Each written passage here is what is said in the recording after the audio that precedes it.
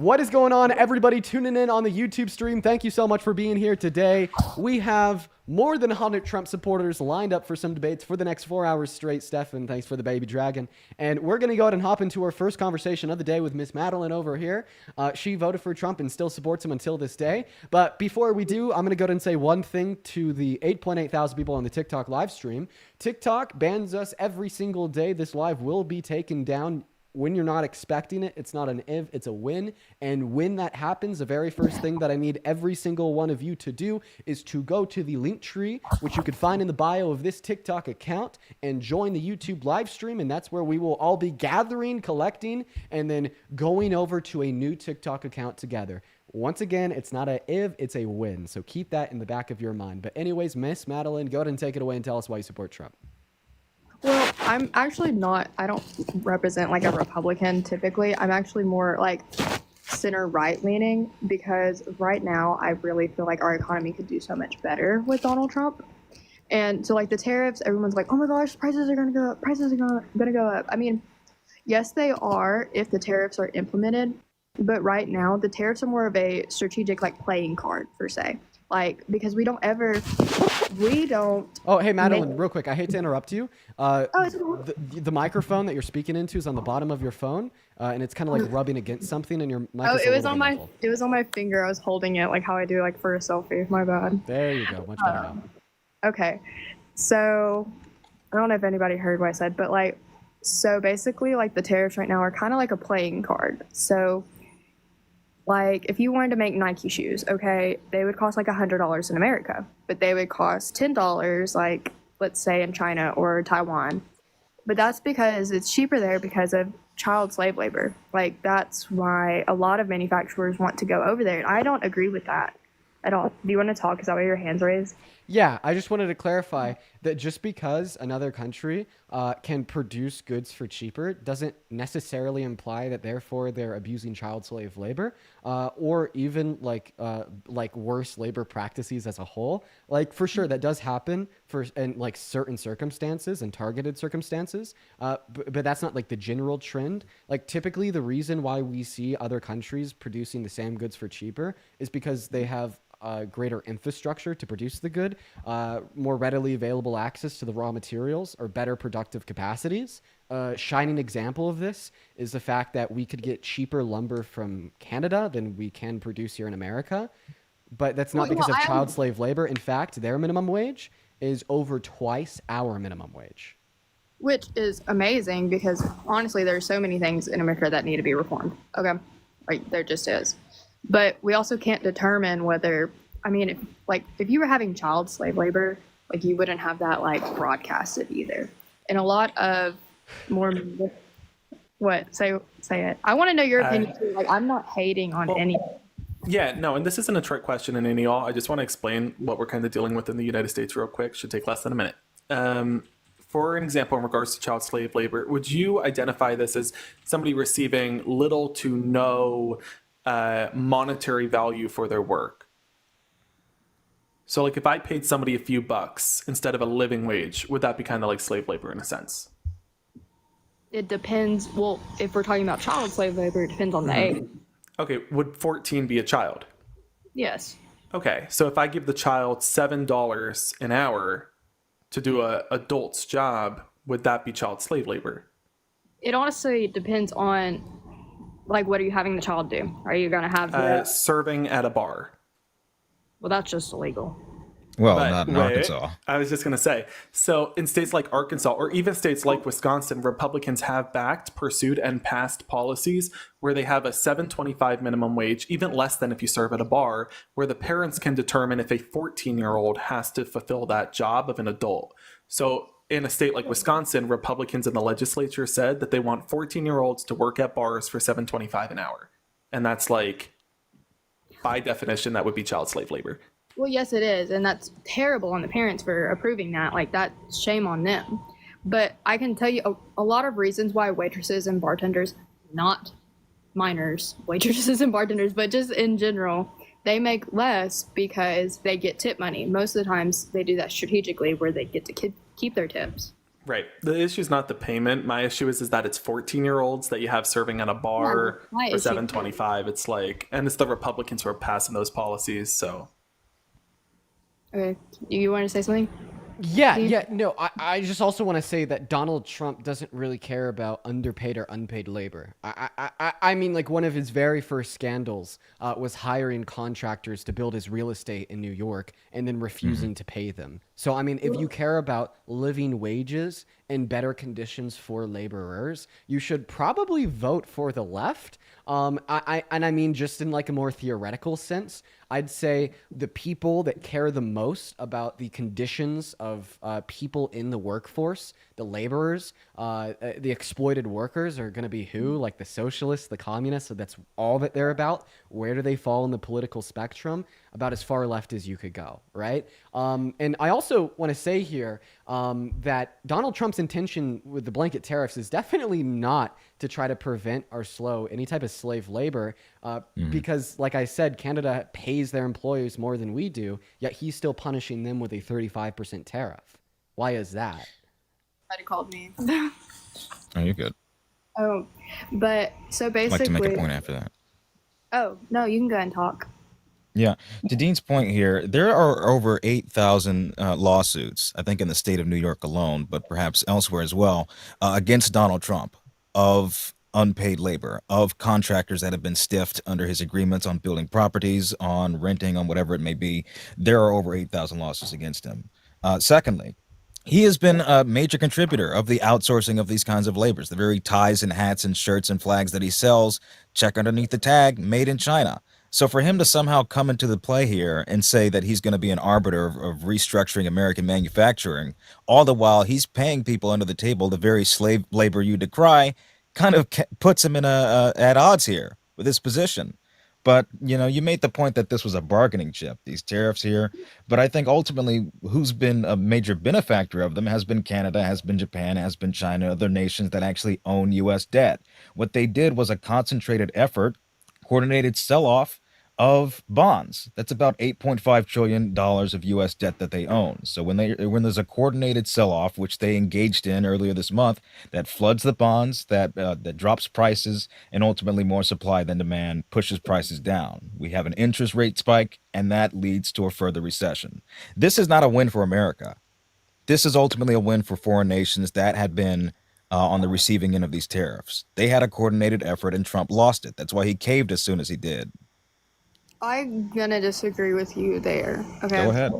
And I also like that all of y'all are being respectful because, like, that one guy on here before, I don't know why he was yelling, but, like, there's no way to get a point across if you're doing that.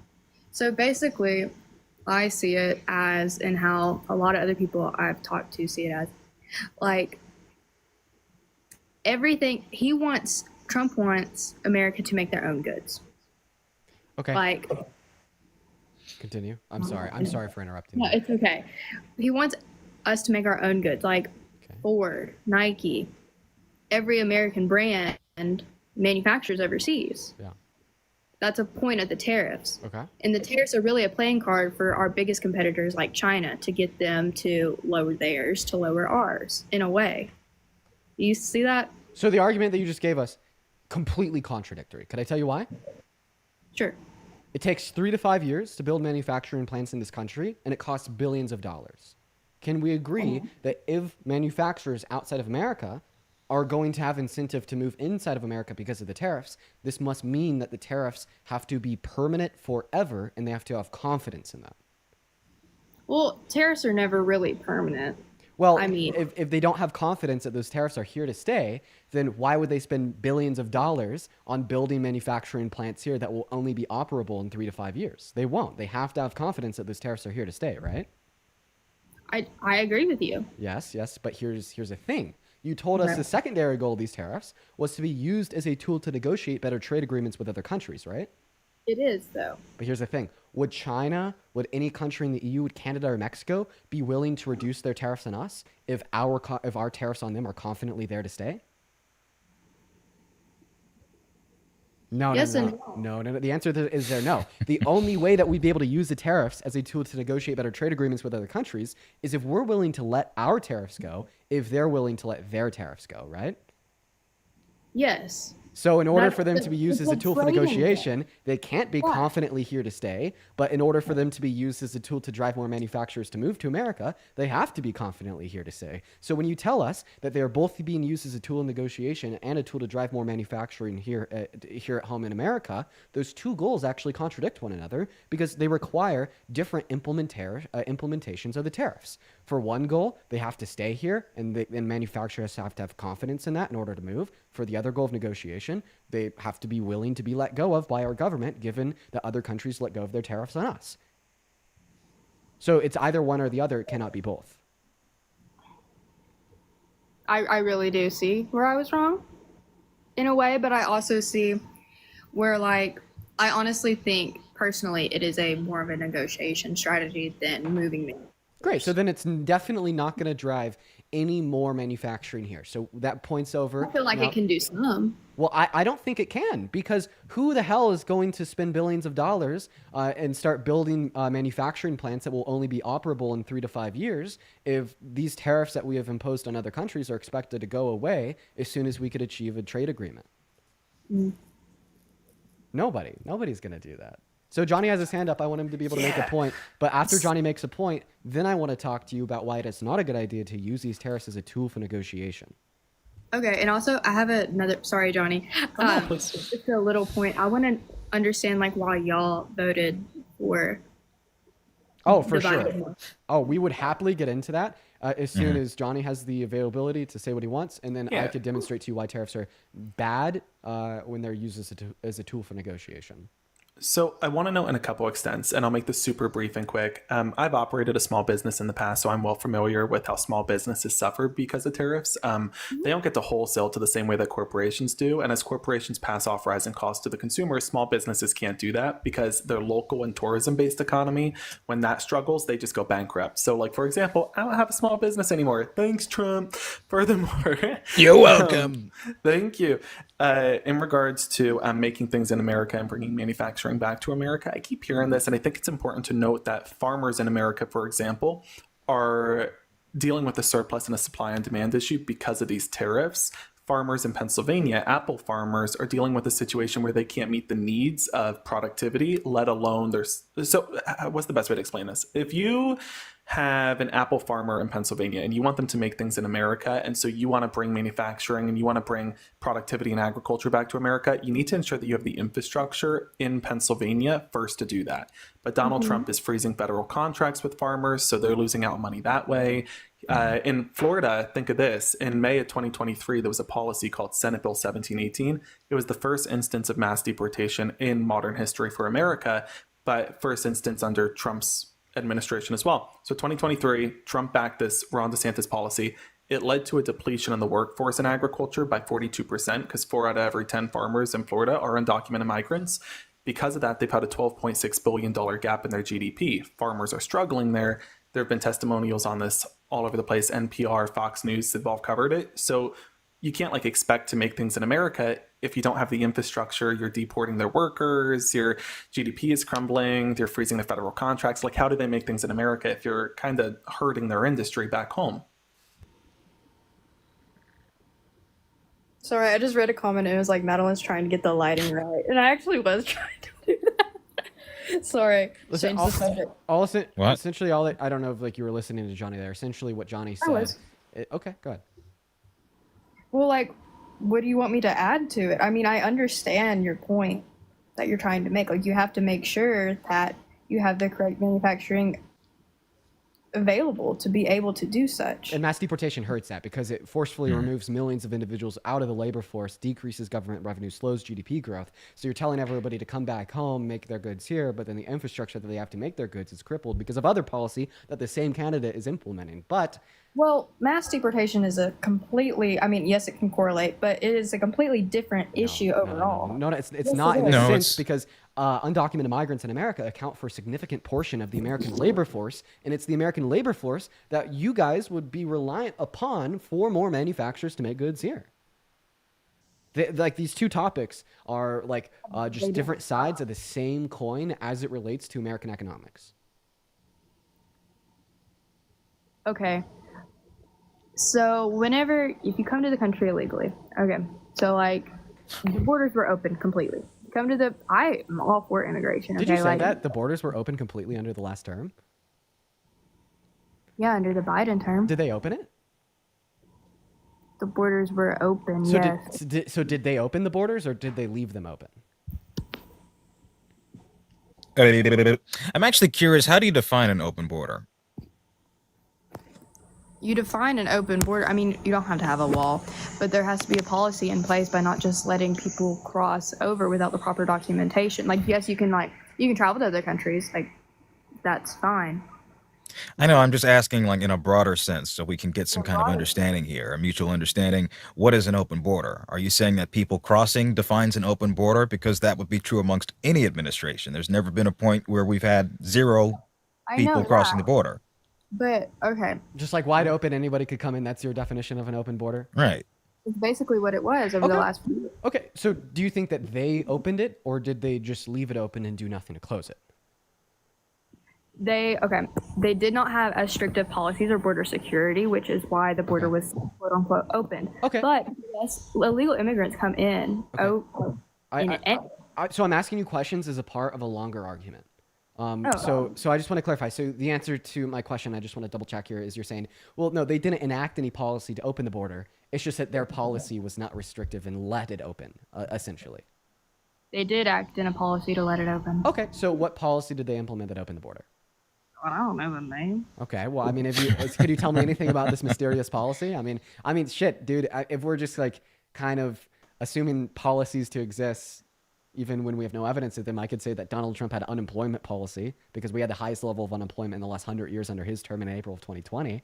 He had like COVID policy. He had pandemic policy. The pandemic happened under his administration. So if you're going to make the claim that the Biden-Harris administration had policy that opened the border, you're going to have to like give me a rough idea of what that policy is. Like, was it a policy passed through Congress? Was it an executive order? What did it do? How did they do it? Give me like a vague general sense of this policy that they implemented that opened the border. Well, basically, I mean, I don't know the name of the policy. I don't know what it went through, but I know that border security agents were not as much on duty as they were or doing anything to stop it because that was their orders by the federal That's government. not true. We actually funded border security more under the Biden-Harris administration than we did under Trump's first term. And then you're telling me that they had orders from the Biden-Harris administration to like not do their job. That's also not true. I'd love to see this order. Was it a memorandum? Was it an executive order? What was it?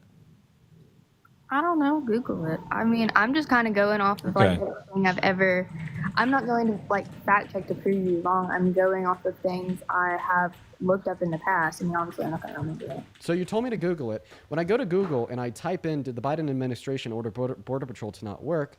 Do you know what pops up? But Nothing. Well, I mean, actually, the first thing that pops up is from Cato Institute titled Biden Didn't Cause a Border Crisis. So, I mean, where do we go from here? Okay, well, Madeline's actually on pause right now to go out and find that herself. Madeline, while you are on pause, I just want you to keep in mind that we will not be able to hear you, so we're going to get you a friend up here in the meantime just to continue the conversation. Also, I'd really like to thank Brooklyn for the $5 donation over on the YouTube Super Chat saying I wasn't going to drink tonight, but Trump supporters still think tariffs are good for our economy. Base. Then Hunter says take a SHOT for every contradictory argument these people make. I would be hospitalized in the next 4 hours, so I'm not going to do that.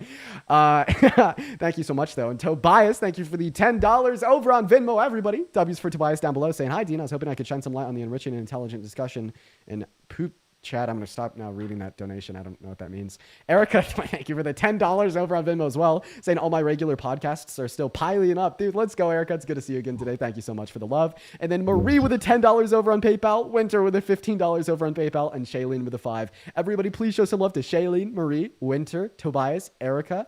And if you want to support me, you can find my Venmo, my PayPal, and the link tree in the bio. Get 100% of those proceeds that go right to me, and I get a notification on the top of my phone screen where I could shout you out by reading your name and any attached message. But anyways, Heavy D, Madeline is over here doing some research. I just want to make sure, do you support the president?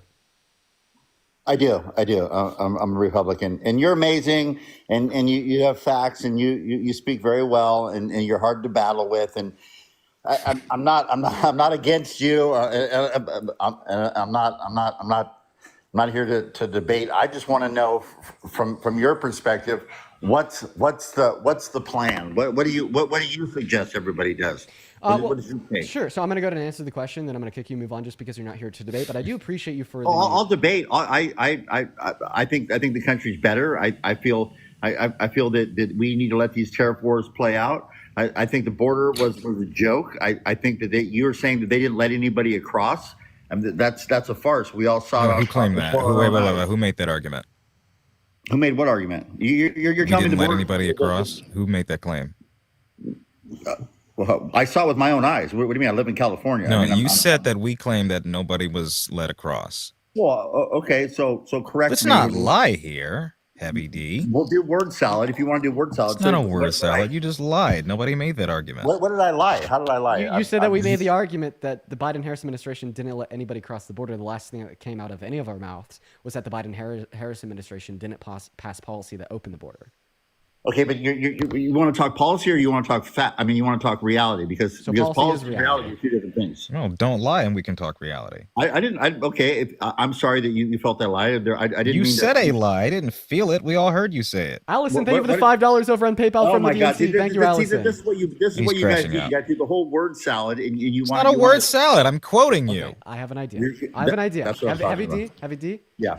You Yes. came up here saying that you like me, have some respect. Let's just. I do. Okay. Thank you. We're gonna reset. We're gonna reset. Okay. We're gonna reset. We're gonna reset, Heavy. Okay. So All right, let's thank start you. at the top. Why do you think that Donald Trump is a good president? Doc.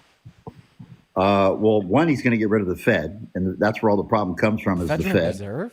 Yeah. That's a privately held company. It was built in. It was established in 1913. If you know any history about the It's not Fed, private. So the is federal, private. so the Federal Reserve is checked and balanced by Congress. They take orders from Congress. What you're No, referring they to, don't. No, what they don't you're work for referring to, anybody. what you're referring to as being privatized is not the Federal Reserve, but it's the 12 banks that operate under the Federal Reserve. But Donald Correct. Trump is not going to get rid of the Federal Reserve. well, he should because that's where all the corruption comes from. And they're the Okay, ones but that it's not something he has ever done, will do, and has never said he wants to do. So you're superimposing your views on somebody else that doesn't hold them and does not give any indications that he holds them.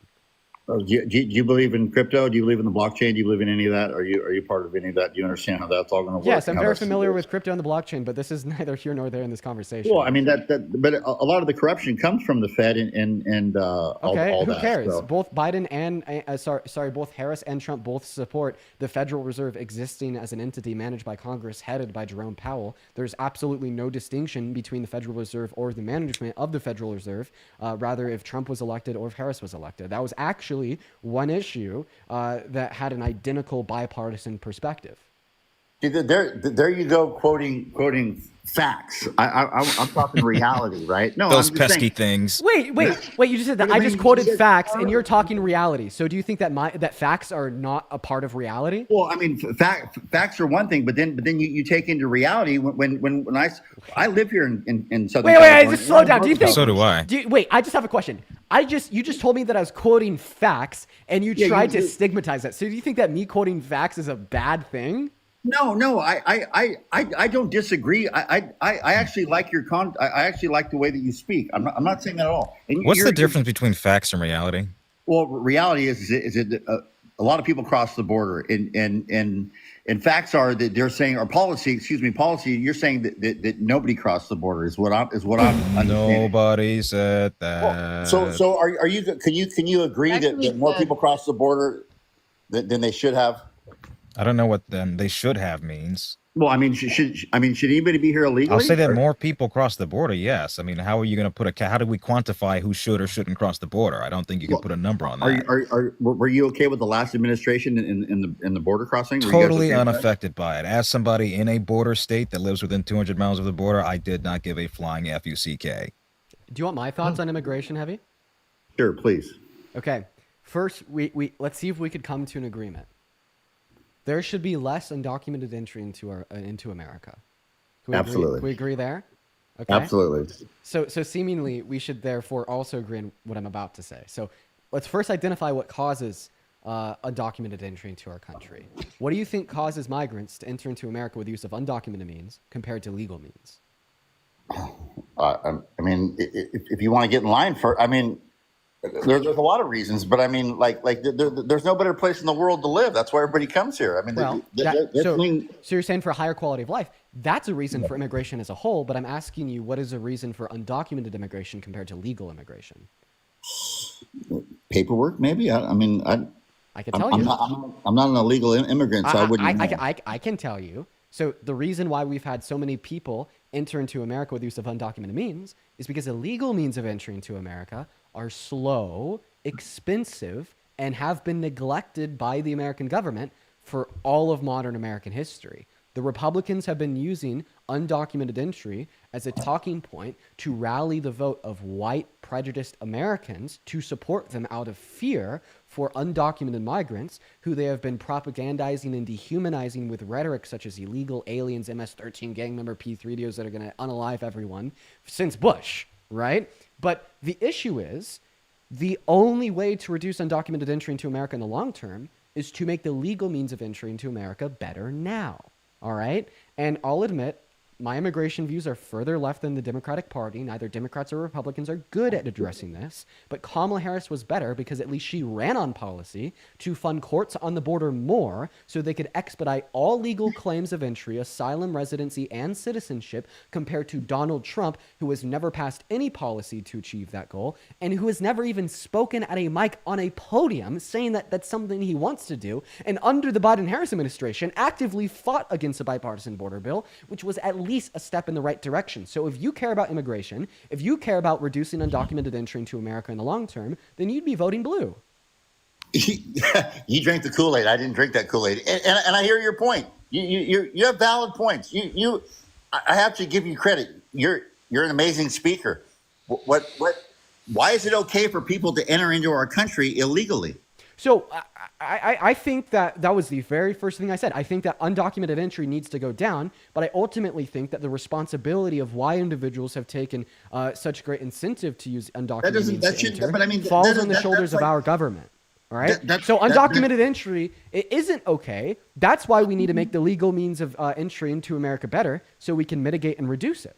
So you're saying until then, just let it fly?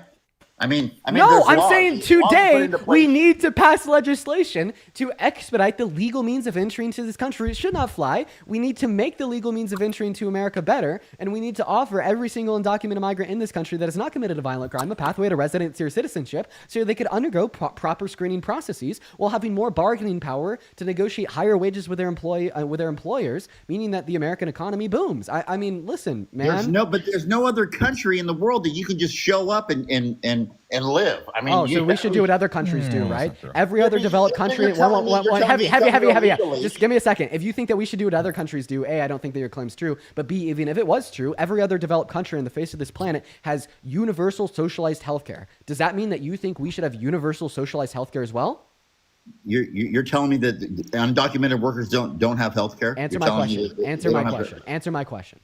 No, we're on two separate pages. You're stepping in something I'm not smelling, and I'm laying down something you're not picking up. So I'll explain it very clearly. You tried to argue that the border policy. No, heavy. Let me explain this for you. Let me explain this for you. You just tried to argue that the policy that I'm describing that I wish could be implemented into America's immigration procedures is not a good idea. Just listen, man. You told me that this policy is not a good idea because you don't think any other country on the face of this planet has this policy, and we need to do what other countries do. Well, I mean, if that logic was something that you truly believed in, then you'd think that America needs universal socialized healthcare for every single person in this country, since universal socialized healthcare exists in every other developed country on the face of this planet.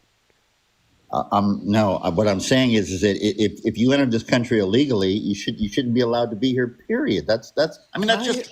If I speed and I get pulled over, I get a ticket for speeding, right? Eddie, I want to connect yours and Madeline's argument together because I can see where you two would contrast here. So let's recognize first and foremost, I like numbers, and let's just go by the numbers.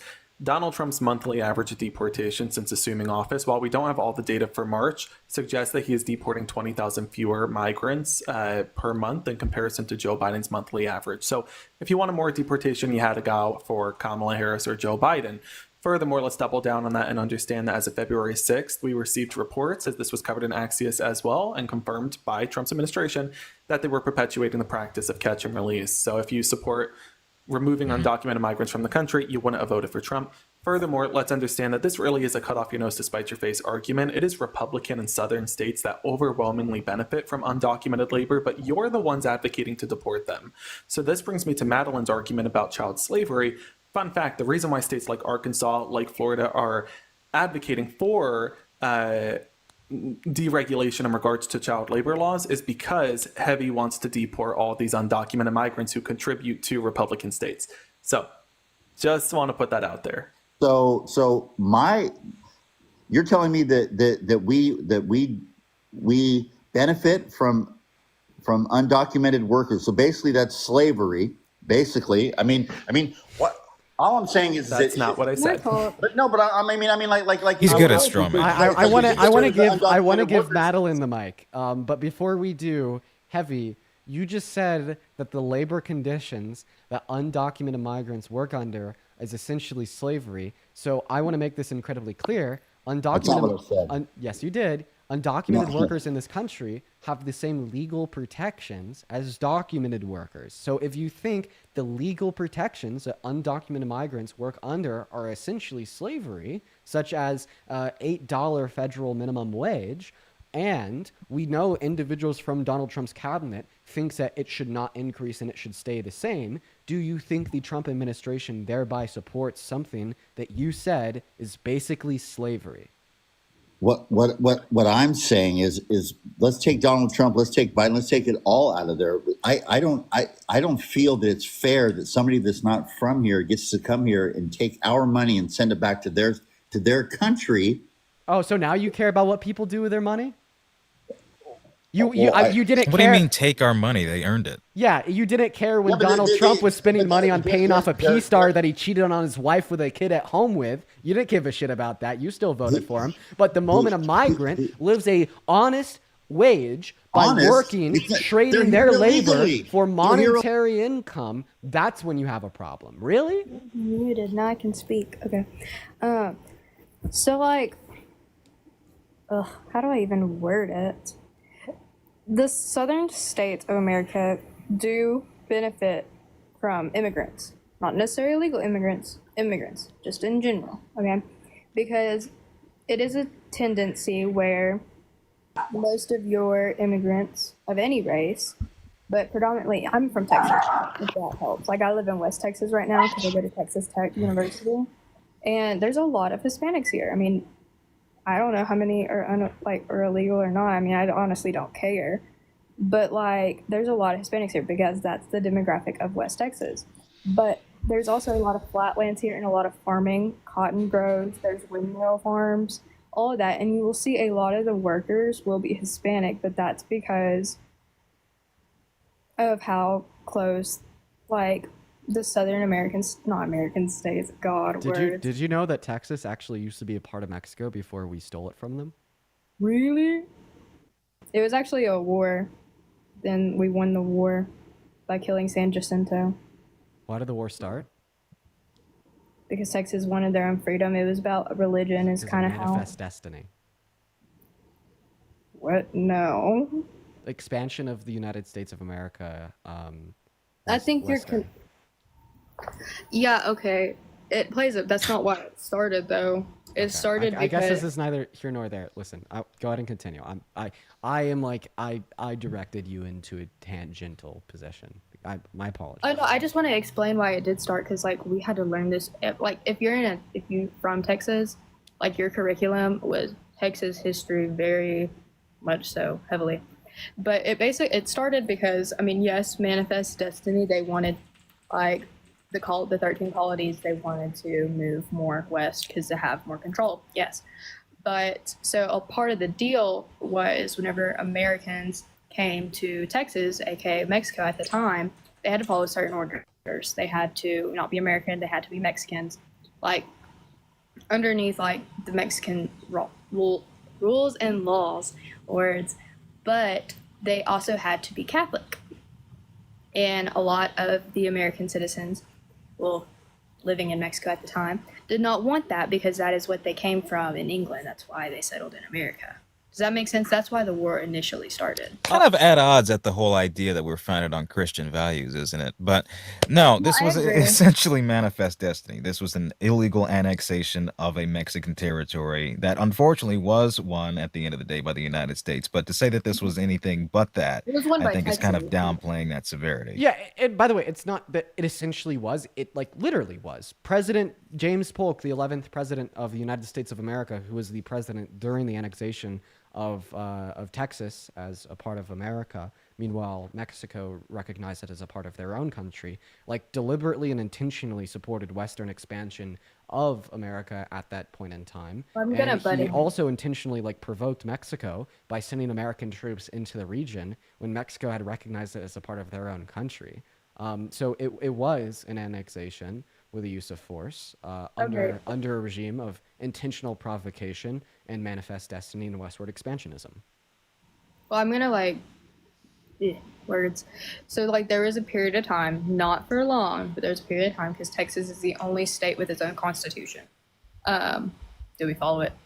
I have no idea because we follow the United States. I would like heavily prefer just to talk about what you were referencing insofar as why you support Trump and arguments about that. Oh, But like, sorry. by the way, I was just totally giving you the history. I mean, please look it up. Like, look up why did America annex Mexico? How did the Texan-Mexican War start? And you will see that everything I just described is very true. But so is everything I described. No, actually, when you look it up, Yes. it says nothing about religious conflicts in the region. Oh, I'm sorry if like you Googling it says something different. I'm just going off of what I was learned in public school. What I was taught. This is why indoctrination is critical, folks. Don't defund that Department of Education. Dean, I got to get going. Thank you so much for having me up, my friend. I hope see you you, all have a Johnny. good one, okay? See you, Jaden. You're awesome. Thanks for joining me, man.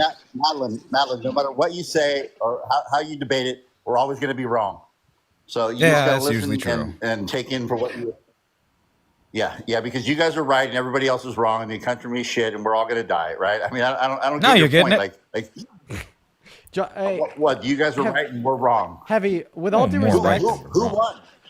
Who won? who won the election? Kamala Harris, Yeah. and Trump obviously rigged it. Oh, I don't believe I'm joking. TikTok, please don't take me down. you know Donald what, dude, Trump won the election. I appreciate. Trump I won the election. appreciate you. I was joking. I know. I appreciate you, bro. I do. I think you're amazing. I'm still a Republican. But I love your. I love your. Why are you so kind to me but not kind to my friends? I just. Well, I'm intrigued by you. You're very. My dog. Sorry. You're very well spoken, and that intrigues me. And I appreciate your. I appreciate your banter, and you spewed out a lot of facts, but. Facts are one thing, but reality is another in some cases. You know, I'm just saying. I mean, You keep saying that. What is the line of 50 severance between facts and realities? Well, Is there a okay, difference? Wait, I just have a question. Are you saying that the reality? Are you saying that the reality you live in is separate and distinct from facts? Well, I mean, I live a very charmed life. I live in Northern California in the wine country, and I mean, I'm not really part of the real world. I live in a fantasy world up here. Yeah, like You said Marine- Southern earlier. Napa Valley So- really like got to you. Yeah, I'm spoiled. No, I'm not here to argue with you. I love to listen. I really appreciate you. I'll come back and we'll debate again. Thank you for having me on. I'll come back, but I got some shit I got to take care of here in my home. So Before you drop, how close are you to like Silver Oak distilleries, like where they make Silver Oak? Is that in Napa Valley? Or I think that's in the Central Valley. that's in Central Valley. Yeah, I'm up here in Napa. I'm in Sonoma County, Napa. So Yeah. we're in county. We're up here. So All right, man. Well, I mean, hopefully at a point you could re-request. I'd love to have a continuance of that conversation with you, but I hope you have a good rest of your day, man. yeah, everybody enjoy, and just remember we're all in this together. So if we can learn something from each other, that's great. You know, so we are all in it hey, together. Jaden, I like you too. You guys have a great day. Okay. Thank you. He was. I know he yelled and stuff and kind of contradicted you, not in a logical sense, but he was respectful though. Well, it was kind of on and off like a light switch. So when he first came Yeah. up in here, he was being incredibly respectful, but then the next thing that came out of his That's mouth what I'm was like saying. Twitter like rage bait from like literal like Russian bots. Real quick before we hop back into the debate, there's one thing I want to say to the 10.1 thousand people listening. A, please make sure that you're double tapping away on that phone screen, and B, TikTok loves to take my streams down. It's not a if, it's a when this live gets taken down. It will get taken down, and it will get taken down when you're least expecting it. So make sure that as soon as it does get taken down, head to the link tree in my bio, head over to the YouTube stream, and then we'll kind of redirect everyone to another TikTok account. Just know that it's not an if, it's a win. This live stream will be taken down by TikTok. It will be discontinued when none of us are expecting it. But anyways, also, there's a couple donations I'd like to thank. But before I do, Madeline, I have a question for you. Are you pro-life? No, No, I'm pro-choice. you're pro-choice. Okay, well, I actually want to ask you about that. So Kamala Harris was also pro-choice. She wanted to codify federal protections for every single woman and girl's right to choose, same protections that were offered under Roe v. Wade. And because Donald Trump actively advocated for Roe v. Wade being overturned, and he now supports and stands by that decision today, 66 million American women are out of their right to choose, and 60 great victims every single day are also denied access to abortion. Sorry, I had to sneeze. And I find this to be one of the biggest issues in America today. I actually find these all to be human rights violations. Let me see if I could first prove that to you. Could we agree that ingressing or restricting upon somebody's bodily autonomy without good reason is a human rights violation? Yes. Okay, you said that you're pro-choice, so we could also agree that there's no good reason to restrict a woman's access to abortion, right? Okay. So how I see it is, I mean, I feel like abortion should be for everyone because you're really not getting rid of it if you. So like it's up to the states. Yes, we all know that. It's just it depends on the state. So Trump just left it up to the states. He didn't necessarily ban it. It is effectively banning it, though. Yeah, it is effectively banning it. The same way that like Robert E. Lee spearheading the Confederacy to allow states to have the legislative ability to legalize or criminalize slavery was effectively legalizing slavery. The fact of the matter is this did lead to bans, but I would love if you could answer my question. Can we agree that there's no good reason to restrict a woman's access to abortion? No, there really is no good reason. Okay, and because you agreed that restricting anybody's bodily autonomy without good reason is a human rights violation, and there's no good reason for abortion restrictions, you think that abortion restrictions are human rights violations, correct? Mm-hmm. Okay, so Donald Trump has directly caused 66 million human rights violations in America today with intention. That's where I'm going to disagree with you at. So he didn't. Well, I mean, directly this is cause- particularly prominent within your state, where 20,000 women, of which whom are victims of SA and grape, are now being forced to carry their rapist baby to term. This is also the case with an uptick in infant mortality, specifically in Texas, and maternal mortality. I mean, God forbid something were to happen to you, and I mean that with all sincerity. But your healthcare outcomes are infinitely worse based on your parameters, based on your zip code, because of these policies. And I don't think that human rights should be contingent based upon which state you live in. I think there needs to be a baseline of protection for your autonomy, regardless of your zip code. Okay, so I'm going to add in something, just like a disclaimer, before I express anything. Because I voted for Donald Trump does not mean I support everything that he does. Okay, I actually am very much against the two-party system. So just because I agree abortion should be available for everyone doesn't necessarily I agree with his decision, but I don't think that he banned it. He didn't. He gave it up to the states. He dismantled Roe v. Wade, but he gave it up to the states. So you think that Donald Trump put human rights back into the hands of the states? Yes, that's what he did. Okay, is putting human rights back into the hands of the states, which have directly led to 66 million human rights violations under your view, a really bad decision? I would say that's up to the states. So like Governor Greg Abbott, Has that ever, like historically speaking, has that ever played out well when human rights were left to be a determining factor on state legislators as opposed to federal protections? Like, say, gay rights or perhaps slavery or Jim Crow? Well, I thought gay rights were the opposite. They were up to states and then they were all... I know, and then they were federally protected. That's my point. I know, but that wouldn't be something... The reason why he did it is because a lot of people, I don't want to say abusing the abortion system, but they were. They weren't. What do you mean by abusing abortion? Because sometimes people, they don't want to take their own responsibility. There Yeah. are, like, I mean, you got to think, like, there's a lot of people out there that can have kids that just made a dumb decision one day and it had nothing to do with SA or grape or anything. But they just, that's what he was trying to do, is trying to make less people abuse the system. But it's a very contradictory topic. So do you support that? Do you think that like women that get abortions not because of financial concerns or grape, SA, etc., just because they don't want to have a child, do you think that's a bad thing that should be banned? No, but I feel like people need to own up to their responsibility more. I feel like it's a larger So issue. you're than saying that it's just like irresponsible, and that the responsible thing to do would be to have that child? I would say the most responsible thing to do if you know you are not financially stable is to try and find an adoptive family, not necessarily go through the foster system because God, that's so messed up. But like a lot of times, So if is you find an adoption. adoptive family. Okay, so here's the thing. I think that abortion is responsible. The reason why I think abortion is responsible is because if you know that you are not in a place in your life where it is smart for you to have and or raise children, well, then it is the case that access to abortion is nothing more than terminating the pregnancy before the life of the fetus is morally valuable. And I think any argument to say that women who get abortions are irresponsible is just covert, like misogyny. At the end of the day, I think it shifts the view from being pro-life because you care about the fetus to being pro-control because you want to punish women that are doing things that you disagree with. And ultimately, I think that that's a terrible decision. And listen, how about this? I do think that there is something wrong with a woman that's like getting like multiple abortions. I don't think that That's the what wrong, I'm trying to say. but like, yes. listen to me. I don't think that the wrongness there falls on the shoulder of like the women themselves, but more so insofar as wrongness in the institutional systems, and which have not been sufficiently educating our youth on what sex is and what it leads to, That's or what I'm providing saying, the adequate responsibility access as to a things whole. such as contraceptives, condoms, birth control, etc.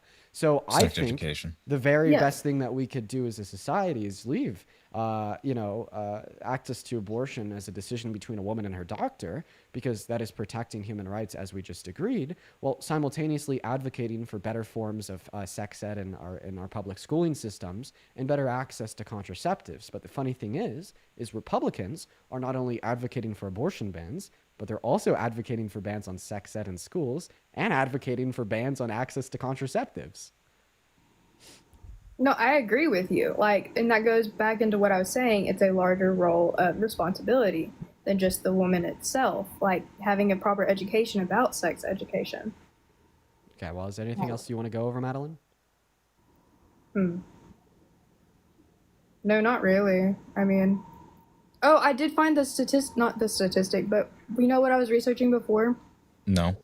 Yeah, Biden and Harris telling Border Patrol to not do their job. So so with the Pew Research Center stated that whenever Biden, like it was in 2021 whenever it was posted, but Biden had plans to unrestrict the laws of immigration that Trump had implemented Yeah, in his that was a good idea. yeah, He struck down like the Remain to Mexico policy. That was like base Biden move, S tier presidential decision. Great. And then also like the expiration of Title 41. I'm 42. just talking all these 42. numbers. So do you know what the Remain to Mexico policy was? No, not exactly. Okay, well first, do you know what an asylum seeker is? Yes. What's an asylum seeker? It is someone who, I'm trying to say asylum seeker definition without saying asylum. It is someone seeking a safer place to live or remain for a certain period of time if a war is going on in their home country. Social and political persecution. That can be a war. Sometimes it isn't a war. So here's the deal. Do you think that asylum seekers from Mexico should have to remain in Mexico while their claim is processed? I don't think they were necessarily seeking asylum Okay, so then the How do Remain you to Mexico determine that? policy wouldn't affect them. because there is no Mexican war going on. So let me, Wait, you could be an asylum seeker because of like prosecution which you're facing without a declared war. when has that ever else happened in history though? Like every single day, even right now, like there's always asylum seekers like coming Not- into I'm not talking America about and America, getting though. a legitimate claim of asylum because they're facing persecution in their home country. I mean, like, think of all the asylum seekers that entered into America under Biden-Harris's administration that weren't from Ukraine or like Palestine or like a couple other places. Those were essentially all asylum seekers that were seeking asylum, not because of a war, but because of other various forms of persecution. That's literally what asylum is. I'm gonna disagree with you on that one because Well, think about it. Think about the On what Haitian basis? think about the Haitian refugees. What war is going on in what war was going on there? What about Venezuelan asylum seekers? Yemenis asylum seekers. but that's not how. See, okay, I'm gonna reference it. So in World War II, Wait. whenever Why are you? You cannot disagree with the definition of asylum as defined by the American government. All the asylum seekers from the Congo. You can't disagree with these things. Like, these are people that came into America in the last 4 years with the asylum process, and a lot of their proofs were claimed, and now they have residency in America. Cuba comes to mind. Yeah, but like, how do you can everything is up for not on our parts. I'm talking about on the government's parts. Like, they have it written in law or whatever, but everything is up for to be subjective. Like, No, how do you legal definitions are not. Like, legal definitions, I mean, of course, they're subject to interpretation, but not to be completely changed. And right now, you're trying to completely change what an asylum seeker is. What do you mean? Can you repeat that? Sorry about that. So laws are subject to interpretation by like courts, federal judges, Supreme Court, circuit courts, etc. But they can't be completely changed, right? And you're trying to completely change the definition of what an asylum seeker is.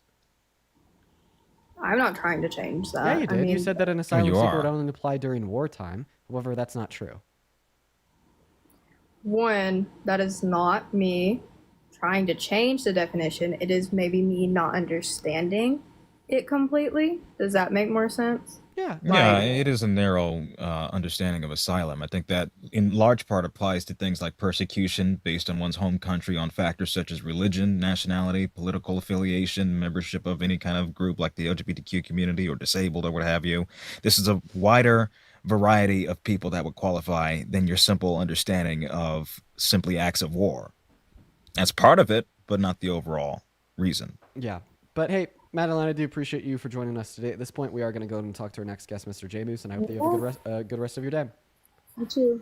Yep, take care. Also, hey, I want to repeat this for the 9.5 thousand people in the stream, guys. We have like an army of people in here, guys. Make sure that you're double tapping away in that phone screen and spamming MAGA down below in that chat if you do want to come up here and join. And then also, I'm going to go ahead and reiterate one thing I did say at the beginning of the stream. It is very, very likely that I'm actually going to have Pete Buttigieg on this stream in the next couple of weeks, okay? Oh, we're nice. ironing out the details right now. We've picked a preliminary date. There's a couple more meetings that need to be had before it's like super duper official, but it is likely going to happen, and that is so sick. So everyone I'll be on the lookout for an official announcement, probably from myself and Pete, and it's gonna be really cool. It's gonna be really cool. And there's also a couple people that I got to thank for the donations, but let's see if we could get this conversation going first. Mr. J Moose, do you support Trump? Yeah, I supported him. I wanted to go off track though. I wanted to test your consistency. So right now we are just looking to have conversations with people about why they support Trump. You could test my consistency as it would relate to my argumentation with you or my counter argumentation to you. But real quick, I'd really like to thank Alexander for the $20 donation over on PayPal. Thank you so much for the love, Alexander. Everybody, please show some love to Alexander down below in that chat. Thank you so much. I want to see everybody please showing some love to Alexander. That is ALEKSANDR. Also, Allison with a $5, Shailene with a $5, and then Judith with a $7. Guys, thank you so much. And then Mr. Connor with the $10 over on Venmo. Please show some love to Connor. Then Ashlyn with a $5. Valentina with the $20. Thank you so much for the love, Valentina. I want to see 200 Valentina W's. Ella Stone with a 5, Bailey with a 5, Lindsay with a 5, Amanda with a 5, Hannah with a 5, Connor with the 30. Thank you so much. Holy shit, you guys have been going so crazy. I just haven't read these out in a minute. And then also LaDonna and Liz with the $50 each. I want to see 500 LaDonna W's. That is LADONNA saying, thanks for all that you do. Thank you for the $50 donation. That is seriously insane. And then Liz with the $50 as well, just saying, I appreciate all that you do. Thank you, Liz and LaDonna. You guys are phenomenal. Then also Eve with the $25 saying that today is your birthday. I want everybody to spam happy birthday, Eve, down below in that chat. And thank you for the $25. And then M with a 15 and Cheryl with a 20. Guys, thank you everyone so much for the love. Let's get a huge round of W donors. Happy birthday, Eves, and big W's for Ashlyn, Connor, Amanda, Liz, M, Eve, and LaDonna. You guys are also phenomenal. Now, James, go ahead and take it away. Tell us why you support the president. Yeah, I wanted to test your consistency on the friendship with Harry, because you seem to bash. Okay, so I will go ahead and clarify that we are just here to talk about Donald Trump, not Harry. Well, yeah, I just find it very hypocritical. Okay. That when you were called out. Feel free to describe your hypocrisy elsewhere. Or should we just let you do it here? And then we can quickly move on? We could do that. Yeah. So just, you could briefly share it, but I mean, you don't control the live, I do. And today on live, we are going to talk about President Donald Trump and why you support him. Are we running, Harry? So you think that I'm running away from you because I hold boundaries? That's a very typical Republican man thing to say.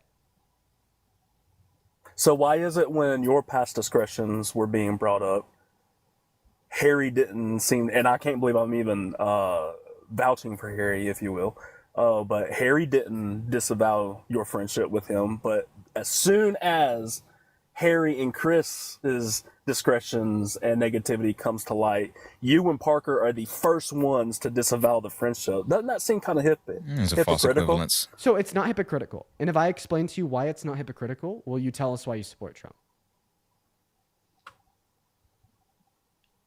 Go ahead. If I explain to you why it's not hypocritical, will you tell us why you support Trump? Go ahead. I want a yes or a no. I'm telling you, go ahead. So. Go ahead is not a yes or a no.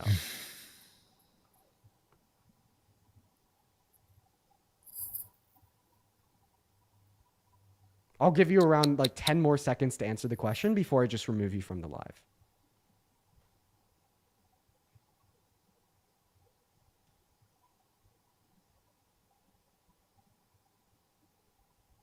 All right, buddy. You brought this upon yourself. Wow. All right. We're going to go to move on to the next guest. That was so easy. Sounds good. Wow. All right. We're going to go to get the next guest up in here. Okay. All right, everyone. Just going to just give us a minute. David with the $3 over on YouTube Super Chat. Thank you so much for the love. Bailey with a 5. Hey with a 5. Thank you all so very much. And then also Brandon with a $5 over on Venmo saying, Epic, Tickle, and TT, love your stuff. Keep it up. Thank you for the love, Brandon. We're going to get the next guest up in the live right now, y'all. So if you are watching and you do support the president and you do want to come up here and have a debate, go ahead and drop a MAGA down below in that chat and you get and we could get you up here. Additionally, if you'd like to support me, you can find the Venmo and the PayPal down below in the link tree in the bio. I get 100% of the proceeds on those platforms. You could add your name and an attached message and I could read it off on live. What is going on, Mr. Jack? Do you support Trump? Mr. Jack is not here, quite frankly. Who's next? Where is the next guest? All right, we got Mr. Trippy070 loading up into the box. Here we are. Everyone, just be patient. Looking for the next guest. I know we have over 9,000 people in here, and it is so hard to find a single Trump supporter that's willing to debate. What's up, Mr. Trippy? Do you support Trump? Oh. Yeah, sorry. Give me a second. My music. No worries. Lena and Allison, thank you both for the $5 over on PayPal. Everybody, please show some love to Lena and Allison down below. All right, everyone. All right. Can you hear me better now? Trippy, what's up? Do you support human trafficking? I do not support human trafficking. Real quick, Trippy. Why does this administration? Are you driving? I am driving, but I'm at a gas station. I just pulled into the parking lot. Great. Could you turn off the Bluetooth on your phone so we could hear you through your phone's mic? Okay. And then as soon as he does it, take it away, Jaden. Awesome. In the meantime, guys, seriously, we're at 1.4 million likes. If everybody locked the fuck in and started double tapping, we could be up to 2 million in literally no time. All right. Can you hear me now? Yep. Jesus Christ. Dude, what is going on? All right. Are we good? Yep. Okay. All right. Take it away, Jaden. So you say you don't support human trafficking. Why is the Trump administration actively engaging in such an action against people like Kilmar Garcia and others? who had not been and have no legal reason as to whatsoever for them to be associated with Venezuelan gangs, with illegal activity, with other forms of criminality. Do you think that that's okay? So I understand the question, and I understand why that would upset people, but that's not like a priority that I place very highly on the issues that I care about. You don't Why place a not? priority on giving humans due process and preventing literal human trafficking? Not really. It doesn't affect me. Oh, so So earlier when you told Jaden that you do care about human trafficking, the adequate, correct answer would be that you don't care about human trafficking. Well, I don't support it, but that doesn't mean that You it's... don't it's say- fine when it's yeah. not you. It's just kind of like you don't like it, but meh. Yeah. Yeah. Do you take that's offense to his suggestion that the homegrowns are next? And that is a quote that he said towards the El Salvadorian president during his meeting. Yeah, I mean, I do see, I did hear about that. I haven't really thought about it, but Okay. And is there any like historic parallel that you can draw between wanting to remove U.S. citizens, people who are here legally and lawfully and are permanent residents, and sending them down to murderous camps of prisons? I'm sure there is historical historical parallels. I'm sure you can enlighten me on what those are.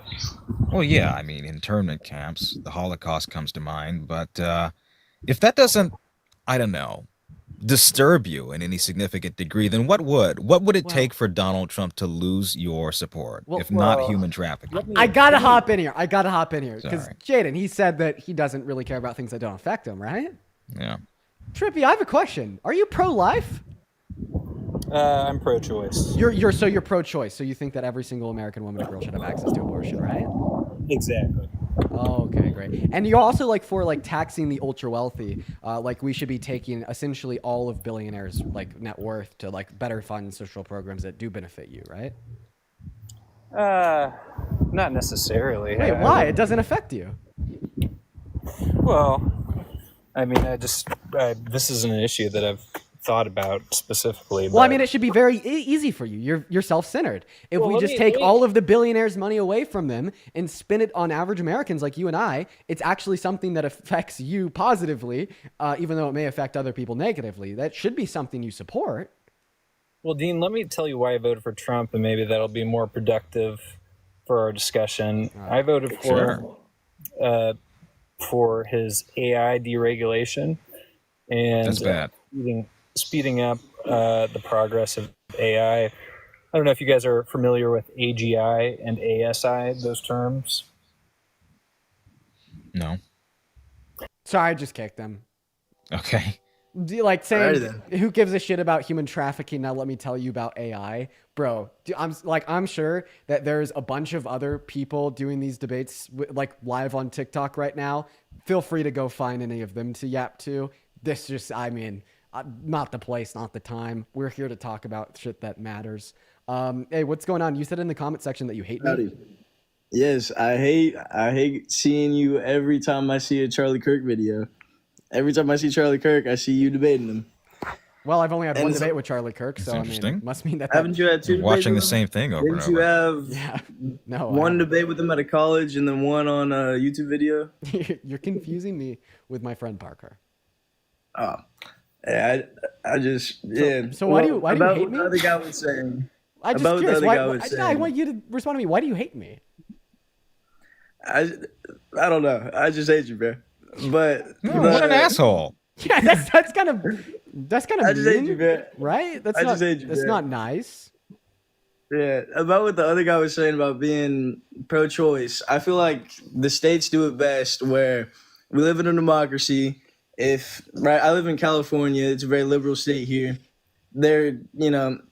It's kind of up to just whatever you live. If you want an abortion, you can go to a state where you can get an abortion. If you don't want an abortion, you probably live in a state where abortion's not allowed. So Very Republican. I think that human rights should be protected by the federal government, and I think a woman's access to elective lethal abortions in the first 20 weeks of pregnancy is a human right. I think that a human right is also getting to live your life, even if you don't have the decision. I like being alive. You like being alive. You like debating. You like debating other people and talking with other people. You like that your parents Okay, did. but more You know, so, I like that yeah. I'm alive because it was my mother's choice. Your mother, yeah, it was your mother's choice. It was also her choice not to drink or smoke during your pregnancy and have What's a your point? How does that relate to what I said? I mean, I'm just pretty sure that like people. nearly every word that has come out of this guest's mouth since he's joined the live has been complete gibberish. Yes, some good gibberish right here. So stop the gibberating and just respond to what I'm about to say. I support policy that protects every single American woman and girl's right to choose access to abortion because I think that that right is a human right, and I hold to the value that human rights deserve to be protected by the federal government. Yeah, that's why it's just. I feel like it should just be an issue with the states, and it should be right Okay, for you. If so you wanna we go to- disagree. Make the argument. So we disagree. Either make an argument why you're right, or make an argument why I'm wrong. I feel like Trump does it best right now with it just being left as a state issue. With Okay, why? it's the inflation. Explain. So why Because- Elaborate. why should it be Because on the state level leaves compared the to the federal argument to level? less of an argument because it'll always be an argument. There will always be people that say, "Oh, I Make want the life. Oh, I argument for want-" why your side is better. My side is better because it's a win-win. No one is. I mean, I live in California. So do I. Yeah, it's a good, very, very liberal state. I think he's a fetus. I think he's likely under 18. I didn't ask him. He sounded like a kid. He's giving arguments like a kid would. So No, that's fair. yeah. All right, moving on to the next guest here, everyone. Go ahead and just give us one moment. If you're one of the 9,000 people watching, guys, make sure that you are double tapping away on that phone screen. I appreciate everyone so much for being here today. Also, if you'd like to support me, you can find my PayPal and my Venmo in the link tree in the bio. Get 100% of the proceeds over on those platforms. Speaking of, Lena, thank you so much for the $5 on PayPal. Ashley with a $1 on PayPal. And Shanna with a $5 on PayPal saying that MAGA is a cult. Damn right, Shanna. Mr. Josh, hello. Do you support Mr. President Donald J. Trump? I do. Oh, God, why? Absolutely. I will tell you why. He ran on the platform telling y'all exactly what he was going to do. He was going to go line by line and Actually, get no, our he money didn't. back. So y'all No. want to talk about billionaires? Wait a minute. Now, if y'all going to let me talk, y'all going to let me talk. If not, you can interrupt. But y'all want to talk about billionaires? You have people that entered the presidency that didn't have no money but left billionaires. So are y'all wanting them? Who? Look up Obama's Obama's net not a worth. billionaire. Okay. Did he walk into that White House Did he make as money? a millionaire? Did he make more money? Did he have a higher net worth before or after he left? compared No, to he before? did not. He did not. I just want to clarify. I'm not again- asking you. Whoa, stop.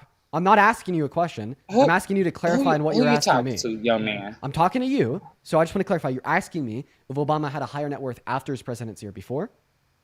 He had it after. Okay, yes, the answer is after. So once again, So I where he wasn't- got the money from? So go line by Book line. deals and just speaker like he fees. said. Y'all want to get Yeah, mad because here, he put- listen, Josh. Would you One shut thing that up we and can listen? do, 'Cause no, y'all one asked me thing a we can question. do with Obama that we can't do with Donald Trump is look at his statements of financial condition, aka tax returns. Look at we it. know where Look he made at his it. money. Speaker Look at it. fees, book Please look deals. at it. Can we stop, everyone, guys? Josh, you, dude. Hey, why does Obama's income tell us? First of all, y'all stop, didn't let stop, me muted. So, why is Obama's income under his presidency relevant to why you voted for Trump and why you support Trump today? What's the point? I don't think that where Obama makes his money through speaker deals and book deals really informs us anything about why you think the Trump administration is doing a good job. So we're just going to restart. Tell us why you support the Donald Trump administration.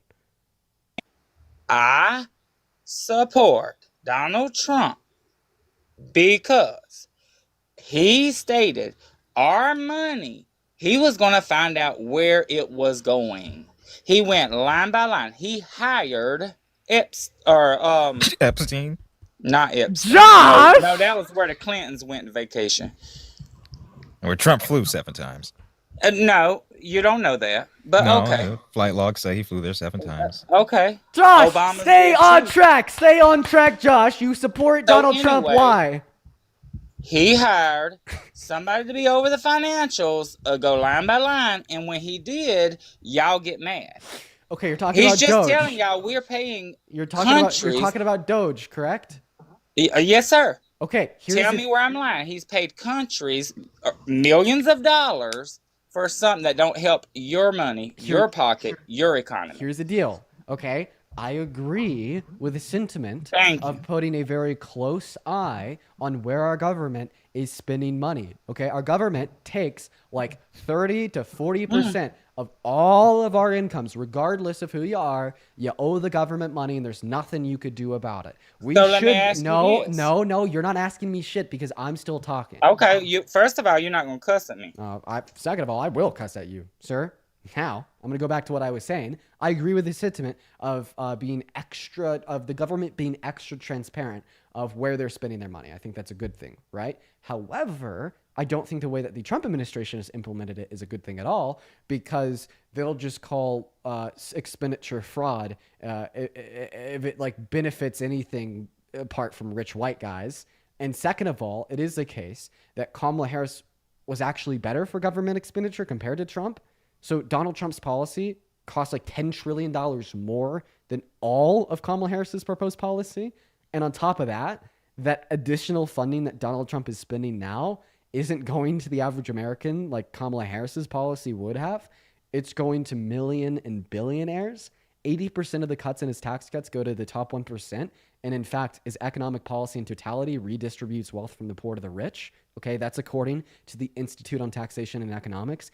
Any American making under $395,000 per year is worse off now, all right, or will be worse off when it's passed. And the big issue here is, if you really cared about where government is spending money, you would have voted for Kamala Harris, because she would have spent less and she would have spent it better. Bam. No.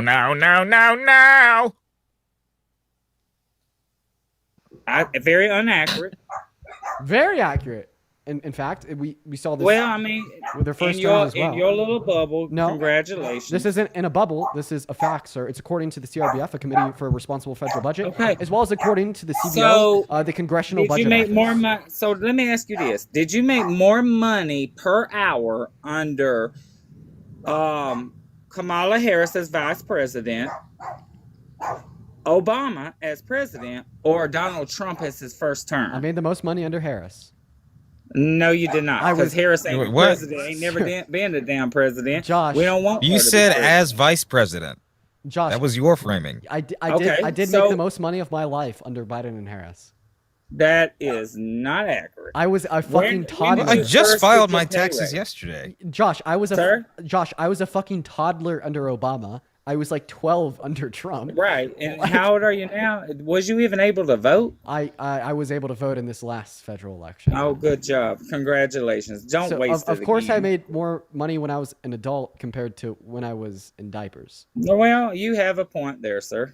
Okay, how does this relate to the point that you But made? Once again, I again, just want you to not So again. when Donald Trump, I just want you to go ahead and respond to the point, because you're saying that Donald Trump is good for government expenditure. That's not true. In his first term, he spent $8.6 trillion compared to $4.6 trillion that was spent by Biden and Harris. So he spent twice as much as them then. And now his policy is estimated to cost an additional $10 trillion, as well as it's going to the ultra wealthy. Meanwhile, Kamala Harris's policy would have gone to average Americans like you and I. And that's according to the CRBF and the CBO. Last time I brought up this information, you just said, well, that's in your own bubble. It's just kind of you drinking the Kool-Aid. Now that's not true. These are facts.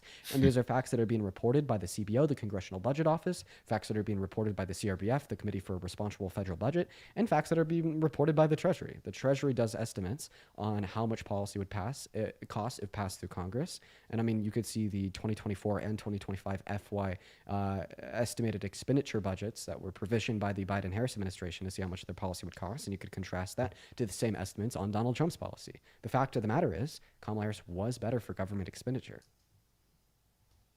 Not to mention Penn Wharton, Donald Trump's own alma mater, put out multiple statements of financial review that ultimately pointed to the fact that deficits would have been reduced faster and further under Kamala Harris's economic policies than Donald Trump's.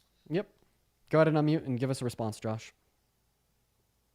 All you have to do to unmute is click on your profile picture and click the icon of the mic. While you're trying to figure out how to do that, I'd really like to thank Spider for the $100 super chat over on YouTube.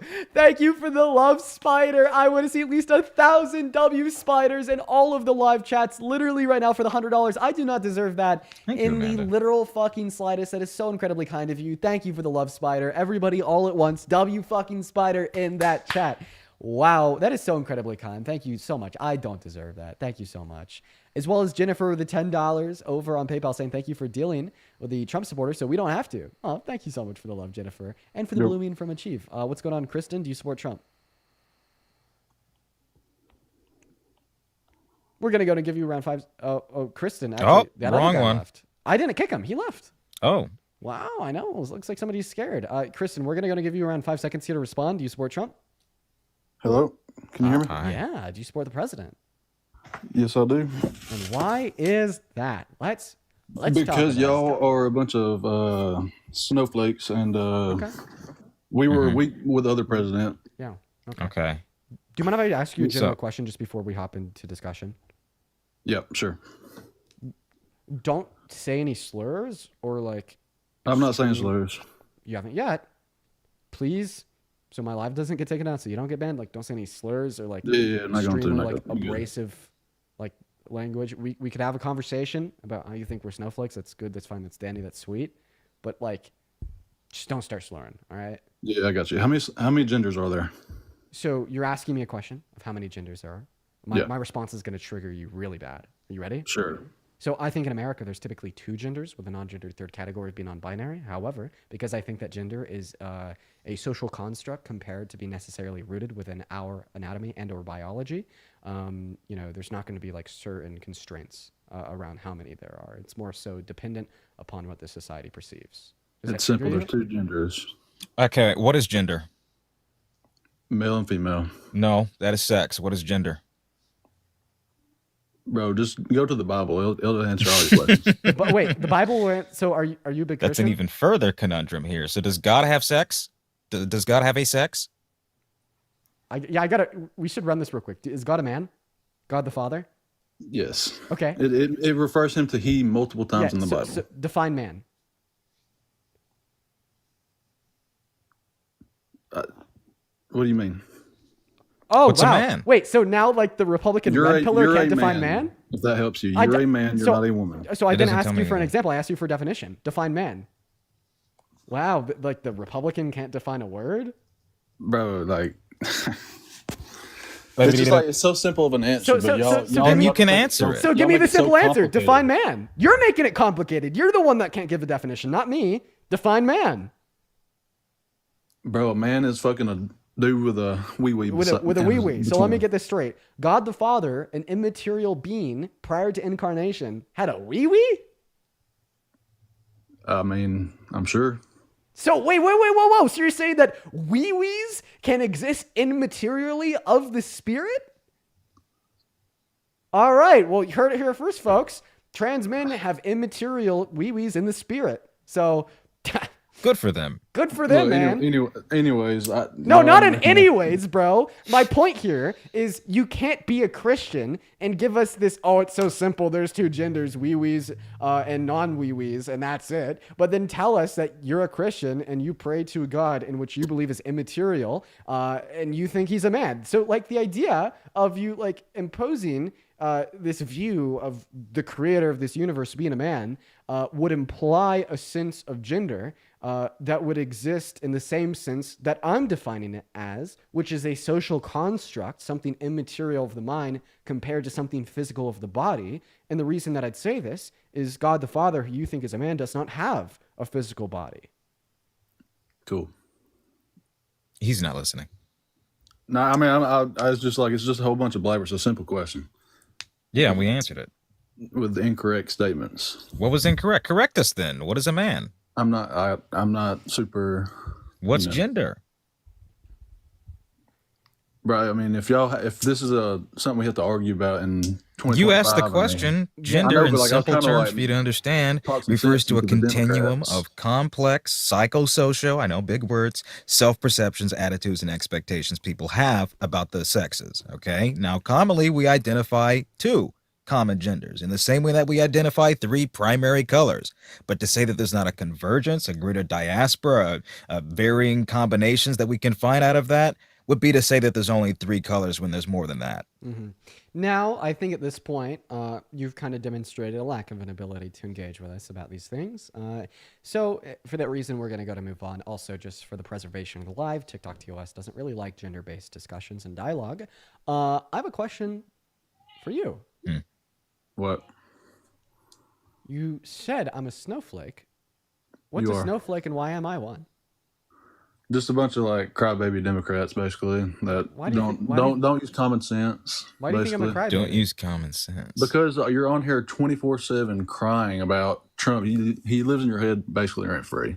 So actually, he definitely takes a tax, and that tax would be the destruction of demise of this country and everybody in it. Well, I guess not everybody in it. He's fixing the country is what he's doing. Okay, so name one thing that he's done since his second term started. Well, that has fixed the country. we've basically been getting ran over since the damn 1900s. We've been getting basically bullied. We've been getting we've been getting tariffed left and right, but when we turn around and tariff other people, it's wrong. Yeah, tariffs are bad, man. Yeah, so why can't we do it to them if they're doing it to us? Okay, Because we're talking about economies that are the size of like a peanut compared to a watermelon. and They rely on them for purposes of staying afloat. We don't need them. I'd also just like to point out that I'd like generally disagree with all tariffs. I think that all trade agreements are good, outside of a couple of special exceptions. But it's also worth pointing out when other countries tariff us, all it does is like slightly reduce our exports. But when we tariff all those other countries, it sends our country into a recession and just evaporates trillions of dollars out of U.S. stock markets. So, I mean, I think that there's a big difference in the outcome of the plans. Not to mention that Donald Trump isn't merely entering into an era of reciprocal tariffs on all other countries that tariff us. Because, for instance, he's tariffing Canada. Meanwhile, Canada charged us exactly $0 in tariffs last year. So why is he tariffing them? Pretty sure it was like 300%. We were getting tariffed by Canada. No. You're referring to the dairy tariff, okay, which only applied after a specific threshold was met, and often very rarely did it actually meet that. Yeah, so like the reason why Canada doesn't charge us any tariffs is because the way in which their tariffs would operate is only goods that are exported to their country over a certain quota threshold have that tariff implemented, but we never export over that threshold. Okay. Well, these people in the comment sections obviously don't know what they're talking about either. They think Okay, well, stay out of the talking comment shit. section. You got two lovely people to talk to here. Who are you, buddy? I'm your worst nightmare. Shit. Okay. I'm gonna let you go. Okay. All right, see you, Snowflake. Okay. You can kick me. I don't know how to do this. Wait, I thought that you know everything and that it was a liberal. I know more than y'all, though. That's for sure. Do you mind if, before you take Except off? for gender, right? Before you take off, do you mind if I test that hypothesis real quick? No. No. Because you're gonna be like Parker, and you're just gonna start talking real fast, and then saying the most stupid things. No, we're that you gonna start easy, man. How do you change? How do you do an oil change on a car? See, this is where I know more than you. You don't want to So ask how me do, these how, do, kind of how do you do an oil So then change on a answer it. car? See, like, what? Why? Because Dude, you know more. I'm like doing like the most like I'm asking you like the easiest, nicest, biased questions I possibly could. Do you know how to do an oil change on a car? Yes. How do you do I've it? done it multiple times. So how do you do it? You pull the plug underneath. You fucking change the oil out. You skipped a step. Yeah. You also have to change the filter, silly goose. So I think it's absolutely See, that's what- hilarious see, that's what I'm that saying, you're like- coming up here and you're telling us that you know more than us, and then I ask you the nicest fucking question ever. I could have asked you about microeconomics. I could have asked you about geopolitical conflicts in the Middle East, but instead I asked you to fucking change the oil in a car, and you can't even answer that question. Like, wow, dude. Holy crap. I guess a snowflake knows more than you do about like fields of work and which have You been definitely do absolute. not. I just demonstrated it. No. Yes, you did. You couldn't tell me how to change the oil in a car. You make no sense with your point. I You know. said you know more? I know how to do an oil change. You don't. I do know. I've done an actual oil change before. No, you absolutely have not, because you just told me that you have to drain the pan and then replace the oil, and that's it. You also have to change the filter. Incorrect. Not incorrect. Are you joking? Is this a meme?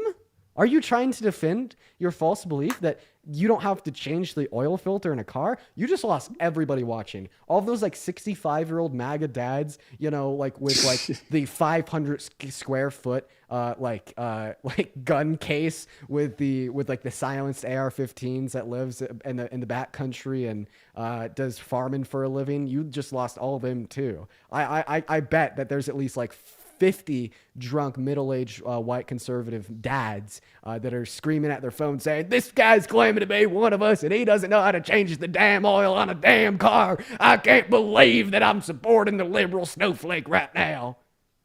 Nah. Okay. All right. You're rejecting reality. All right. Well, you've highlighted your intelligence enough. You may go. Yeah, get out of here. Get out of here, dude. Skedaddle, all right? Quite frankly, that's it. Hey, if you're watching the live, if you want to come up and have a debate, go ahead and hop in that queue for me. And we're going to get you up here for a debate right now. And if you're one of the 8.3 thousand people watching, make sure that we're double tapping away on that phone screen, sharing out this live with a handful of friends. We're going to get that next guest up here right now. What's going on, Mr. Sean? Do you support Trump? I do, but can I say something? Yeah, as long as like you agree to debate me on why you support Trump afterwards. KJ, thanks for the Galaxy and Veal with the $5 over on PayPal, saying for the absolutely legendary read. I appreciate you for the love. I just want to absolutely say that you're incredible and you absolutely know your shit. Yeah, so please, if you can, enlighten me on how Trump is a bad president.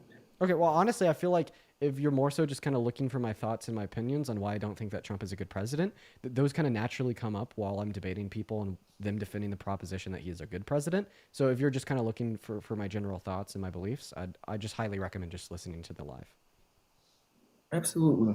Have a good one, Sean. I appreciate everything you do. Yeah, of course. Have a good one. Okay.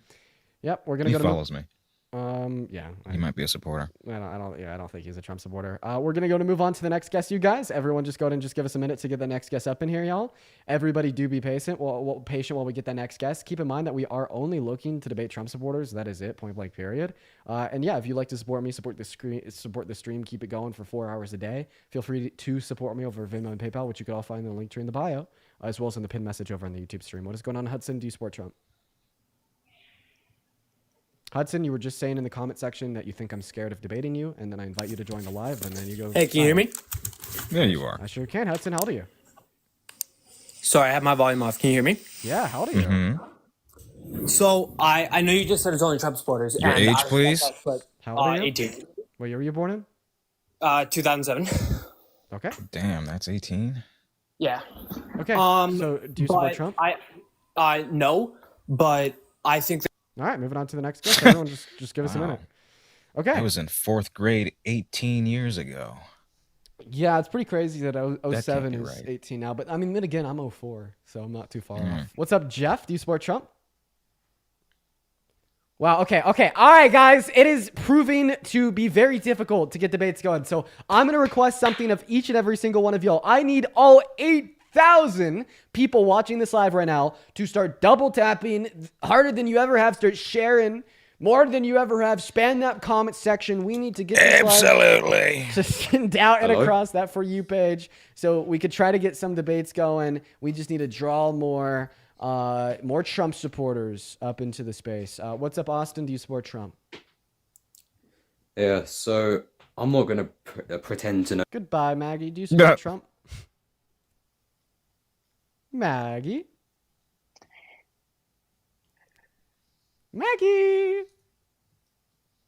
is not here, quite frankly, so we're going to go to move on. Everyone, just give us a moment. Here we are. We got the next guest loading up right now.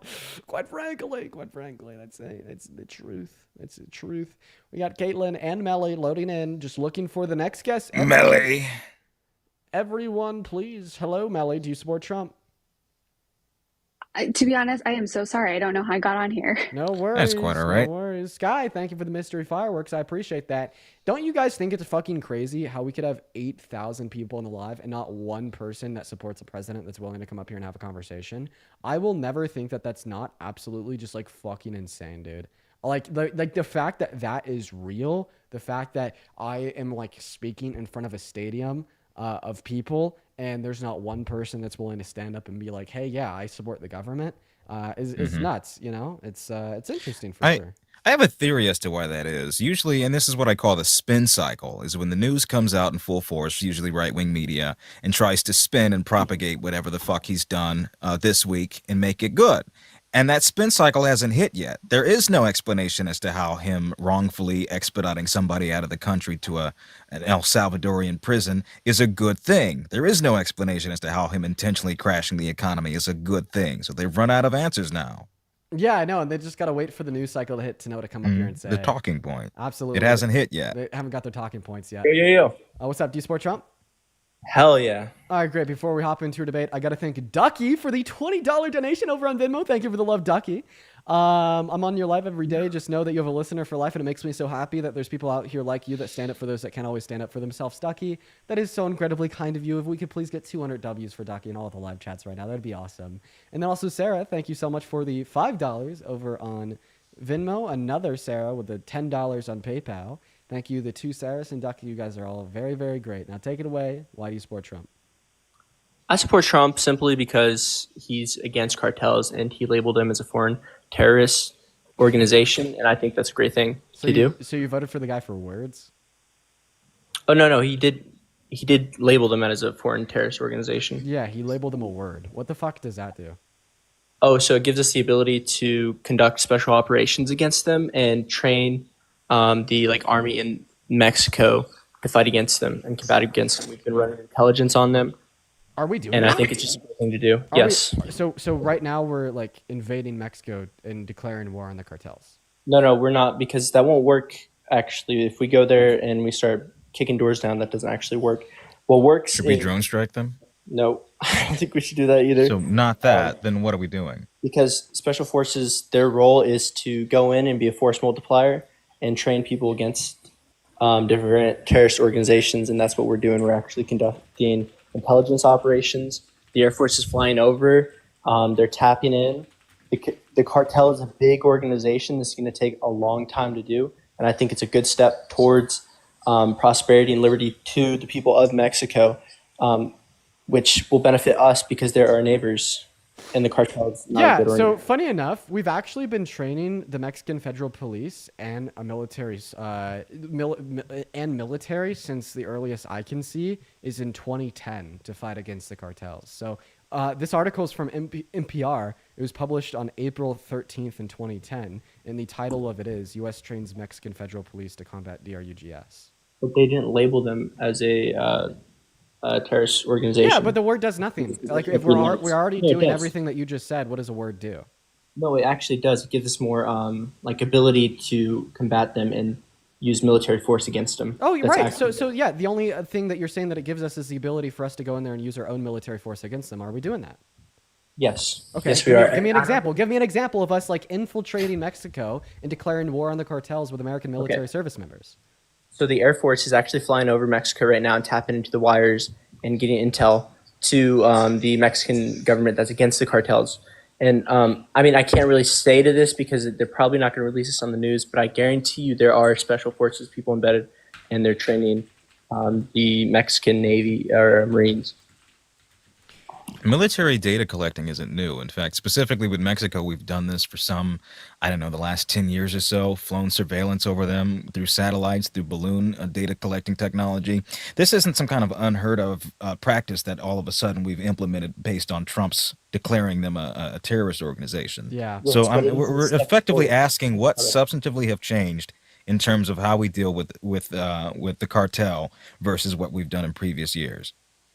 It's a step forward. It's an extra layer of action that we can do. I don't think that we see any additional action, and if we do, it's very marginal. And I don't think that contrasts when we'd consider, well, in order for you to get this additional action, well, you have to support the guy that has intentionally crashed the U.S. stock market since us barreling towards a recession and is getting us closer to a third world war by revoking support for Ukraine, meaning that NATO boots will be on the ground, and that's going to further incentivize Russia to declare war on NATO, alongside his economic policy that redistributes money from the poor to the rich, and is a lack of an ability to overturn Roe v. Wade, lack of a desire, which means that 66 million American women and girls continue to go without protections for their access to abortion. Like, basically what you're, on top of you just generally supporting the candidate that called for the termination of the Constitution, is now thrown our country into a constitutional crisis, on top of the fact that he tried to coup and rig the outcome of the election in 2020, and the fact that he's a rapist, 34-count felon. Seemingly, you're spending $1 million to maybe make $5 back. Like, Okay. do you understand the analogy there? Like we're doing an analysis on the cost, like a cost benefit analysis here. You know, the cost for slightly amping up, support against the cartel is very expensive. It would cover everything I just named compared to the very little benefit. It would be more of a cost, but it's something that we have to invest in, which is our defense. And it's something that the investment comes at the sake of a recession, crashes in the stock market, ushering America into a constitutional crisis, ushering us closer to a third world war, starting a trade war with the rest of the planet, redistributing wealth from the poor to the rich. Like, I would say that these costs outweigh the benefits. I would disagree on a lot of these. The Ukraine conflict that's going on, how much ground have they taken back? What? How much ground and how much progress has Ukraine about 45% and about 20% of Russian territory. I don't understand how this is relevant to my argument at all. Once again, my argument is he's pulling support away from Ukraine, which has led countries like the UK and France to consider putting their boots on the ground. And what's going to have us closer to a third world war? NATO boots on the ground fighting and killing Russian troops, or no NATO boots on the ground fighting and killing Russian troops? Well, the answer is clear. NATO boots on the ground fighting and killing Russian troops, meaning that his policy oriented towards Ukraine is not only worse for the humanitarian concerns of Ukrainians, but also worse for national security, as it inches us closer to a war with Russia ourselves. Okay, so the thing with Ukraine is they've made no progress. We've been sending them money, and they've made no progress. Look, The Economist made a report. Okay. So he... Got it, man. I guess we'll get another guest up in here while he's on pause looking for his sources. What an odd argument, like the cost benefit analysis there is just so off, man. If you're one of the 7.1 thousand people watching, guys, make sure that we are double tapping away on that phone screen. What's going on, Michelle? Do you support Trump? I don't think Michelle's here. Go ahead and spam MAGA down below in that chat if you do want to join. We're going to go ahead and get that next guest, Mr. Timothy, up in the live. Everyone just go ahead and just give us a second, y'all. It looks like that guy actually just left. Funny. What's up, Timothy? Do you support Trump? Okay. Oh, yes, I do. I support Trump all the way. Oh, Jesus Christ. Timothy, why would you support all the way? Literally the all worst. the way, yes. Including a third term? I wish he'd be the president until he wants to retire like Putin. That's about how it should be. Wait, I have a question. Okay, so you support autocracy. I have a question, Timothy. I support someone getting in there doing, like you're talking about Ukraine. They've had enough money, and if you believe Timothy, I have a question. Oh, sorry. Yeah, go ahead, speak. Would you rather vote for Kamala Harris or Putin? I'll say Putin. Joe Biden or Putin? Ooh, I'd have to go with Putin on that one too. Obama or Putin? Oh man, that's hard. What does Putin guarantee for American success that the other three that Dean has listed don't?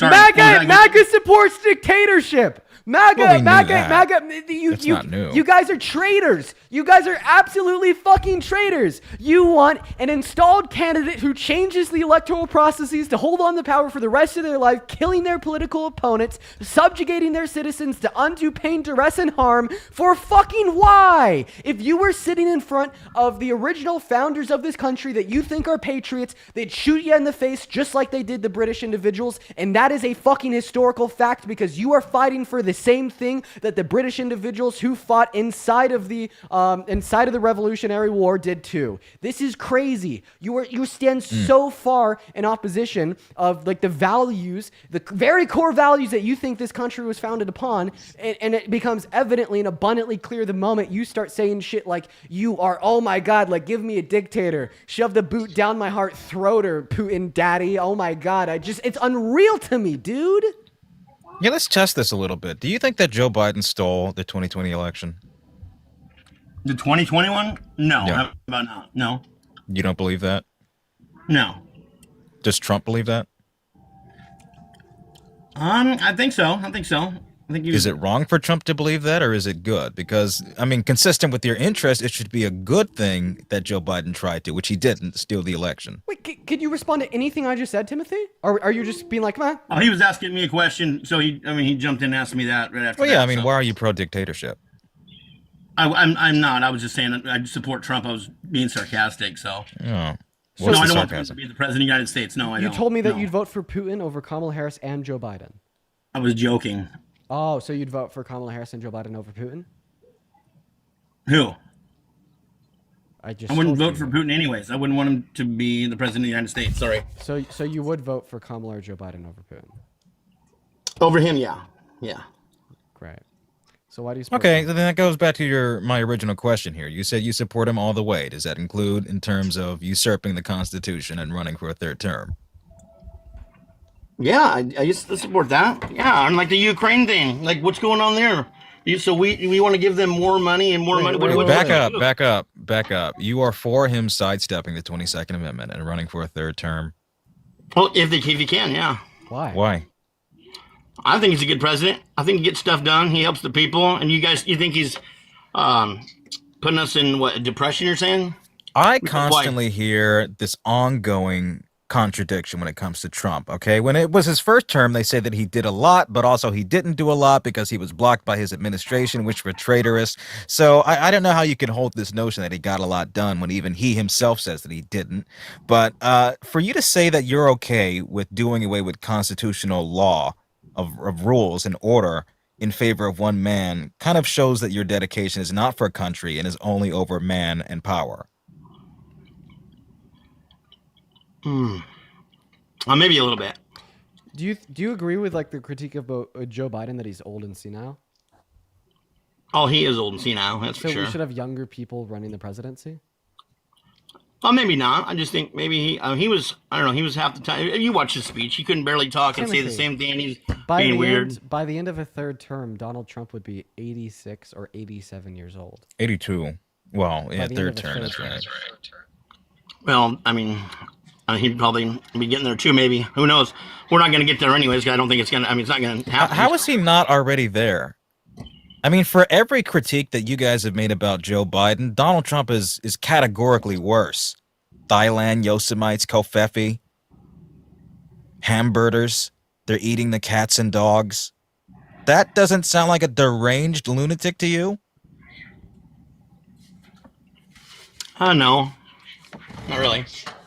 Why not? If Biden said half of those things, half of those words, you'd say that he was sundowning. Oh, I must have missed that. I don't recall that. It was during the debate.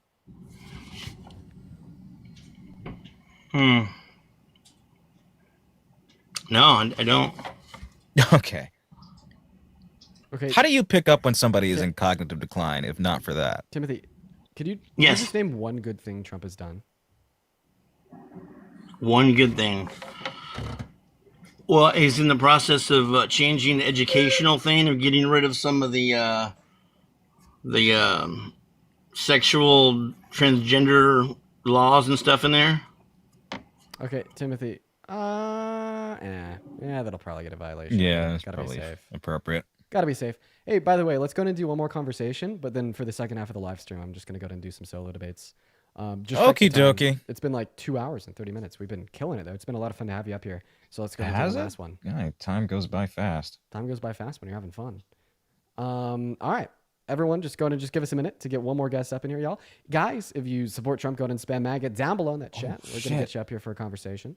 Yo, I just got an email, okay, for an audition for Trump. as a voice match for Trump. Holy shit. I'm gonna nail this. You gotta do it. You gotta do it. Yo, the Juice. Thank you for the $10 super chat over on YouTube saying, I love the Mastodon shirt. Love your work, team. Thank you so much for the love, the Juice. You're phenomenal. Thank you. This is actually my girlfriend's shirt. What's going on, Piggy? Do you support Trump? It's all right, Biggie's not here. Yeah, Loki, it's actually like pretty frequent that, you know, I haven't done my laundry. So then I don't have any like shirts. So then I just go see what's hanging up in my girlfriend's closet. We kind of like share clothes because we have a very similar like sense of like style. And it's great.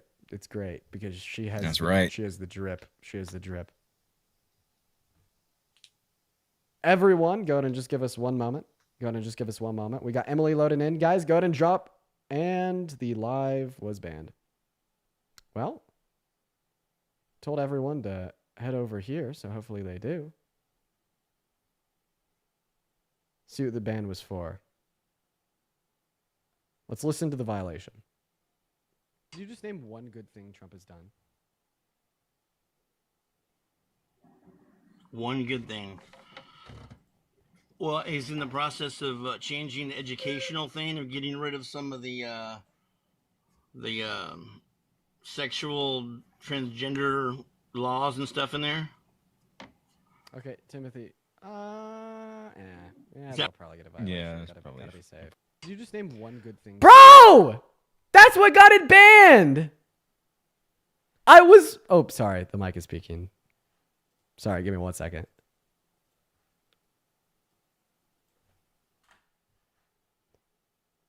There we go. I was right! I was right! The guy just said transgender, and then the live gets fucking nuked. I was right. Dude says transgender. Sexual transgender. The live banned, nuked, gone. Are you joking? Ashlyn, thank you for the $5 on Venmo saying you sneeze wrong and TikTok bans you. Every single goddamn time. All right. All right, guys. Well, hopefully we'll have a collection of people here on the YouTube stream because I think I said it a couple times during that stream, you know, come over here as soon as live gets taken down because it happens every single time. And it happened again. Shock, you know, I'm so shocked. I'm so shocked. Just kidding. No, I'm not. Here's the deal. We're going to go and give it maybe like, I don't know, 3 or 4 minutes for that appeal to hopefully go through on TikTok. If the appeal comes back and it is rejected, we are going to go live on It Might Be Dean for the rest of the day. If the appeal is accepted, we will be right back on live. So we're going to go ahead and just have a little bit of a fun, hang out with the comment section and talk to each other, chat. For, I guess, the next 4 to 5 minutes while we see the status of that appeal. And then we'll kind of take action insofar as what our next steps are. So, yeah, guys, feel free to ask any questions that you'd like to down below in that comment section. We'll just kind of hang out with one another. We could talk about the news, talk about what's going on. And that's right. Also, April 22nd, Texas A&M, be there, be square. We have about 30 influencers going down there, and it's a lot of fun. A lot of fun. Can't wait. Can't wait. Appeal not approved. Oh, my God. Quite frankly, appeal not approved. How long is it for? It's a 3-day ban. I'm going to quit TikTok. I'm just going to quit it. I'm just going to quit TikTok. That's all. We're just going to quit it.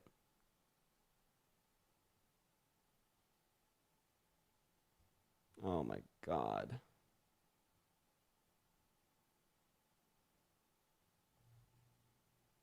All right. Let me send this off to the team real quick. Give me one moment.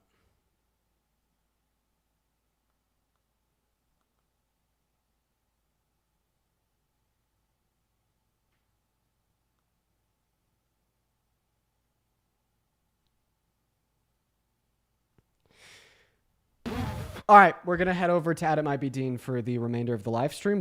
We have about another hour and a half left, and we're going to be doing it on It Might Be Dean. Sound good, everyone?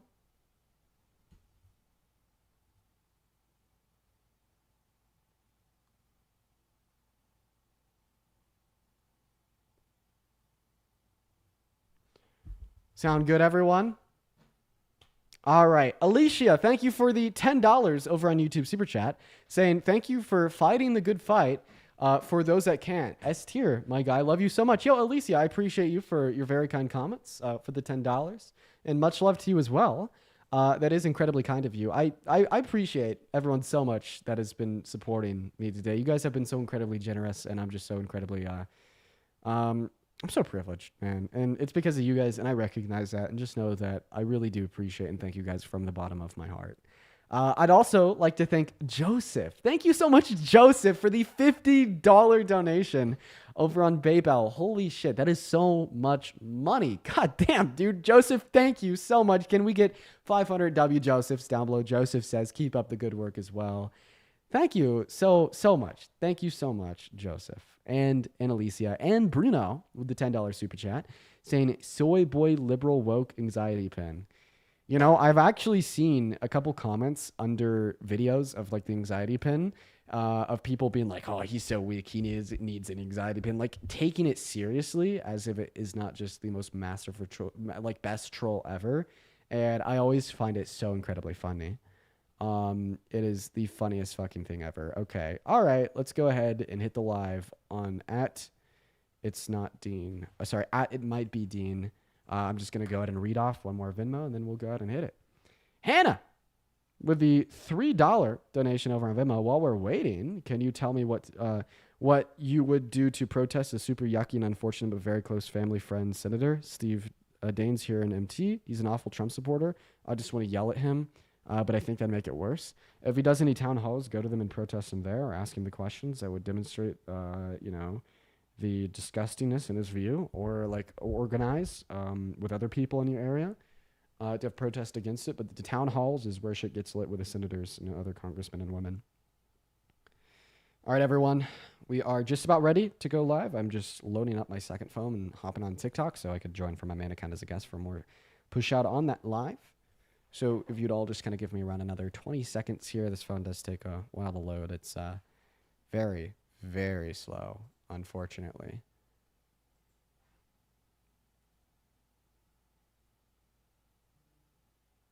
He has two phones. Yeah, I got the second phone specifically so I could join as a guest on my debates from my main account.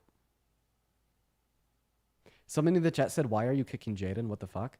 Dude, my stream got taken down. Fuck do you mean? All right, we're going to go live, y'all. At it might be Dean.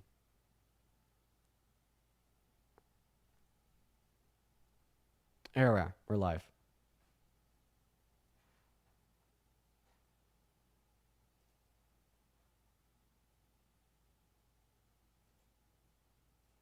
All right. Hey, for everyone tuning in on the TikTok stream, welcome in, everyone. So we're on Adam Might Be Dean right now. Yeah, so we got banned on the other account. It's funny because the violation that inevitably got the stream taken down for 3 guys was some dude just straight up saying like T. Well, I can't even say it, so I can't even tell you guys what we got taken down for. L. But anyways, we got a 3-day ban over there. Appeal not approved. Absolute insanity. And we're going to move on to, back to the debates. We just need to kind of build up a little bit of a viewership over here on the TikTok stream. All right, guys. So make sure that we're double tapping. Make sure that we're sharing. Make sure that we're spamming that comment section. And Shrey, thank you for the $10 over on YouTube Super Chat, saying thank you for making people trip over their words. It's been a skill that has been in development for quite some time, and I do appreciate you so much for showing the love for the $10. That's very kind. Now, here's a drill. If you're one of the first 700 people in the new TikTok stream, make sure that you're hopping in that queue. We're going to get you up in the box, and we're going to have a conversation. And also, Linda, thank you for the $20 on PayPal, saying listening to you reduces my frustration after listening to Trump. Oh, I get that. Thank you so much for the love. I think that is incredibly kind of you. Very seriously, incredibly kind. So let's go ahead and just hop into the debates. Let's get 200 W Lindas. Me and my Incredible are going to go ahead and hop right into the debates. What is going on? Do you support Trump? Hello, yes. How old are you? You sound like a child. 18. I'm 18. What year were you born in? 2006. Does that math? I guess it would. Let's see here. What is your birthday? June 14th. Guys, has June happened yet? I don't know my months. April, June, No, it doesn't. May, June. No, it has not happened yet. Okay, you'd be 18. And your name is Trump Ray. did nothing wrong. So you don't think Donald Trump's done anything wrong? I mainly made the name as satire, but generally I did vote for him because I agreed with him his last term and what he did. Okay, what did you do that you like? I liked how he dealt with COVID as far as after the steep drop in jobs, he managed to get everything back pretty quickly. Not how it was pre-pandemic, but he managed to like pull back from that recession well. Okay, what did he do? Just how he handled after shutdown. I know, but what did he do to handle it that was very successful? I don't know, I was like 15 or 14 at the time, so I'm not completely sure of policies. Okay, so then just don't use it as an argument. You feel free to give me another argument. Okay, I like his ideas about certain border policies, or Okay, certain like- border. So, like, which one specifically? I like the idea of putting more people there or trying to keep people out of the country for the most part. I do think the deportations are a bit extreme at the moment. Oh, she's liberal repost. That was a troll. Moving on to the next guest. Here we go, everyone. We got Abby loading up in the live. Make sure if we are in that chat that we do support Trump. I'm still trying to join up as a guest on my main account to get a little bit more push out here, but it is just utterly failing, quite frankly. What is going on, Abby? Hi. Do you support Trump? Can you hear me? Don't hate me. I have questions from someone who is a I'm sorry, Abby. If you'd like to ask questions, feel free to join my Discord, and I'll either answer them myself or, it could just be an ongoing community dialogue. We have a lot of really awesome people in there. Feel free to join the Discord. What is going on, Prominent? Nice screenshot. I hope I look good in it. Do you support Trump? Can you smile? I had to hold back from smiling because I wanted to laugh at them. That was actually like really difficult to do. It was really difficult to hold back from smiling just to laugh at them. We're gonna go ahead and move on to the next guest. What's up, Chris? You support Trump? I did, and I'm seriously trying to have a good faith discussion with you. Do you think that Trump's most recent decision to deport, I forgot the name of the El Salvadorian citizen that he deported back, but everybody's saying it's a constitutional crisis, and I'm still on the fence with that. I mean, I don't think it is. Do you think it's a constitutional crisis that he's not forcing El Salvador to send someone back to our country? Yeah, I think it was a big issue that he deported him in the first place without due process, merely on the basis of an accusation. I think that's so fucking disgusting.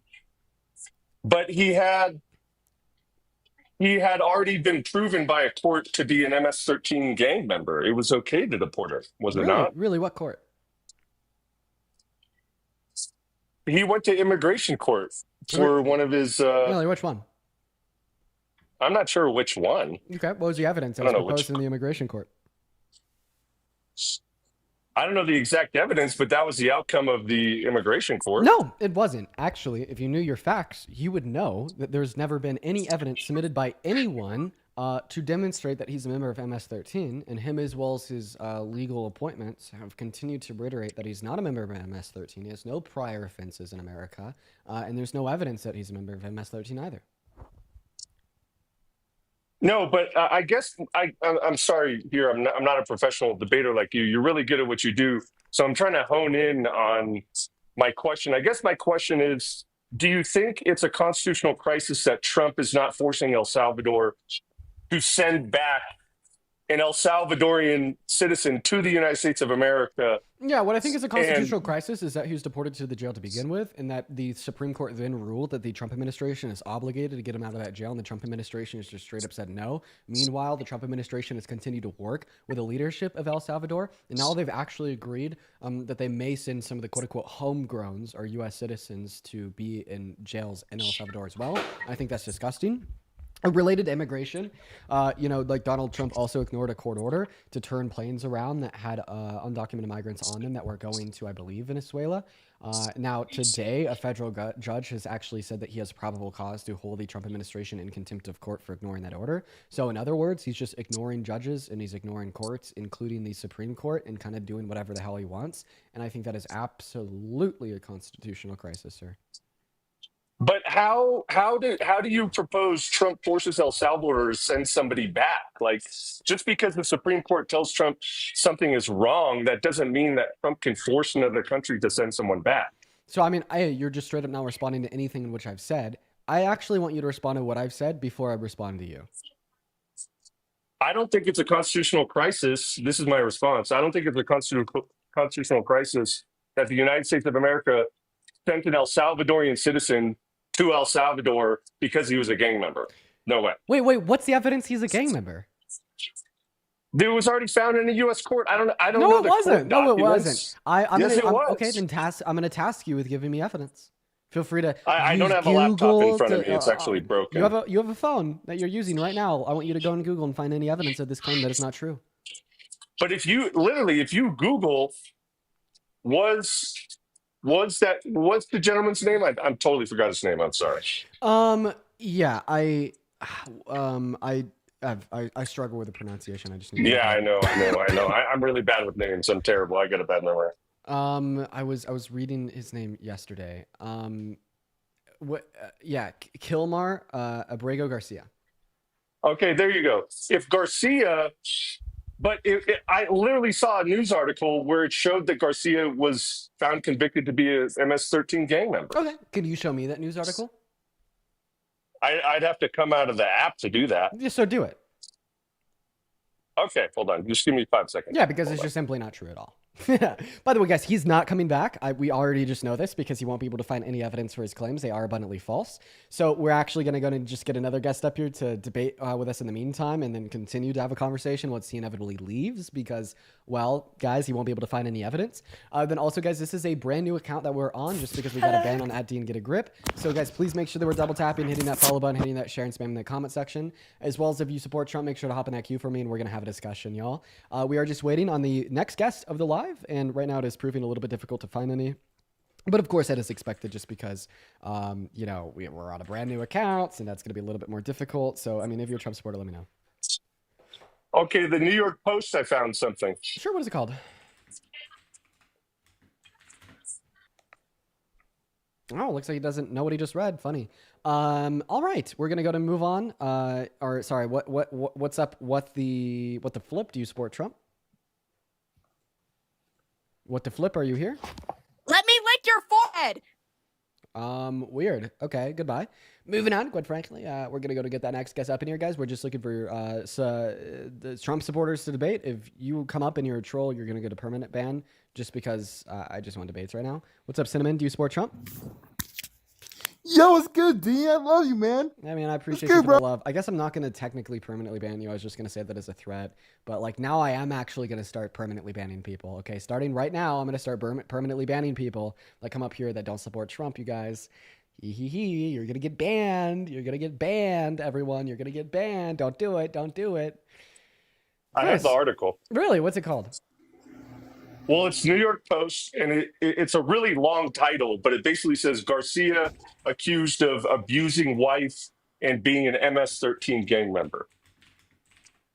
New York Post.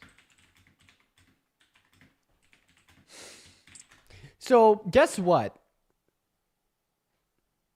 There's not anything on the New York Post that is titled that. If you go on Google right now and you type in New York Post, Garcia accused of beating wife and being an MS-13 gang member, you just simply won't find that. But hey, man, funny enough, the title is true. I don't know about the beating wife part, but he was definitely accused of being an MS-13 gang member. An accusation is a claim without evidence. But I'm so confused how it's a constitutional crisis for deporting somebody that's El Salvadorian. Don't pivot. No, but that was my original question. No. You're pivoting because right now you have the burden of proof of demonstrating to me that it has been proven that he's an MS-13 gang member. Okay, If you read the New York Post, I mean, I'm telling you, that's what it says in the New York Post. Yeah. What it says is that he's accused of it. An accusation is like a claim without warranted evidence. An accusation is what you have before you're given due process. Okay, let's just say in good faith for for this conversation, let's just say he's never been convicted, and No, I we're not going to concede just to that we're fact. not going to just say that for the conversation. I am being a fucking hard ass, and I'm going to require you to stand 10 toes behind the false claims that you're But making. I could You claim I could multiple have been times wrong. that he was I could have been it was wrong. proved in an immigration court that it's not that you could have been wrong, it's that you are wrong. So either say, Dean, I was wrong and I'm sorry, and I'm not just going to accept it, for the intents and purposes bullshit. No, tell me you were wrong. Okay, I was wrong, Dean. Thank you. Where now? Where do we go from here? We go, how is it a constitutional crisis for deporting an El Salvadorian citizen to El Salvador? Great. So I kind of explained exactly how it was how it's a constitutional crisis. I will re-explain just because I'm a nice guy, but I want you to listen closely this time. So yeah, I mean, there's multiple reasons why Donald Trump is ushering America into a constitutional crisis right now. This is one of them because the Supreme Court ordered that the Trump administration has to work towards getting him home, and the Trump administration then said we are going to ignore the Supreme Court order, and that's on top of the fact that now the Trump administration is actually being held in contempt of court for ignoring an order from another court for not turning their planes around from going to Venezuela to drop off undocumented migrants when a court had ordered them to do such. On top of the fact that Donald Trump has called media organizations illegal, and he's said that he wants to use his power to like further condemn and bankrupt these news organizations, and that's on top of him calling for the termination of the Constitution in 2022 and trying to overrule our civil and electoral processes by attempting to steal the election from Biden in 2020, and as well as many other reasons that I haven't listed. But I mean, at the end of the day, the fact of the matter is that it is absolutely the case that we are in a constitutional crisis right now because Donald Trump has absolutely no respect for it. He doesn't think that it applies to him, and he thinks that he gets to determine what is legal and illegal, even if the Constitution would disagree, as it would relate to him calling media organizations illegal.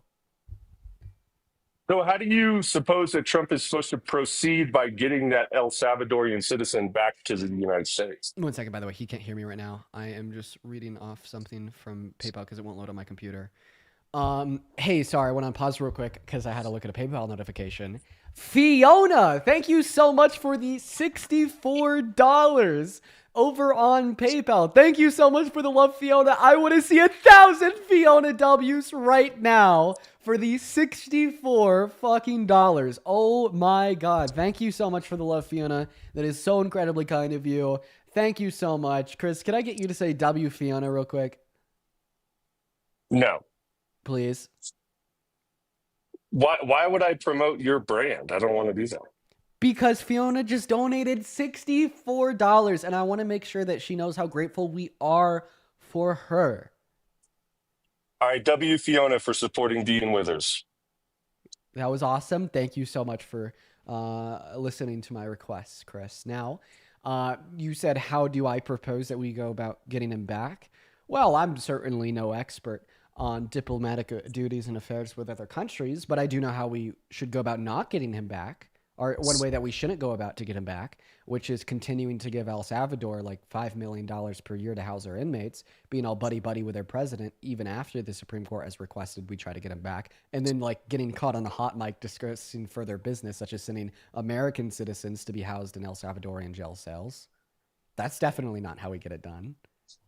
Typically, when countries violate human rights and do really bad things, we sanction the fuck out of them. But apparently, when it's El Salvador, Trump just gives them more money.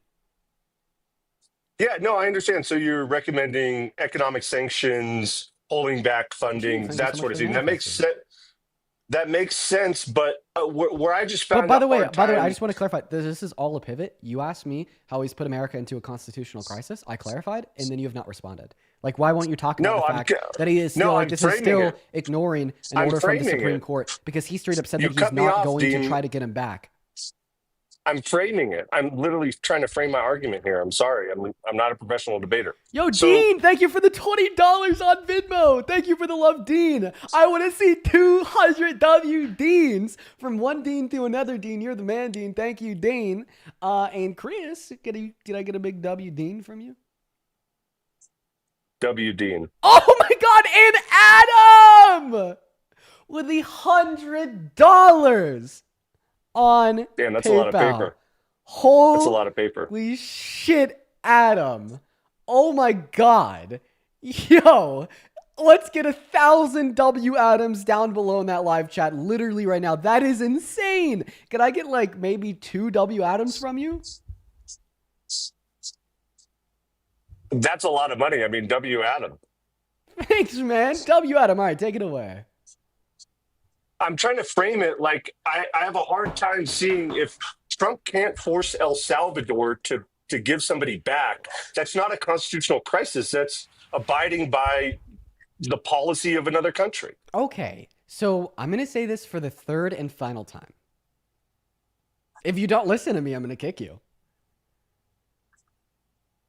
Are you ready? I'm doing my best. I'm doing my best to respond. You're saying that Trump can't force? He didn't even try. You're not he acting actively. in good faith. You're You're literally putting me down when I'm trying to listen to you. That's not what makes it a crisis. What makes it a crisis is the fact that he's not even trying, and that he's actively negotiating even more deals to benefit their country after the Supreme Court urged him to at least try to get the prisoner back. See, that's the political prisoner back. And that's like the disgusting part of it. Okay, before I answer that, before I respond to that, I just want to say this whole conversation, I've been in good faith. I've even joked around with you. I've said W's for your guests, and you still try to undermine me and make me look like a fool. Do you honestly think? You. No, I remember. Hold on. Dude, you wonder why I'm like not treating you with the same amount of respect that I treat other guests who I do believe are acting in good faith. It's because I know that you're not acting in good faith. I've talked to you on 2 other occasions. My memory is astoundingly strong. In fact, I mean, I even remember watching a conversation between you and Parker where you were like railing into him for like 30 minutes about how you think he's paid by the DNC. I've never talked to Parker, actually. Yes, you I've have. never talked to Parker. No, I haven't. Stop lying. No, I haven't. Memory. But seriously, do you think you're going to win Republican hearts and minds by like putting us down when we try to have good faith conversations? Do you honestly think you're going to do that? See, that's the thing, Chris. You're not having a good faith conversation with Yes, I am. I'm literally listening to you. I have had a conversation with Parker. I never remember talked watching. to Parker. So then how come I've never talked to Parker? Then how come me and a couple? I've never talked to. I'm being honest. I've never talked to Parker. Your memory is not correct on this. But why won't you answer the question? Do you honestly think you're going to get Republicans to vote for Democrats if you just put them down and disrespect them during conversations? Chris, so like actually, how have I put you down and disrespected you? You literally are trying to undermine me with being you're not being a nice person during this conversation. You're like trying to force me to say W's. That's really rude and disrespectful. Every time I talk, you talk to me like a child instead of an adult. You're not going to win Republican voters over that way, Dean. You know exactly what you're doing. You're smart. I want to clarify that you think me just saying that this is the last time I'm going to repeat my position because I've already said it 4 times. You know what you're doing, Dean. You're like smart. Super disrespectful. Sir, you know what you're doing. How do you expect to win Democrats over to voting for Republicans when you're so incredibly disrespectful to good faith liberals like me? I was just in the middle of responding to what you said, and then you interrupted me 3 fucking times. Like, do you seriously think that coming up here and talking to a good faith liberal such as myself and being so demeaning? You're not a good faith liberal, Dean. There you go. You're interrupting again. See, this is what MAGA is. You don't deserve respect. You don't give respect, Dean. Oh, sir, this is exactly why MAGA will never get the liberals over to their side. It's because they interrupt every 5 sentences, and then the moment they talk to okay, he's out of the live. Thank you. We could go ahead and just turn off the little rage bait switch because the rage baiter left. All right, moving on to the next guest, Caitlin. I mean, let's see if we could actually have productive conversations. That was completely, totally utter rage bait, insofar as to prove my point. But I've talked to Chris like 3 times before. He's one of the more insufferable guests that can come up. Hello, Caitlin. Do you support that? Hello, my name's George, but yes, I do. George, what time is it? It is 22:55. Okay, George. Well, that means that you're not in America, so we are going to go and kick you and move on to the next guest, but I do appreciate you for your time nonetheless. It's right. Moving on. Yo, Morgan, thank you for the $5 over on Venmo. You said Uno reverse. That's right, I did. Thank you for the love. What's going on, Mr. Andy? Do you support Trump? I do support Trump, and you unironically have a mirror picture as your profile picture. Hell yeah, it's tough as fuck. And no, it's not, bud. Yo, But are you scared of? you're the reason. Wait. I You're want to the clarify. reason. Andy, You're the reason. Just like Chris said, Andy, you are in the money, or you're in the business to make money for yourself. You don't care about who votes, what they vote for. I'm gonna let you finish out. I just want to clarify that Andy's gonna leave when he's done saying all these things. It happens every time. I just wanted to be a quick like oracle. I just wanted to predict the future real quick. You're gonna say what you gotta say, then you're gonna drop and leave like a beta male. Go ahead and unmute. I'm not gonna interrupt you again.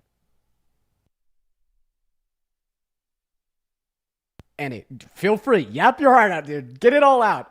But I just wanted to be like the fortune teller because I could predict the future. I know when you're done, you're gonna leave. So, but Andy, it looks like you should have been nicer to me because now I need to teach you how to mute. But I'll I know how to unmute. I'm not a fucking moron like you are, bud.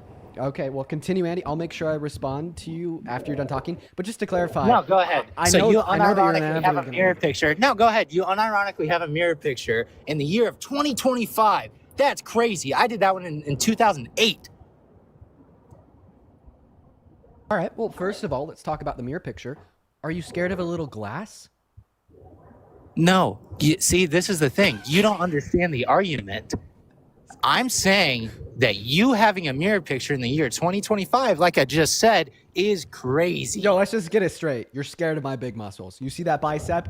Scares you away. It makes you intimidated. All right? It makes you intimidated. Now, Intimidation. Andy, Parker, Andy, my name's Parker, not Parker. Parker. My name's Dean. And I'm going to finish responding to your claims.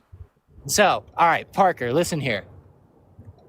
You have a mirror picture. That's right. Hilarious. That's right. That's hilarious. That's right. You Okay. are flexing in the mirror. And I look good. Are you 13? Well, no, I'm 20. This is the first time you got big muscles? Well, now, actually, those big muscles I had about 2 years ago, and I've lost most of it. Yeah, that happens when you just sit on your ass all day. It does, precisely, Andy. No. That is Yep. exactly how. I'm not even trolling, Andy. That's exactly how it happened. No, yeah, that's exactly how it happens. You know, once you get above that age of 18 and you stop, you stop caring about yourself. It happens to all you liberals. Andy, that's where you got it wrong. I just reinvest my time into different spaces. But anyways, I'm going to go ahead and respond to the other thing that you said. You said that I'm just in it for the money. Well, Yes, of course. That's why, just like Chris said, that's why. Funny enough. Grace, thank you for the $125 donation on Venmo. was that Holy Chris shit, who Grace. just was Grace, mean to you? thank you so much for the Oh, love, Grace. Saying Grace. love you, Dean. Keep dominating Grace, MAGA. Grace, Let's bad fucking decision. go, Grace, with the $125 donation. I want to see 1,000 Big W ups to Graces. Grace for wasting her parents' money. Oh my Big God, ups he's to Grace pissed. for He's wasting pissed. He's parents' losing his money. shit. He's losing his shit. Can you say W Grace for Well, the not. $125? Oh, no, huge W to Grace for spending Okay, some thank you for money. the money, guys. Thank you Huge so much. W. Dude, But everyone show huge W to love to Grace Grace. for, just like I did when I was a kid, spend my parents' money on stupid shit that they definitely wouldn't want me to. You're absolutely so jealous. You're giving strays to a random person that you don't even know anything about them apart from their name because you're so fucking mad Yeah, no, I'm a that I got certified donated $125 and you didn't. certified hater.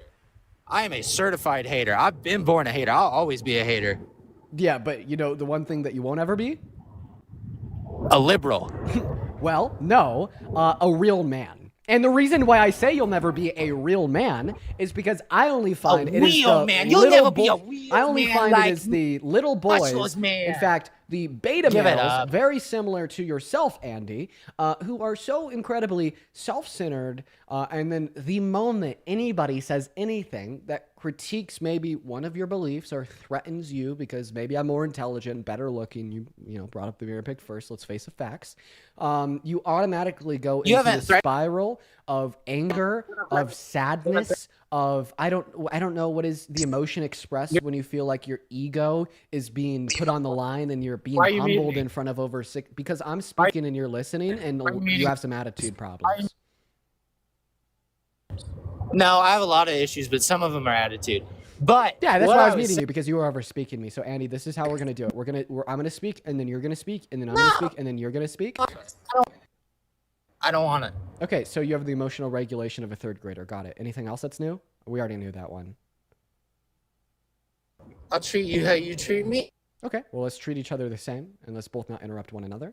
This is going to start by you letting me finish speaking, or do you not have it in it? Do you not have it in you? I'm gonna try really hard. Okay, great. Yeah, I said that you're kind of beta, because you just like respond to other people that I think you feel threatened by with like anger and rage, and it's embarrassing. No, I don't think that's true. I think that's a very. What was that? That was a very. Get it? I cooked you. Incorrect It's a opinion. hot mic. I would. Huh? You cooked me on a hot mic? No, you cook people on hot pans. What, Andy? But like I was saying, I disagree. I don't think I'm beta. I think what I am is I think that I am a real person, and I don't really even know where I was going with this, but I think that I have you stumbling over your words. Are still. No, to be honest, you're giving me all the time, and so I'm just trying to waste it. Hannah, thank you for the $5 over on PayPal. You waste any time you're given. Thank you for the $5 over on Venmo, Hannah. As well as Jace, thank you for the $50 over on Venmo. Thank you for the love, Jace. Thank you for the... Shut up. Thank you for the love, Jace, with a $50 saying spreading joy and knowledge is W's. We're not always spreading joy. We play in the mud. We get down and dirty. Kind of like we are right now. But thank you so much for the $50, Jace. Can everybody please show some love to Jace down below in the comment section, literally right now. It's Jace, not Chase. Get it right. I can't hear you. You need to stop mumbling. Oh, you can't hear me? I mean, maybe you should just turn up your phone's speakers. I'm pretty sure I'm speaking quite clearly. I have headphones. Okay, Andy, is there anything else you'd like to share before we move on to the next guest?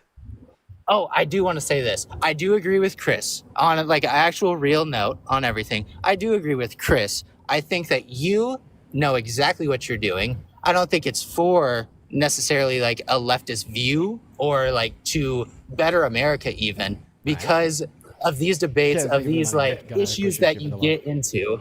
It's clickbait. I want to watch it. Look at me. I'm on it. I want to be part of it. And so I think you're doing it all on purpose just because you know it's going to get you money. And hey, at the end of the day, you're not bringing any Republicans over. You're pushing them away. And if anything, you're making more Republicans hate you, but that just gives you more traction. Okay, so the big issue with that is we did have a Republican literally come on my stream earlier today and say that when he first started watching me, he hated me, but the more he listened to me, he started to believe that I was genuinely insightful and that he is now enjoying the streams. I told him it's probably in about 4 weeks from now when he will likely be a liberal too. That claim is false. It's just a cope. And let me explain to you the psychology behind that cope, because I'm pretty sure I have a pretty good idea of what it is. Basically, you hear me sitting up here, and I'm not going to lie, sometimes I can get down and dirty, a little bit disrespectful. I give the energy I receive, but around like 90% of the time I'm speaking on this mic, on this live stream, I hold myself to a standard that you will never, which is of decorum, and I am respectful, I'm honest, and I try to have productive dialogue with those that disagree with me. And that leads to a lot of good. It leads to a lot of changed minds. It leads to an enlightened society and a youth that I think will be significantly better off because TikTok is absolutely an app for the youth. And you don't like that. You don't like that I'm getting people to critically think to a level that you have never, which inevitably leads to them holding views. I don't give a shit about what other people have to think. And because you don't like that, and simultaneously you can't dispute my beliefs because they're logically sound and valid, you can never. You instead just superimpose this view of, well, although I can't contest with what Dean is saying, I don't like him, therefore he's wrong, therefore he's doing nothing good for himself and he's only helping me. It's just an internalized coping mechanism to deal with the facts that I share. So I see where you're coming from with that. And I could honestly, I could see that you have probably changed a couple people. I could agree with that. But in just the way that Charlie Kirk does it, just, the completely opposite side of it, he's doing it for views. He's doing it at the end of the day. It's going to be so he can live his life like he wants. Do you want to know the difference between me and Charlie Kirk, though? Let me hear it. Yeah, I started this from my bedroom in my mom's house with 20 viewers, and he started this under the guise of Turning Point, which receives hundreds of millions of dollars per year, backed and funded by institutions inside of politics and PACs that fund him millions. So that's a big difference. When I started doing this, I had no prospect in future revenue, and I know Do you know how he viewership got there, though? concurrently, and it is the case that's the difference. But how did he get there? Like, obviously, they didn't just be like, "Hey, you're a right winger. Get over here, bud." Like, because then anyone could. But so I would say that Charlie Kirk got in that position just as you did. You worked for it. Okay, if I was doing this for the money, why did I start in the first place? If you were doing it for the money, why did you start in the first place? That's the same thing you could say with any creator. Okay, oh, well, so- it's not for the money, but I like So what creating is it? too. I mean, like when I started doing this, I made pennies a day, and I already had like a pretty decent income for my age group. So from the age of like 16 until 18, I had a huge focus on full stack web development. I have 2 international awards for it under my belt. And when I started streaming, I was the creative designer, the creative director of an e-commerce company that does 8 figures annually in revenue. And I was doing pretty fucking well because of like the skill set in which I'd built. And I quit my job to do debates. Because why would I do that if I was doing it for the money? I quit my job to go to school. Why would I do that if I was doing it for the money? Well, did you quit your job to go to school, or did you quit your job to do TikTok? I quit my job for both. So you quit your job to do TikTok and go to school. However, So you quit your job. Well, school and job was manageable. It's when I started doing my debates that I was then saying, well, this is unmanageable, and I'm just At gonna what rely point, on my though? savings for this foreseeable future. So exactly, you bet on yourself in that way. You bet on yourself in saying, "I know that this is going to be able to make me money." That's absolutely such a fucking such a delusional statement. When I started streaming in debates, there was no money in debates. There was no money in fucking live streams of doing debates. There was none. That's such a lie. No, that's not a lie at all. Such a lie. In debate live streams on TikTok, there Are was you no kidding money. me? Hey, I'm not. You're saying that live streaming has become a thing in the last 2 years? I'm saying in debate live streams on TikTok, there was no money. Debate live streams on TikTok have absolutely only become a mainstream thing, since me and Parker got larger around 2 years ago. You just want me to be a grifter so bad. Exactly. So no, this is the thing. You No. want me to. I'm not saying that. I'm just saying, hey, you want me you're to a be human- a grifter so fucking bad, so then you could say at the end of the day, even though I can't contest any of the things that Dean is saying, I'm just going to basically assume even he doesn't believe it, so I don't have to believe it either. I'm going to basically No, to assume be that honest, even I don't Dean really doesn't give a believe it, so shit I don't about have to put the politics in the intellectual first place. effort I in never into have. trying to dispute his views and continue to be a lazy sack of shit. No, I really don't give a shit about politics. I never really have. I really just think that, the pretentiousness. BL, thank you so much for the $30 over on Venmo. I appreciate you for the love. BL says you deserve tips for dealing with these people, so here you go. Thank you so much for the love, BL. Everybody, please show some love. Shout out One moment. PO. Everyone, please show some love to BL down below in that comment section. Thank you so much. Yeah. And then Hannah, thank you for the $15 over on Venmo, saying, could you please ask him to give me 5 big booms? Yo, Andy, could you please give Hannah 5 big booms for the $15? Over on Venmo and PayPal, link tree in the bio. I got quite to. frankly. I have to. All right. Hannah, right? Yeah. Alrighty. Hannah, this one's for you. 1, boom! All right, and once again, another Hannah. Thank you so much for the $5 over on PayPal. Yo, you interrupted my booms. I was really stoked about the boom. I was reading off another Hannah. I was real stoked about the boom. I ain't gonna lie. I really hit the boom too. I thought we were becoming friends. Kira, thank you so much for $3. You just Yo, disrespected Kid, my thank you boom. so much for the $20 over on Venmo for drinks after dealing with MAGA. Oh, God, at this rate, I'm going to need it. Thank you, Ken. Everybody, 200 W Ken's down below Alcohol's that really chat. I bad for you. appreciate so much for But the love. it's neither here nor there. Whoa, who said anything about alcohol? I'm 20. I'm She said underage. she's gonna have drinks. Yeah, I'm going to drink some fucking, I don't know, like Hawaiian punch. Are you kidding me? I'm 20. Why are you talking about illicit substances with somebody that's under the legal age? I just said because she said, let's get drinks. I don't know how old that girl is. She could want to get drinks with you. So if you first go of to all, another country, I believe that Ken is a man, and then second of all, Ken wasn't saying here's $20 for us. You're just gonna assume Ken's gender? They have a fucking profile picture, silly goose. Anyways, additionally, it's not the case that they donated me $20 to get drinks with me. However, it is the case that they donated me $20 to get drinks on my own. I think they donated 20 saying, I'm going to get drinks. The donation That's how the donation message literally look at it. reads 4 drinks after Message. dealing with MAGA. Yeah, so 4 of them after dealing with MAGA. It's a joke. F-O-U-R. It's okay. We're bantering. But Why can't stop Trump my booms? supporters tell jokes? Why are Trump supporters so unfunny? You're getting kicked for how unfunny that was, and we're moving on to the next guest. Let's get Adam up in here. All right, dude, that was so unfunny. It just made me cringe. Okay, all right. There's very few things that I draw my lines on insofar as kicking guests. But Oh, just you feeling got in? Very cringed out is definitely one of them. What's up, Adam? She got in alive. It's Dean! I love you! I love you! Chill. Oh my god.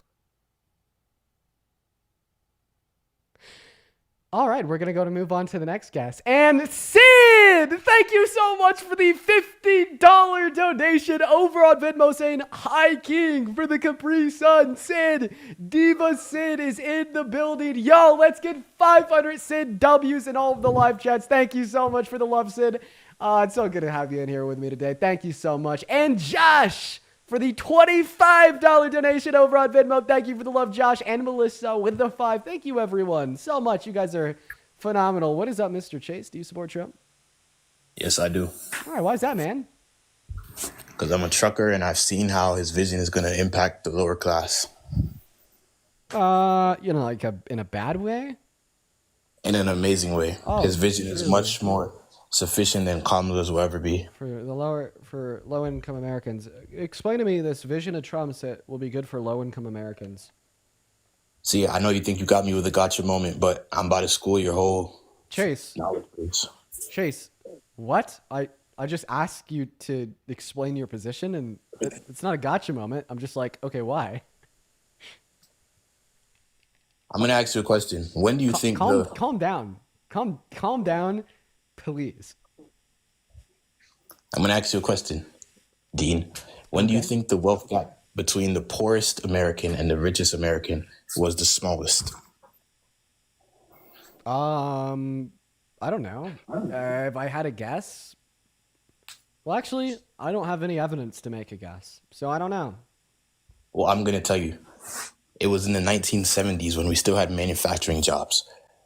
Union workers could get a good paying job. Do you know what the corporate tax rate was in the 70s? What was it, Dean? 45%. And you say that to say what? Well, seemingly, if you want to emulate policy from the 70s and implement them today, that Donald Trump's proposed corporate tax rate of 15% is a very bad idea. Well, we weren't doing good in the 70s because of the taxes. We were doing good in the 70s because more people were able to participate in our economy because our economy was mixed with service and manufacturing. But after the industrial jobs left, due to the lack of protection of United States industries, 80% of our GDP is now in our service industry, which Donald Trump is not going to protect American industries. So what are the tariffs? Are they for fun? According to him, tools to be used for negotiation with other countries to get them to reduce their tariffs on us. But if they're being used as a tool to get other countries to reduce their tariffs on us, they must be temporary and non-permanent. However, if the tariffs are going to be used as a tool to drive more more manufacturing to America, manufacturers outside of America have to have confidence that they are permanent, or else they won't spend billions of dollars to start building factories that will only be complete in the next 3 to 5 years. Well, first and foremost, on the campaign trail, he definitely did say that he wanted to protect American industries. Yeah, he said both, but the two things are contradictory. So which one is it? Is he implementing them to protect industries, or is he implementing them to negotiate better trade agreements with other countries? Well, he's 3 months into a 4-year presidency. So judging a recession or whatever you guys think is going to happen 3 months in is kind of tedious. That's the first thing. Secondly, Okay, first, the first thing that you just said doesn't respond to anything I said. But no, it's not Trump derangement syndrome to be in alignment with the facts. The fact of the matter is, big financial organizations such as Goldman Sachs, J.P. Morgan, and the Atlanta Fed are all projecting a recession in 2025.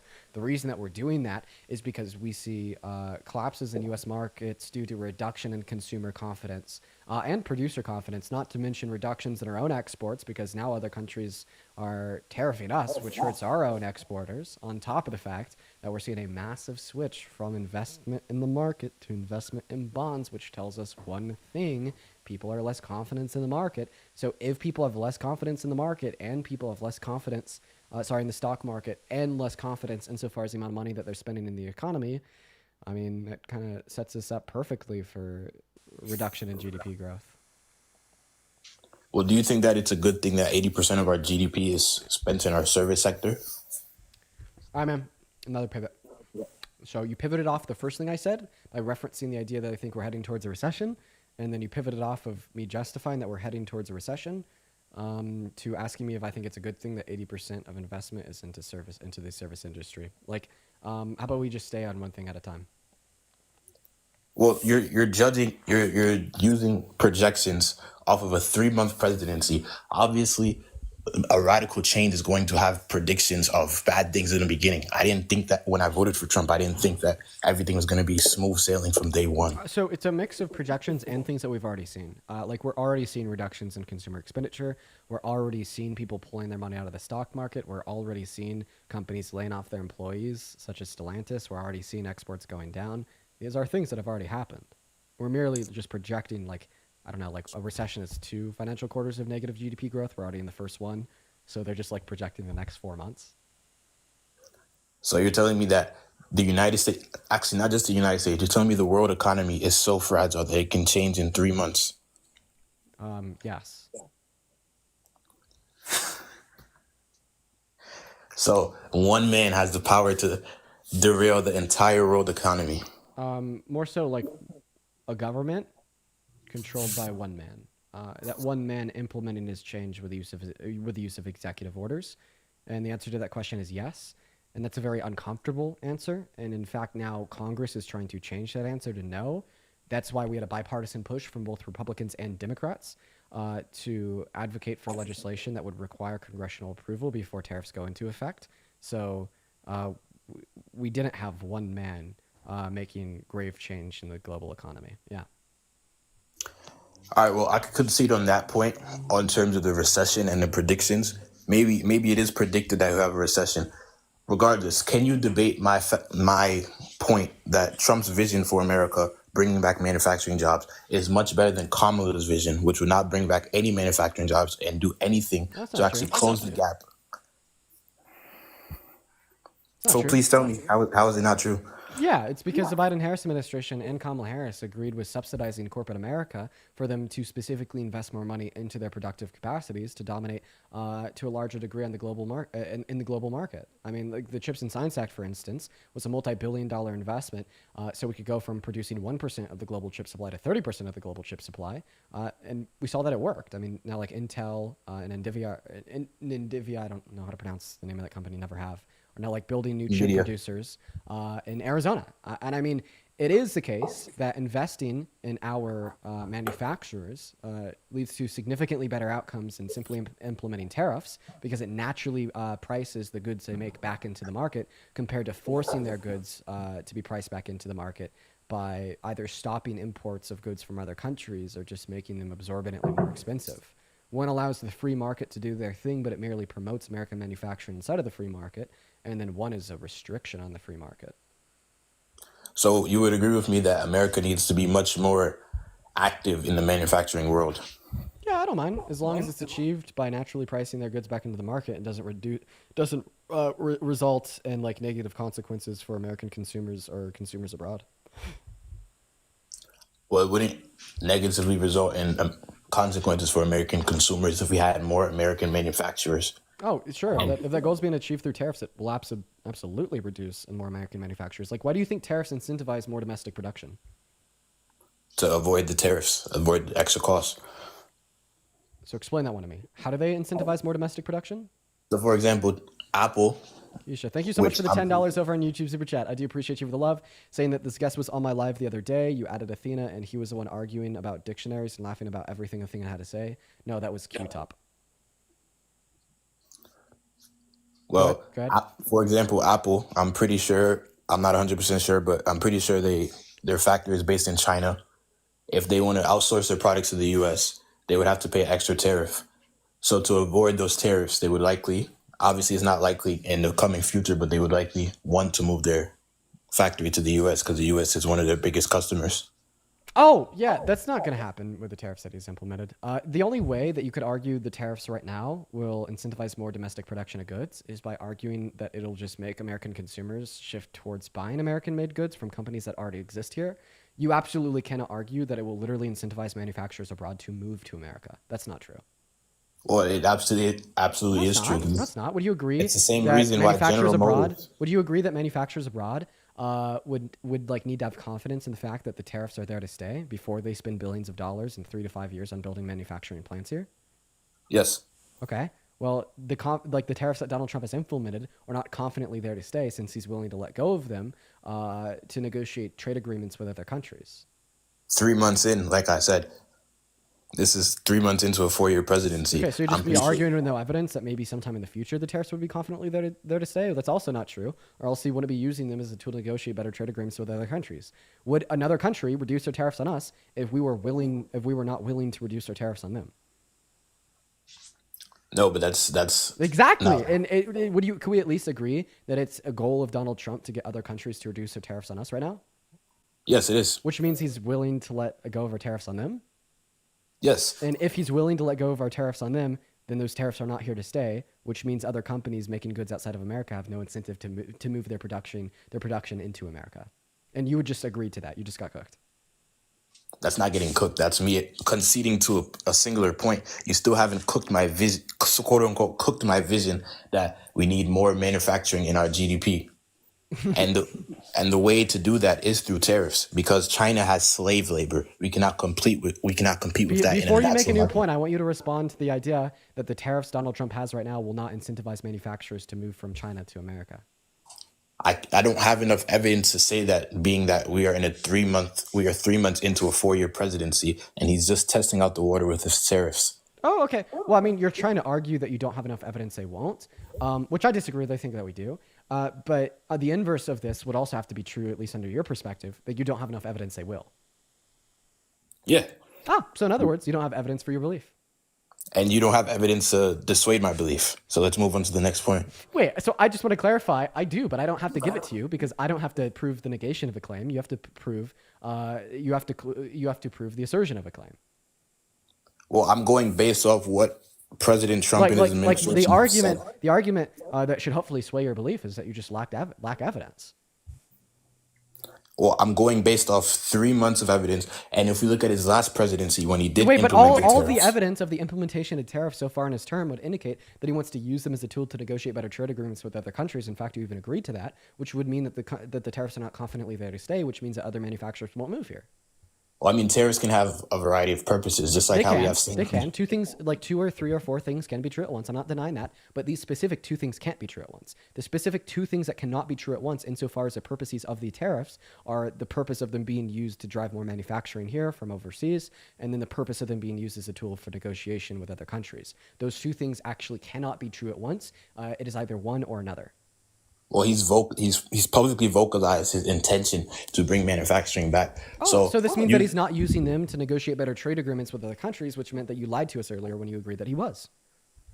No, I'm saying that he can pivot. He can begin wanting to negotiate with other countries to lower our trade deficits and then move on to protecting U.S. manufacturing. Oh, so basically you're saying that right now he's lying to us and he's lying to all the other countries by saying that he's willing to let go of these tariffs to negotiate better trade agreements. And some point in the future, he's basically going to say, never mind, now these tariffs are here to stay. Like current behaviors are not indicative of said future action. And B, you just have no evidence of said future action. This is like me saying, oh, well, like one day Donald Trump is going to wake up and be a liberal and reinstitute federal protections for every woman and girl's right to choose. So therefore I support his presidency because I'm pro-choice. It's just complete gibberish nonsense that has no evidence to demonstrate that it is the case, and all past actions are indicative of a different outcome.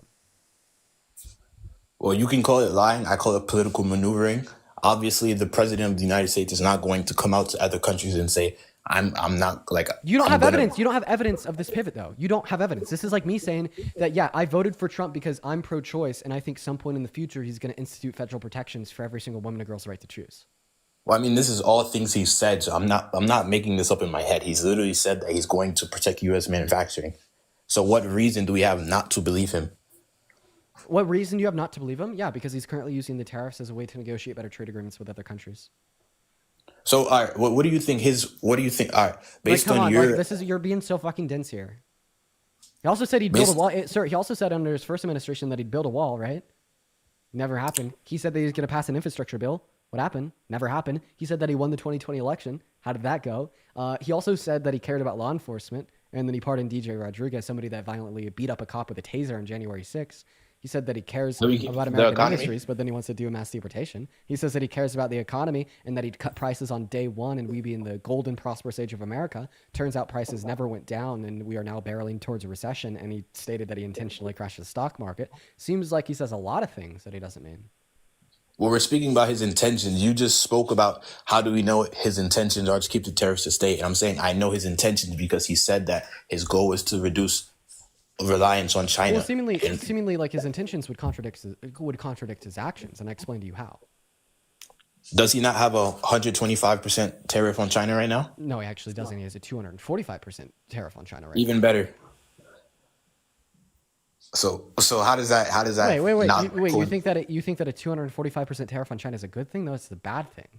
That's an amazing thing, actually. Can I explain to you why it's really bad?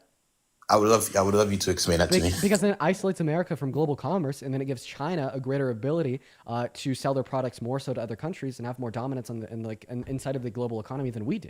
It's very possible that this realigns the global powers insofar as control of countries inside of the global economy. And when we isolate ourselves from every other country on the face of the planet, well, now all of a sudden China has free reign to gain dominance and start selling to the EU, start selling to the countries in NATO, start selling to Russia, start selling to every other country on the face of the planet, in which we now have 35% tariffs on. So it's actually bad for your goal of American dominance in the global economy, not to mention the fact that the only reason he's continuing to raise them is to inevitably get China to fold.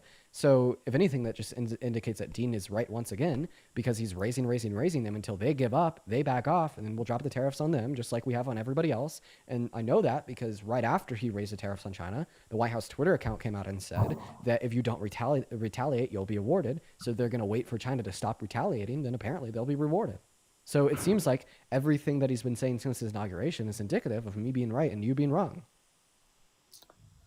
So I just want to understand. So so I told you what I believe his vision is. Why do you think he's doing the tariffs based on your evidence and worldview? I don't know. I don't think anybody knows why he's doing the tariffs. I could take a guess and say market manipulation to make him and his billionaire friends richer, but at the end of the day, nobody knows. At one point, he said that he was doing the tariffs because it was unfair that other countries were tariffing us. At another point, it was to protect American manufacturing. At another point, it was to negotiate better trade agreements with other countries. At another point, it was to get border troops from Mexico. At another point, it was to get a better border bill from Canada. At another point, it was some other random shit. Nobody knows, dude. I think that Donald Trump is a senile narcissist who really has no clue what he's doing, and it's like the spin cycle of the news that is reactionary to what he does to try to justify it. And at the end of the day, he's really just a pretty dumb old guy. So you're telling me that this Ivy League educated man has no idea. 57%, most of America voted for him. So you're telling me he has no idea on what he's doing with the economy. He's just an old fart. Well, This is clear clarify, from the ring. the answer to your question is yes, but I'd like to clarify beforehand. You told me that 58% of Americans voted for him. That was a blatant lie. So it's 49.9% not of Americans, but of American voters. So let's not spread misinformation on the live. So how did he win? How did he win? If 49.9%, that means Kamala would have won. Okay, well, I mean, first of all, no, our elections are not dictated off of who wins a majority of the votes in sense of 50% or more. He won the It's popular. rather dictated off of the Electoral College, and you're now going to tell me that he won the popular vote, and that's right. But winning the popular vote doesn't mean that you get over 50% of the vote. Winning the popular vote just means that you get more votes than any other candidate in the race.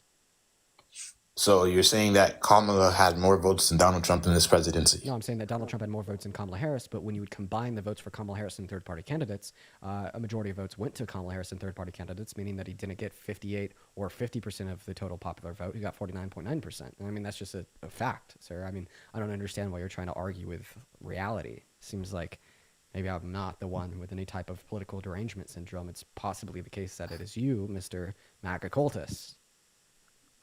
Oh, I'm not a cultist. I just came on this live to tell you the economic visits, which you still have not disproved. Well, Can you? before you pivot, I just want you to acknowledge that you were wrong and concede that no, not 58% of Americans voted for him. Yeah, I can concede that. It doesn't make a difference. We're under Trump's presidency now, so it doesn't make a difference. Okay, well, I mean, so then what was the relevance of it in an argument? Well, so you're saying like I'm wrong because a lot of people voted for him? Is that the position? Really? Did you like No, Biden? my position was that he's obviously competent enough to be the president if he had the faith of the majority of the American people. I'm so sorry. Never say that again. It was you and every single other Trump supporter that spent the last 4 years calling Joe Biden dementia Joe, sleepy old senile man that has no fucking clue what day it is or what he's eating, chocolate chip ice cream, go take a nap. Like, come on, bro. You're really now going to pull the card that if you're president, you're therefore competent? How come you didn't hold the same energy to Joe? Well, that's neither here nor there. I'd never really mentioned Joe Biden in this conversation, but what I am going to say is that this is why liberals have lost the popular vote, because you will just, what's the word I'm looking for?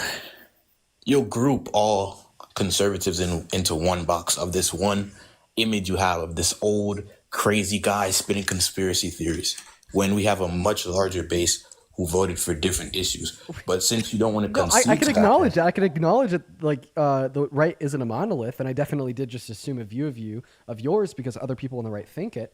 But like simultaneously, that was the biggest argument against Joe Biden, which had no relevance to this conversation. But since you do believe, you agree with the position? Like, do you think that that Joe Biden was a competent, strong president? I'll say he was good until the debate. He probably had a good chance. So he was competent though the whole time. I didn't like how he handled the beginning of COVID, but I would say, yeah, he was a pretty stable president. Yeah, well, great. I'm so glad I got your got that out of you.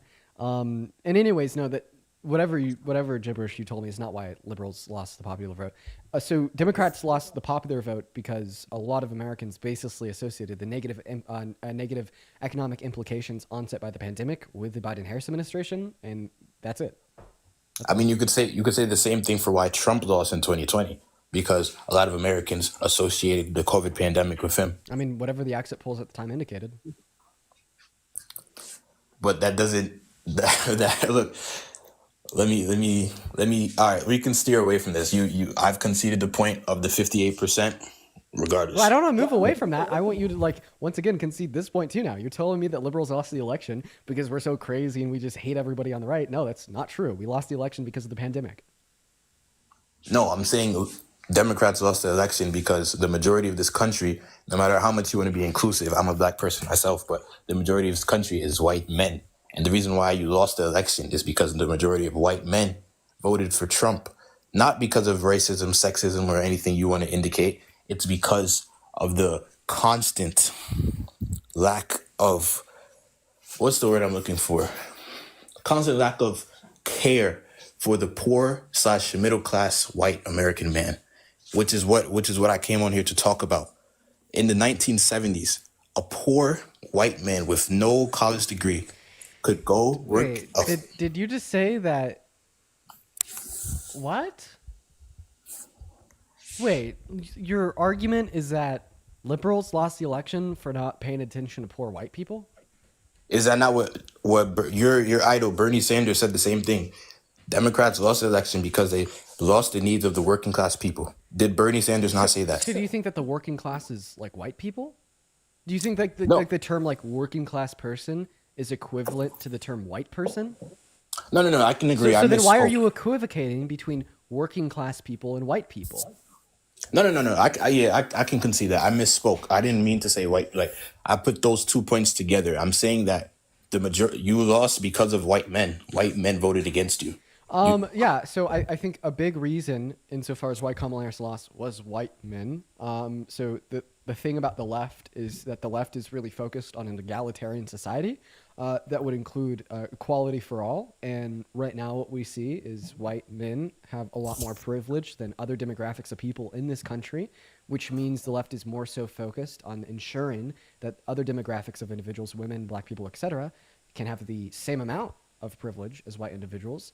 And that would require uplifting marginalized communities while taking additional, unnecessary, above equal privilege away from white people. And from a position of privilege, equality looks like oppression, especially to an uneducated, ignorant mind. So the left doesn't really center white people. The left centers issues, and white people are not currently experiencing issues to the same extent as white women, black individuals, etc. But as soon as you go over the right, it's all about the white people. I mean, if you watch Nick Fuentes, he'll tell you that you're the most valuable person that's ever lived as long as you're a white man. Listen to Charlie Kirk. He says that he would never trust a black airplane pilot. What does that imply? Well, oh God, I'm a white guy. Oh, he must love me. You know what I mean? And then same thing with a lot of other people over there. They love white guys. You're their best buddy. So that's why I think more white men sway to the right than the left. It's just because they're centered more. Well, no, I didn't say that to say that the Democratic Party should focus more on the issues of white men. I'm saying that. Yeah, me neither. I'm also not saying that. Yeah, I'm saying that you were not able to convince white men, which is why they voted against you. Yeah, that's definitely a descriptive truth. And I think the reason is because of poor messaging from the Democratic Party and then lying from Trump. All right, so could we actually talk about the economy now? Bro, it's like you'll throw out these one-liners, I'll respond to them, and then you're like, anyways. You literally just look. I literally just said to you that the Democratic Party lost because they were not able to adequately. What's the word I'm looking for? Adequately attract white men to vote for their candidate. So it's one of the reasons. Yeah, that's true. Okay, And I'm saying that you're going to keep losing elections as long as you continue down I know we can't speak about LGBTQ issues, but as long as you continue down that road, and you'll continue to drive white men away. Speaking like I'm not 100% a fan. Like I'm pro-choice. So I'm all that the stuff. way to drive more young white guys to the Democratic Party is to advocate for more education and critical thought on critical issues. The moment that we can change, the political landscape from accepting beliefs such as the left wants to oppress white guys because they want equality, to more so that everybody deserves the same amount of privilege regardless of your race or gender. And here's why. That is what we should do. That's why critical thought and education are so important, and that's why I'm live streaming right now. Now, I don't really understand the hell you're saying. Apple, thank you so much for the blooming.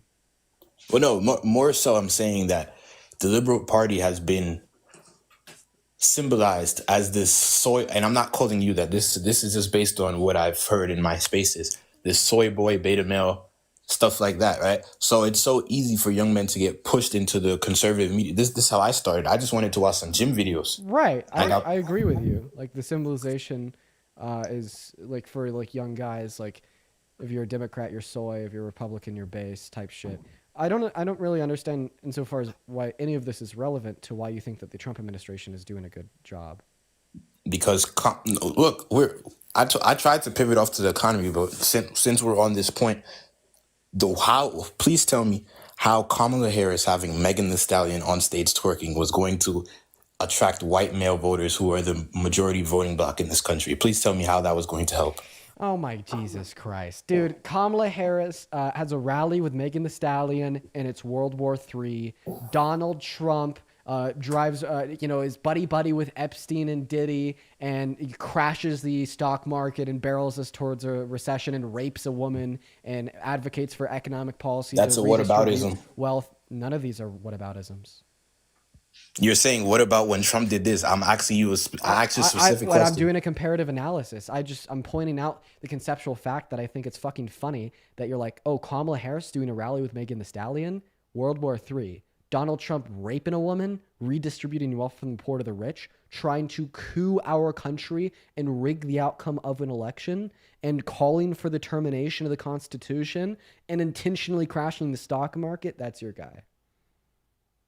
I don't get it. I don't get it, man. Is that the worst thing Kamala Harris has ever done? Done a rally with Megan Thee Stallion?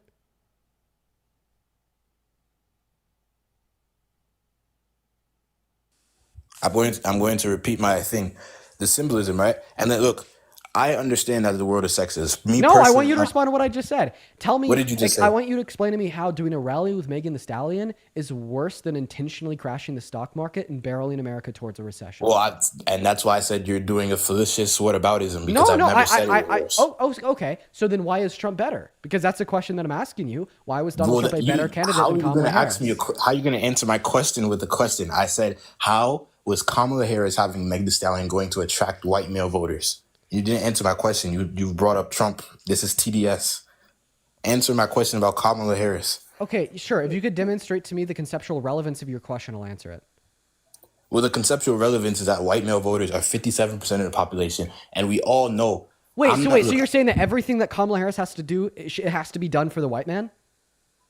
No, that's not what I'm saying at all. I'm saying Okay, that so then explain to me the conceptual relevance of saying, how is Kamala Harris doing a rally with Megan Thee Stallion attract white voters? Listen, look, I'm not saying that at all, right? I literally Yeah, just that is what you're saying. That is what you're saying. Like, the underlying assumption here is that everything Kamala Harris does has to be specifically designed for the interests of the white man. Well, no, that sounds like a great gotcha moment, Dean, but It's not a gotcha. It's a description of what you're saying. Like, instead of talking about policy, instead of talking about character, instead of explaining to me why you think Instead he's a of better answering my presidential candidate, question. your question is, I want you to sit here and explain to me how very minute, minuscule things that Kamala Harris did were for white guys. Which would imply that if I can't explain how Kamala Harris, having Megan Thee Stallion at one of her rallies, it wasn't for attracting white men, that's somehow a bad thing. Okay, right? That would be the conclusion of your position. I get cooked by indicating that Kamala Harris did something bad, which means you think if Kamala Harris having Megan Thee Stallion at one of her rallies didn't attract white men, therefore it's bad. What does that mean on a more conceptual level? That if Kamala Harris literally does anything that isn't specifically designed for the attentions and attractions of white men in America, it was a bad thing to do. Therefore, this means that you think that Kamala Harris should have only done things for the intentions and the attitudes of white men in America. That was the largest reach you ever took in this debate. I'm saying that Logical implications are not reaches. Wait, what? I just want to see what you'd say here. Kamala Harris. You just said like 3 whole sentences, and I can't say 2 Kamala words. Harris bringing Megan Thee Stallion onto one of her rallies didn't attract the typical attentions of American white men. Now explain to me why that's a bad thing. I'm just curious on what you have to say. Listen, I'm not saying that it needed to attract them. I'm saying that it effectively dissuaded them. I was a person who was going. Why would that dissuade anybody? Why should that dissuade anybody? Listen, I was a person who was going to vote for Kamala, right? But and most of us in the community were. But That when we dissuaded saw you? that, we said this is not. That 100% dissuaded me. Wait, when you say community, what are you referencing? The black community? Black community, normal working people, truckers, normal working people. Because as much as we look, I can admit I've seen a whole lot of sexism in my life, especially in the trucking industry. So I know. I just want to clarify that Kamala Harris bringing Megan Thee Stallion on stage at a rally was what did it for you. That was the red line. That dissuaded you. You no longer consider voting for her. But Donald Trump calling all black people lazy didn't. Donald Trump saying that Obama was born in Kenya with no evidence to try to convince people that they shouldn't vote for him, insofar as the instantiation of the belief that he was constitutionally ineligible to run, didn't. Donald Trump trying to silence the voice and the vote of every single American citizen in 2020 when he tried to rig and steal the election from Biden didn't.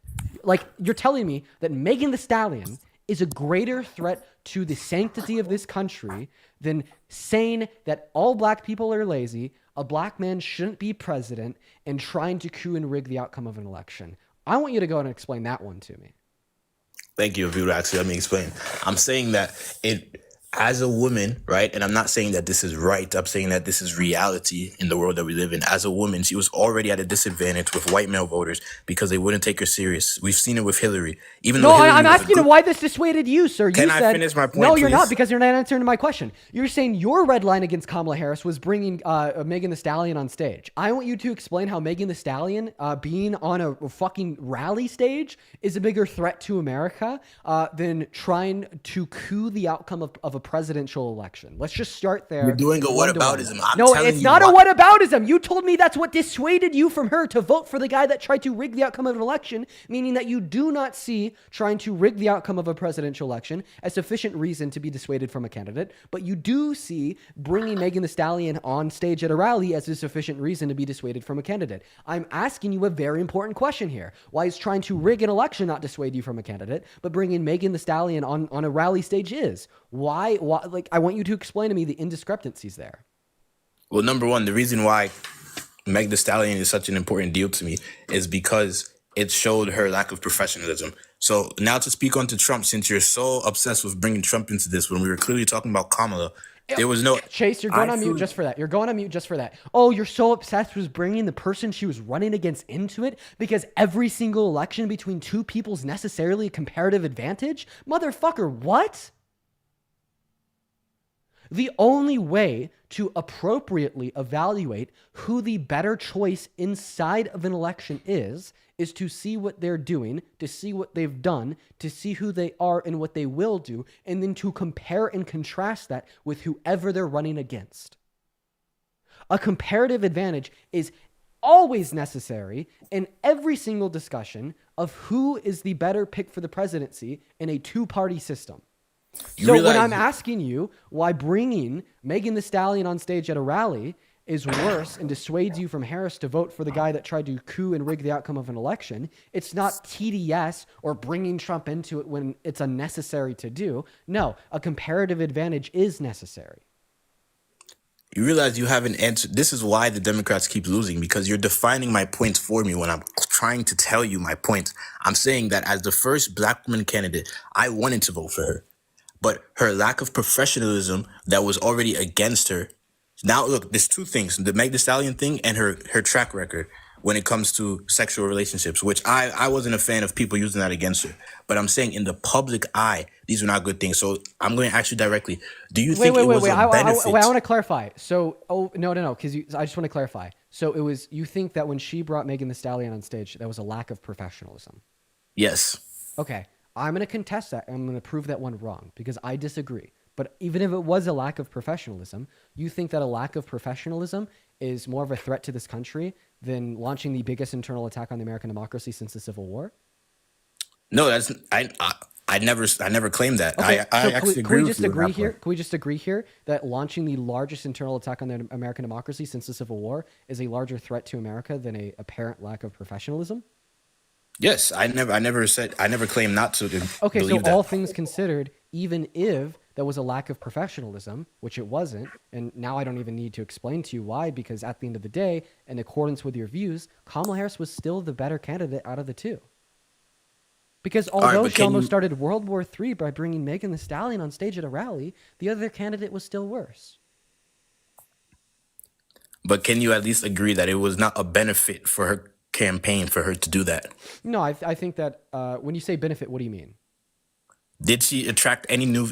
Do you think she brought more people in? So this is purely a This is purely a descriptive statement. So you're not asking me the question, do I think she did a bad thing? Because I don't think that she did a bad thing. I think that trying to connect with your constituents, engage in pop culture is very important. It makes you feel more personable, and it probably would demonstrate that you're more similar to the people that you're supposed to represent than apart, such as growing up with a golden spoon in your mouth as a billionaire. But that point's neither here nor there. The point of the matter is, if you're asking me if it's a benefit, if it got more people to support her or not support her, that question is not relevant. That's what I'm and the asking. reason why that question is not relevant is because I'm talking to you and why you didn't support her. So please stop equivocating between the two subjects. Why did the people vote against her? I want to talk about why you voted against her. This is a And I conversation literally just between said it to Dean you. and Chase, okay? So inside of the conversation between Dean and Chase, respond to my question here. What ultimately made Donald Trump a better presidential candidate than Kamala Harris? Because they're telling us that your ultimate red line against Harris was her bringing Megan Thee Stallion on stage. So why was bringing Megan Thee Stallion on stage a red line, but trying to coup and rig the outcome of a presidential election not a red line?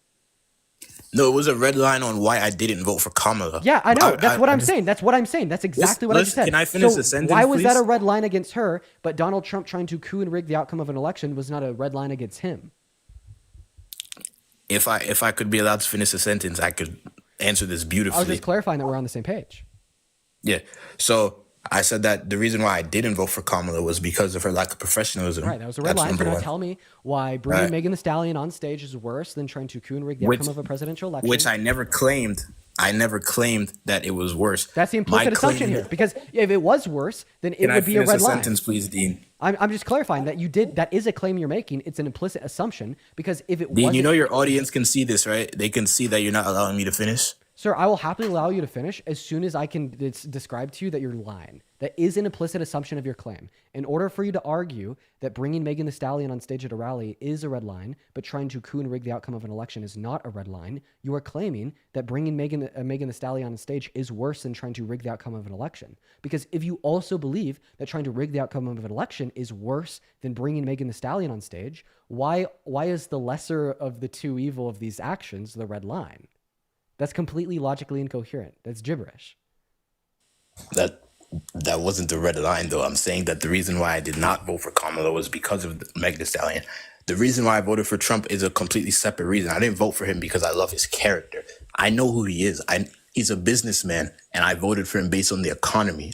I don't believe. First off, you have the assumption that I'm a MAGA cultist, which is why I said the Democrats lost, because they assume every MAGA person is the same. I voted for him based on the economy. I don't trust any politician. I You know don't what you believe. just told us? What did you tell me? What you just told us is that Kamala Harris's character mattered, but her policy didn't. But Donald Trump's policy mattered, but his character didn't. That's what you just told me. More or less. Why? Because Donald Trump's policy is actually going to create an America in which truckers like me can actually participate in the economy. No. Other than Kamala Harris's economic policy was significantly better than his. Especially for members of the low and the middle class, undeniably. So the Institute on please. For sure. The As a Institute, on, trucker. the Institute on Taxation and Economics indicates that anybody making under $395,000 per year will have less purchasing power because of Donald Trump's economic policy. Meanwhile, Kamala Harris's policy was only designed to give more purchasing power to 100 million American workers in the low and the middle class. Then also, you're saying as a trucker, Donald Trump is worse for truckers. Why do I say that? GDP growth is on a downtrend. There's less domestic product for you to ship, meaning you will have less shipments because less people are buying. What about fuel and oil and gas prices? Guess what? It's going up. We're predominantly reliant on imports because it's cheaper than what we make here at home in America. Now, all of the oil and gas, it's tariffed. You're paying more for the gas that you use to drive your trucks, meaning that it will be more expensive to hire truckers, meaning that less people will hire truckers. Wow. How about something else? Domestic drilling of oil. Oil's really important to the trucking industry. We've never had a better administration for domestic drilling of oil than Biden and Harris. They were able to produce more for a year straight than Donald Trump's maximum amount of production in a single month. Not to mention they approved 50% more leases. The end of the day, she was better for the economy. She was better for you and your niche of truckers, and definitely better for members of the low and the middle class. I'm going to put this in simple terms. In Kamala's perfect world, truckers would not benefit as much as in Trump's perfect world. If everything Trump does goes to plan, we can argue about if it's going to happen. But in Trump's vision, can you at least agree on this? In Trump's perfect vision, America will be back to being the number one industrial power. Can we agree that that's his perfect vision? I don't think I've already said this. We don't know what his vision is. But I just want to clarify that you base your beliefs on dreams and I base my belief on reality. No, look, I'm walking you down this path. Nobody knows what his perfect world is. Nobody. He said it. Everything he says contradicts something else he said. And I've already explained that. But I want you to contest my claims on the outcomes of the policy. I just explained to you why Kamala Harris's policy was better than Trump's, and you pivoted and said nothing. I spoke about the vision for truckers. I want to talk about the policy and the effects of the policy. Explain to me why my explanation insofar as why Kamala Harris's proposed policy was better than Trump's is incorrect. Well, first off, Kamala Harris's proposed policy came in the last month of the election, where she decided to pivot her campaign strategy to try to include black men, which had nothing to do with the rest of her. Are you going to respond to my claims or not? I gave you very specific claims that you're not responding to. You said Kamala Harris's policy would actually improve purchasing power. And I disagree with that because our main focus should not be purchasing power. Our main focus should be putting power back into the hands of the middle class and lower class, which is why I'm speaking of the vision, because you still look from the beginning of this debate, you have not. How do we put more power into the hands of low and middle class Americans in a late stage capitalistic society? The same way we did in the 1970s when you could get a job with no college degree and support your whole family. Oh, wait, you could get a job without a college degree? I have a question. Who's the president that made an EO designed to specifically have federal jobs, which account for 45% of the jobs in the American market, in the American labor force, no longer require college diplomas? Please tell me. I don't know. Biden. That's amazing. Anyways. Once again, my argument is low and middle class Americans better off under Harris. Low and middle class Americans worse off under Trump. Prove me wrong. And I'm proving you wrong. I've never said that Kamala was going to destroy the economy. I'm not a. No, I'm arguing that she's better for it.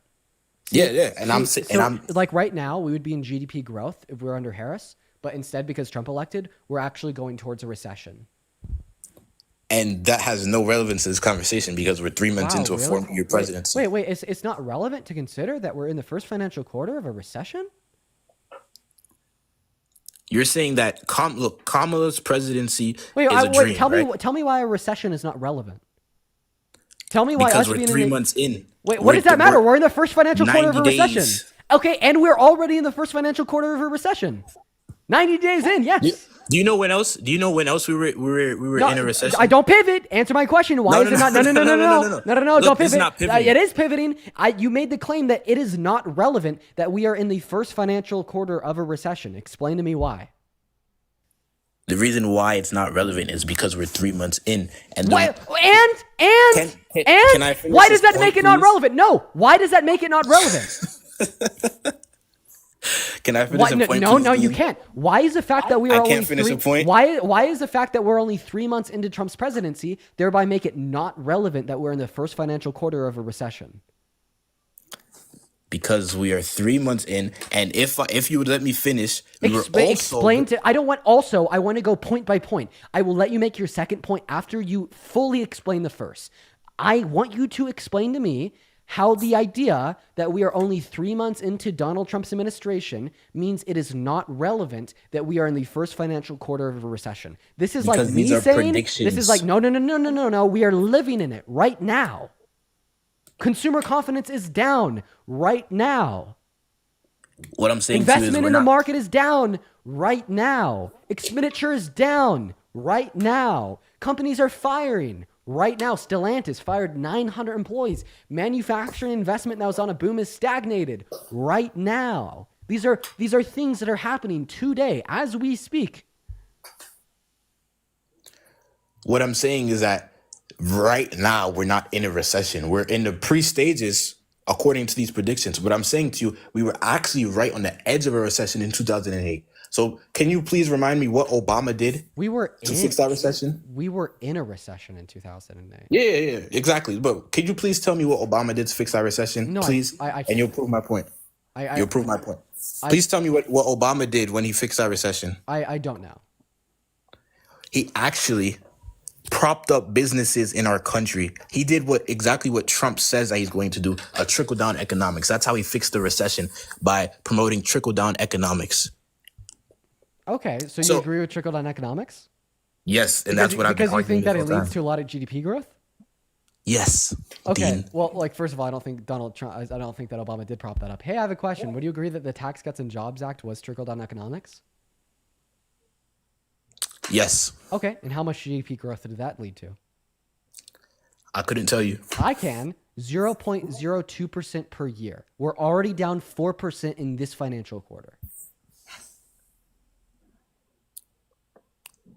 That's astounding. Well, that has nothing to do with my point here. Yes, it does. Yes, it does. You're saying that the way he's going to pull us out of recession is trickle down economics. Trickle down economics is a mere tax policy. Okay, it's a way in which you would orient how much individuals are taxed predicated on their income, right? And it's the case that that policy of Trump's is his tax cuts that he originally implemented during his first term in 2018. This is not only relevant to the point that you're making, it is the point that you're making. Donald Trump's trickle down economic tax policy led to very little GDP growth. $20 billion per year in additional GDP growth, 2.02% per year was caused by the TCJA and its first implementation. And my source is the macroeconomic impacts of the 2017 tax reform bill, which was a study done by 2 Harvard economists, one right-leaning and one left-leaning, meaning it was bipartisan. So you're telling me that Donald Trump is going to fix this economy with trickle-down economics and that's going to boost GDP growth? He's already proven you wrong. Well, first and foremost, you're arguing trickle-down economics, and I just gave you evidence that that's how Barack Obama saved this country from a recession. Actually, no, you didn't give me evidence. You made the claim without evidence, but I will clarify that Donald Trump's trickle-down economics does not lead to accelerated GDP growth. 0.02% per year is nothing, especially when it costs close to $2 trillion. It costs more than it generates. Yeah, look, I was not a Trump supporter in his first presidency. I wasn't. But that's the same policy as today. It's just slightly updated. So you're telling me in his last presidency, he put a 245% tariff on China? No, I'm talking about his tax policy for trickle-down Yeah, economics. you brought up tax policy. I never brought up tax policy. Wait, I have a question. What do you think trickle-down economics is? Trickle-down economics is cutting taxes for the very wealthy, which therefore brings businesses into America because of the lax tax restrictions. And then that brings more jobs to the lower class. Hey, Chase, what do you call policy that either cuts or increases taxes? Oh, no, it's called taxes. Oh, my goodness. It's called tax policy. Jesus fucking Christ. So what is your point here? You brought that up, not me. Trickle-down economics is tax policy. No, what I'm saying to you is the way that we Wait, you just said no to that? Okay. Wow. Should we go ahead and pull up my YouTube stream and play it back 20 seconds to hear you define trickle-down economics as cutting taxes for rich people? No, I said that Obama No. You said that economic policy was cutting taxes for rich people. No, I said that Obama saved the country from... Redefine that trickle-down economics right now. Could I finish the sentence, No, please? redefine trickle-down economics. Trickle-down economics is when you give tax cuts to the very wealthiest corporations so that they can operate with lower cost, which then affects the cost of goods and gives workers higher wages and more jobs. Yeah, thank you for reading that off of Google. You did a great job. That is a perfect definition. Giving people tax cuts is tax policy.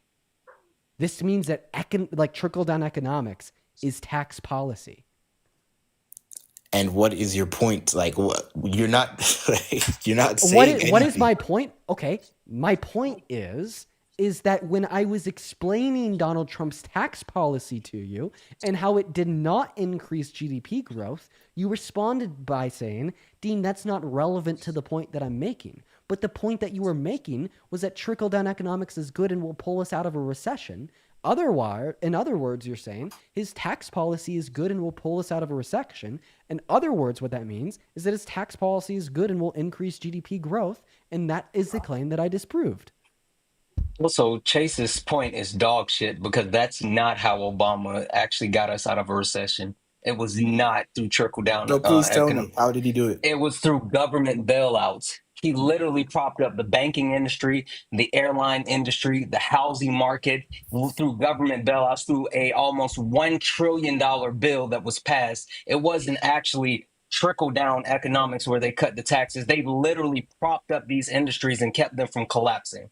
exactly You're my point. Government subsidies, which is what I'm talking about. And if Dean would you let me finish the sentence. you said that you said cutting taxes. You've No, been I all over the defined. place this entire time. Like you've been all over the place. This is wild. I've been all over the place You've because been wrong the whole time. I've been wrong on points that you've claimed that I've never made. Do you realize? Look, let me test if you're actually capable of having a debate. Do you I've know been what my point? listening to you this whole No. time. I'm speaking to Dean. Dean, what is my point? Please tell me what my overall point is and why I voted for Mr. Holy Trump. fucking shit. It's like you want to abstract everything and make everyone confused when you're proven wrong. You made the claim that Donald Trump's trickle-down economic policy was going to pull us out of a recession, and I demonstrated to you how that's not true. Where did I say that? I said You Obama. said just like Obama. Calm down. Just Liberal like rage. Obama. Liberal rage. To be fair, you said that Barack Obama actually used By the way, for everyone economics. for everyone in the chat, all the accounts are getting literally auto sniped by like me and 3 other people. I just want to make that incredibly clear. Anyways, go ahead. You said that Barack Obama pulled us out of a recession using trickle down economics, and you said Donald Trump was going to do the same thing. I did not You say that, didn't- actually. I never made that claim. I said Okay, that. wait. So then why the fuck are we talking about Obama? If it's not relevant was to your saying argument. No, Chase, slow down. Why are we talking about something that you think Obama did if it's not relevant to your argument about Trump? Do you even know my argument about Trump? Well, at this point, no, because I thought that you were so arguing. could you give me at least 30 seconds to explain it? No, you can't. No. Stop it. You told me that you that something about us. Let me clarify. Why is whatever Obama did in 2008 relevant to now? Because I'm saying that trickle-down economics, the principle, I'm not talking about it itself, but I'm saying when Obama wanted to fix us in a recession, he gave government subsidies propping up American industries. You didn't say that until you never said that until I said because that. I did not have a time. I literally could not. Because You kept saying that. You said that because You said that Obama gave tax cuts through trickle down economics, and you made the connection between the two because your point is the same way that Obama actually saved us from the recession is the same way Trump will save us from the recession, which Dean has been talking about. Trump's barreling towards a recession because he's not good for the middle class, which is what you guys have been talking about. Yeah, I'd like You to literally clarify. just defined my point for me. I did not say that. The recession that we're in the first financial quarter right now only exists because of Trump. That's irrelevant to what I'm saying. Can I please have 30 seconds to explain my point? Can we do this like Jubilee, please? Wait. So the fact that Donald Trump has manufactured an American recession is irrelevant to your argument that Donald Trump is pulling us out of an American recession? How is that irrelevant? Because I never made the argument that he was going to pull us out with trickle down economics. Yes, you did. My point. Yes, you did. My point is that Donald Trump's policies and vision for America is going to close the wealth gap between the poorest American and the richest American through bringing manufacturing jobs. It's going to increase. All right, and that's what we can argue about. You went on 12 different side paths. It's going to increase wealth, income, and inequalities in America. My source would be the Institute on Taxation and Economics that indicate that in the totality of Donald Trump's economic policy, anybody making under $395,000 per year will be worse off. Meanwhile, those making over $395,000 per year will be better off. Also, you can take a look directly and you speak about Donald Trump actually increasing manufacturing jobs or even actually increasing jobs. But you see companies like Microsoft who had 3 different facilities that they were planning on opening up in Ohio. But due to Donald Trump's economic policies and the tariffs, they have stopped that actual process of developing those facilities, which was billions of dollars, and now they're just going to use that land as farmland. So literally Donald Trump is running off businesses. Yeah. But please just respond to the first part there. No, we just have evidence from financial institutions that it's actually going to increase income inequities. What I'm saying, we can talk about the predictions all day long, but what I'm saying is that the reason why I voted for him was his policy, which is going to bring manufacturing jobs back to America. Now, please answer this question. No, please, stop. No. Because you told me that you are not going to respond to my counter argument because it's predictive. Right, Chase? Yes, Dean. Okay, now stop talking. Has Donald Trump reduced income inequalities in America yet? No, not in No, 3 months, So, Dean. Chase, is your argument therefore predictive? Yes. Okay, so how Same come? way how yours Wait. is. So how come I can't have a predictive argument, but you can? So let's say Kamala was in office right now, and the same thing was Stop. happening. What would your defense be? Stop. I want you to respond directly to my question. How come you won't respond to my position because it's predictive, but your position is also predictive? My position isn't predictive. I'm telling you the reason why I Oh, voted for him. Chase, you complete total asshole. You told me 5 seconds ago it was. You verbally affirmed with a yes that your position is predictive. Yeah, it's predictive, but I'm telling you the reason why I Chase, voted you for him. complete total fucking Look, asshole. You told me 3 seconds ago I with a just said it's verbal predictive. expression saying Yes, it's no. So can we just appreciate for a second how he literally just almost he tried to ask you to do his homework for him. He said, "Well, what if Kamala Harris was in office and the same thing was happening? What would you say?" So are you trying to get Dean to give you the actual defense that you don't have because you know you're spiraling? That's wild. So now, yeah, for real, Santana. Now, please answer my question. How come you think my position is invalid, therefore a response from you is not warranted as you believe it's predictive, even though your position is also predictive? I mean, your prediction is valid, but I'm saying that. So then respond to it. Okay, great. Your claim is that he will reduce income inequities in America. My claim is that you're wrong, and the reason why I think that you're wrong is because institutes such as the Institute on Taxation and Economics has indicated understand your claim. that anybody making under $395,000 per year will be worse off with less purchasing power, meaning income inequities will increase. And I'm saying to you that that's a prediction So, based off. but like debunk the Can prediction. I finish? It's a prediction based off how things are going right now. What I'm saying that is in the economy that Trump seeks to create. Obviously, you go through roadblocks, tariffs. You don't just become an industrial power overnight. The tariffs are obviously a long-term plan. You don't just wake up one day, put tariffs, and everything's A-okay. Obviously, we expected to go through economic challenges. So explain to me how tariffs are going to lead to good outcomes in the long term. We're going to be less reliant on China as our main manufacturer. Okay, why? Because China's not our main manufacturer. Huh? China's not our main manufacturer. So who is our main manufacturer? I just want you, Chase, just please stay on topic real quick. So you're telling me that tariffs will lead to a good outcome in the long term. Why? Because we're going to have more manufacturing jobs like we did in the 1970s. Okay, and why will tariffs cause more manufacturing jobs in the long term? By protecting American industries and incentivizing companies to produce in America. Okay, and how do tariffs incentivize companies to produce in America? To make them want to avoid paying the tariffs, and Donald Trump is going to provide government subsidies to companies that produce in America. Okay. I've talked to this gibberish generator before. So in other words, your argument is that the tariffs will cause companies to move to our country. Yes. Now, could you please defeat that point? Yeah, for sure. Would you agree that Donald Trump is using these tariffs as a tool to negotiate better trade agreements with other countries? We're going back to that point. I'm saying, could you stay on topic, please, Dean? Don't be confused. Yeah, this is my counter argument. You're asking me a question. That's not an argument. Yeah, sometimes in order for me to build an argument, I'll need to know what you think so I could actually demonstrate how even you would concede to it. But now I will just ask you the question. Will you agree that Donald Trump is using these tariffs as a tool to negotiate trade agreements with other countries? Yeah, right now he is. All right, great. But would we have to be willing to let go of our tariffs on other countries for them to let go of them on us? Maybe. It's a possibility. No, it's not a maybe, it's a yes. Why would a country reduce their tariffs on us if we don't reduce their tariffs on them in response? Because we're the number one country in the world with the biggest economy. What are they going to get out of it, though? What do you mean, what are they going to get out of it? It costs to be an enemy of America.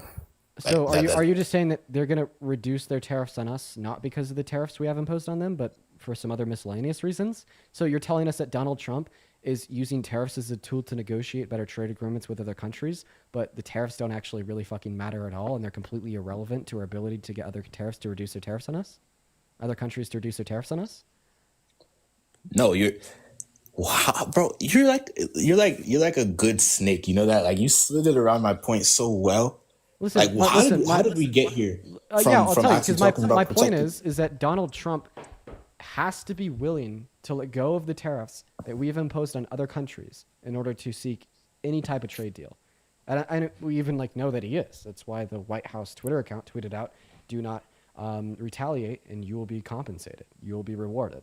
All that this means is that if other countries don't retaliate and reduce their tariffs on us in response to our tariffs on them, we'll get rid of our tariffs on us. That is also why we're currently under a 90-day pause on all tariffs outside of China. What does this mean? All right, so is that these tariffs are not confidently there to stay in the long term, and because they're not confidently there to stay in the long term, other countries will not invest billions of dollars in 3 to 5 years into building manufacturing plants here. And this is the argument insofar as why Donald Trump's tariffs now will not lead to companies moving from overseas to America. All right, I'm willing to Just a quick FYI for you. China is actually number 3 as far as the countries that we import the most from. We import more from Mexico, which is number 1. We import about 15.1% from Mexico, 14.6% from Canada, and 13% from China. So no, China is not our biggest manufacturer. And then also Howard, thank you for the $40 super chat. Oh my God, Howard says, "Brilliant, Dean, so brilliant. Love hearing your takedowns." Howard, thank you so much for the love. That is so incredibly kind of you. And then also Sarah, Justin, and AJ, all with a $10 over on Venmo. Thank you guys so much for the love. You guys are all very, very phenomenal. Thank you so much. Oh, with the $2 over on Venmo. Thank you so much. But anyways, now I'd like you to adequately and appropriately respond to my argument insofar as why the tariffs Donald Trump has today will not lead to companies moving their operations from overseas to domestic. I can concede on other countries, right? I can't for sure say I'm not a psychic. I don't know Trump's mind. I can for sure. Listen, so you're please don't conceding? interrupt me, please, Dean. Look, I can agree that not all of us know what Trump is doing with the terrorists right now. But what I'm saying to you is the reason why I voted for him. So is I just want to clarify. You're conceding your position that Donald Trump's tariffs today will lead to more manufacturing in the long term. No, I'm saying on the other countries outside of China. So you're not conceding that. So then rebuttal my argument. No, I'm conceding. Look, listen, I'm saying, all right, you have a point when it comes to other countries, right? But do you agree that we should reduce our reliance on China? No, now you're asking me a question, not responding to my argument. Because my argument even applies to China. Even as it applies to China, the U.S. is continually ramping up tariffs on China to unsustainable levels in hopes that eventually China will fold, they'll reduce their tariffs on us, and we'll reduce our tariffs on them. It's the same deal even as it applies to China. Donald Trump is using these tariffs as a tool to negotiate a better trade agreement. Well, no, Trump overall wants to reduce our trade with China overall. He's explicitly stated this. He wants to reduce our trade with China. Okay, so we're never going to reduce the tariffs on China. So then why would they ever reduce their tariffs on us? That's the point. We don't need China. China needs us. Okay, so then why is he trying to get them to reduce their tariffs on us? Obviously, he would want them to reduce tariffs on us so we can make more money. Oh, okay. But he's going to be unsuccessful in doing so because we're not going to reduce our tariffs on them, right? Correct. Okay, so then what is the point of sitting down and negotiating? What is he negotiating for? Yeah, I'm going to go pee real quick. I'll be right back. Is it just like a public campaign? Is there nothing specific there? He's doing it for shits and giggles or shiggles. Yep. He's doing it for fun, dude. He Know just what I'm said, saying? "Fuck it, man. I'd feel like doing some press work. You know, I want some brownie points from the MAGA base for the art of the deal." I got a question for you. Hey, so what about our trade deficits? What do you mean? What about our trade deficits? What if other countries start targeting our trade deficits? Do you know about our trade deficits? Did you know the United States actually has trade deficits? Did you know that the United States actually exports something more than any other country in this world? And what is your point? The thing that we export makes up about 70% of our economy. And if the actual thing that we export to the rest of the world at a higher clip than anyone else actually starts to get tariffed, then we're in big trouble. Do you know what that thing is? Were you even aware that we have trade deficits? Or I'm sorry, trade surpluses. Surpluses. I mean surplus. I'm said deficits. Trade surplus. Wait. You just made a completely incorrect statement. You said it makes up 70% of our economy, which is Yes, impossible our because our surplus makes up about 70%. It's the service industry. which is what I Multiple was going to factors of say. That you service. can't Yeah. tariff a service. You can't Yes, tariff you the can. service industry. Okay, so if they start actually putting limits as far as the amount of entertainment that's allowed in other countries, i.e., Hollywood, right? We understand that our actual movies are sent to other countries. If they actually start putting a tariff or they limit the amount of movies or the actual product to come into the country, it's the same thing.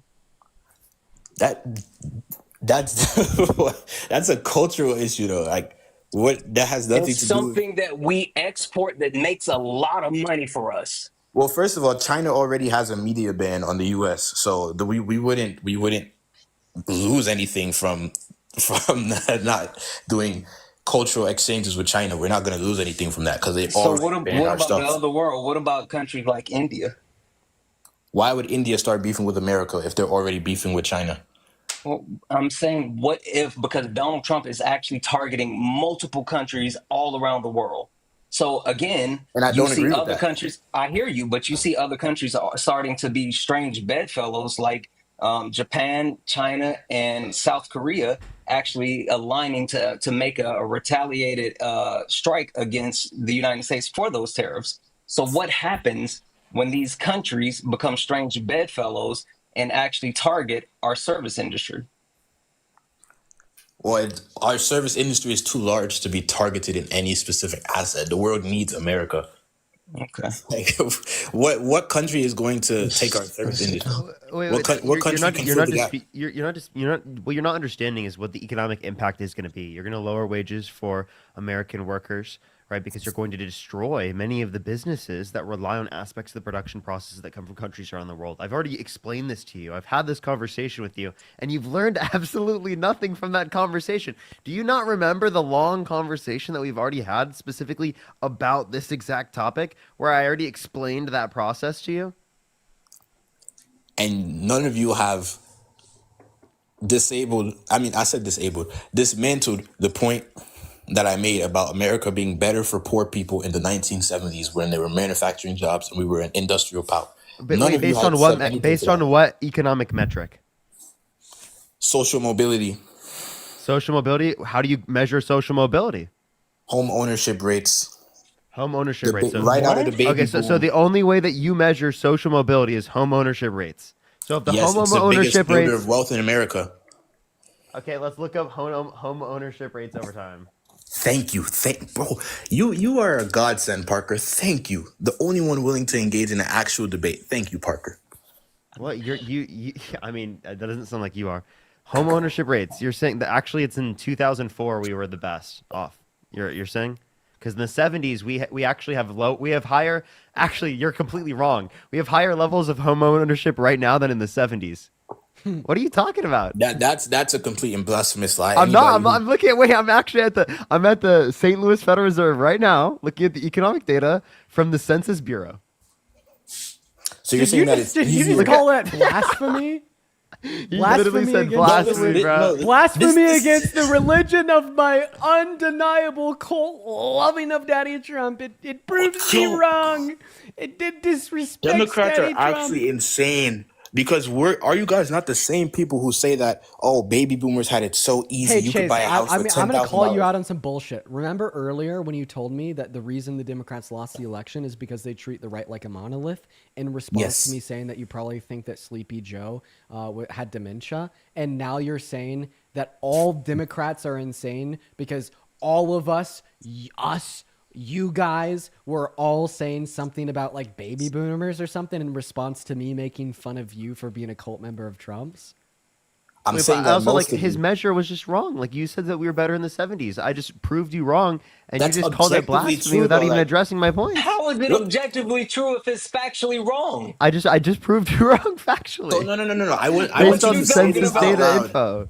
I want you to say this out loud and listen to yourself. I want you to say this statement. in today, 2025, it is easier to buy a home than it was in 1970. Please say that out loud, Parker. Please say it. Wait, you were judging that based upon home ownership rates. That's how you judged social mobility. And I'm using the metric that you cited to show you that what you said was wrong.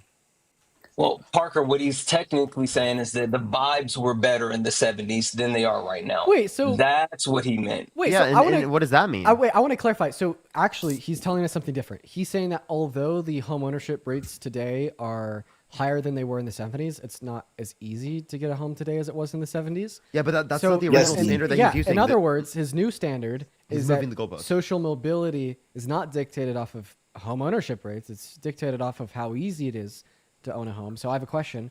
Who had policies for that? Yeah, what policy would make it easier for people to buy homes? Kamala Harris or Donald Trump? Kamala Harris's policy was hogwash. It was never going to get passed. Just like the same reason why it wasn't That's not what I passed. asked you. Answer my question. Who is better? No, Who's going to make it easier to buy homes? her proposed Trump policy or was better. Harris? Her proposed policy was better. Yes, I could agree that her down payment assistance. Ah. Yeah, proposed. That's the key word. though. Did Donald Trump have any proposed I was policy just for about housing to say that. affordability? What was Trump's proposal? This guy's getting Did he have dog anything? walked His so proposal hard. was a return to the 70s when you could buy a house off of a handshake. How are you? deal. How? What by what policy? What is he gonna do? So his policy's time travel. His policy is time travel. He said he's gonna bring back the DeLorean. What are we talking I'm gonna about? bring back the DeLorean. You're all gonna get in it. Tariffs, It's gonna be so tariffs. easy. You It's gonna still be... haven't proved me Actually, wrong with tariffs how make new houses more expensive. industrial power. I'm going to just say these terms. So tariffs make new houses more expensive because the raw materials that we use to build new houses, a lot of it comes from other countries. Regardless, I'm saying that. So, what? Look. No, not what would regardless. What was Donald Trump's housing affordability policy?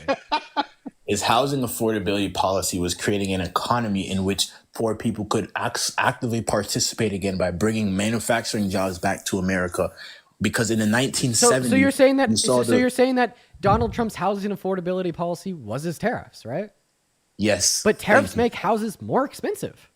You're speaking in the short term. I'm talking about long-term policy. No, even in the long term. That's like saying Kamala Like, Harris. you understand, like, for houses Listen. specifically, like, tariffs will only make them more expensive in the long term because the Listen, fact you're of the making a matter fallacious- is that you're making a Canada has fallacious more argument. productive capacities and more natural resources to yield more lumber for lower prices. You're making a Dean, fallacious argument. Can I Take it cut away, you off Parker. real quick? I have to thank someone real quick. Oh my fucking god, Christian with the fucking $500 on PayPal. Christian, oh my god.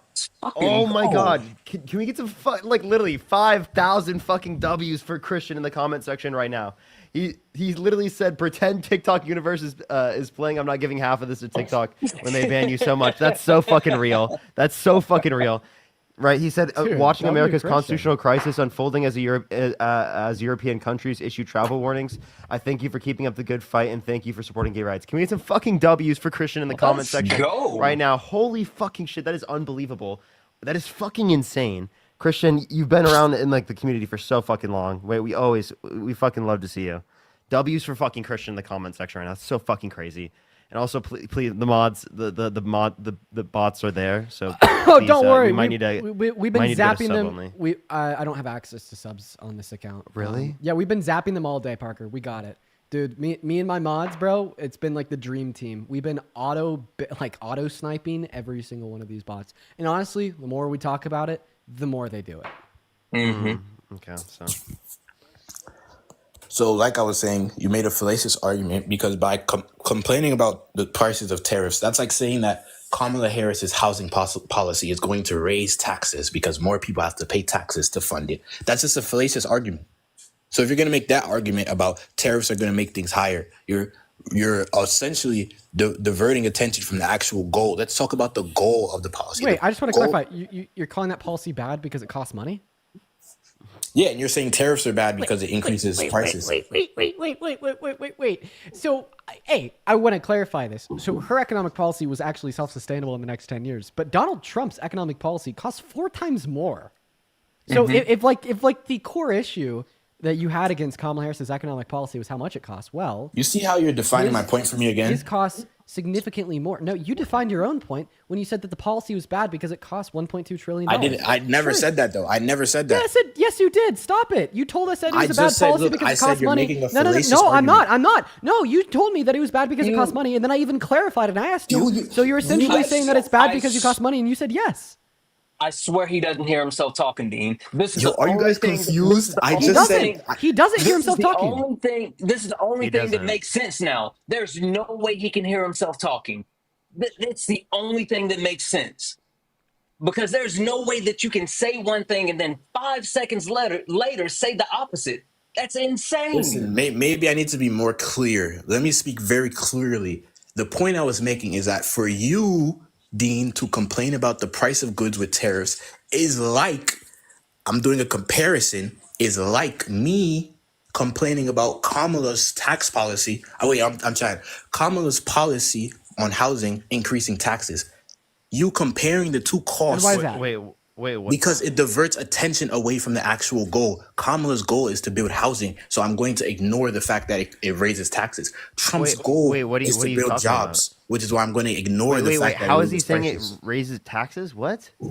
Who's going to pay for the housing bill? What are you talking about? Yeah, so if you're You wanna- curious, so her all of her economic policy was supported via a 7% increase in the corporate tax rate, while granting Medicare a greater renegotiated ability with private pharmaceutical companies to save our government more money, and that essentially like covers all of the expenditure for the cuts, making it self-sustainable. But like, I think that's a good thing to do, right? But like, obviously, American consumers paying more because of tariffs is like a bad thing to do. It's short. Can I also clarify to him? Like, again, Donald Trump signs off on more debt-related spending. Who's not getting the revenue in order to be able to take into account how much they're spending? That's obviously Donald Trump then. Also, right? I just want to reiterate: people are like saying, "Where are the mods?" It's multiple accounts. Every single time you see an account comment that, I swear to you, by the time you read it, the account is banned. Go ahead.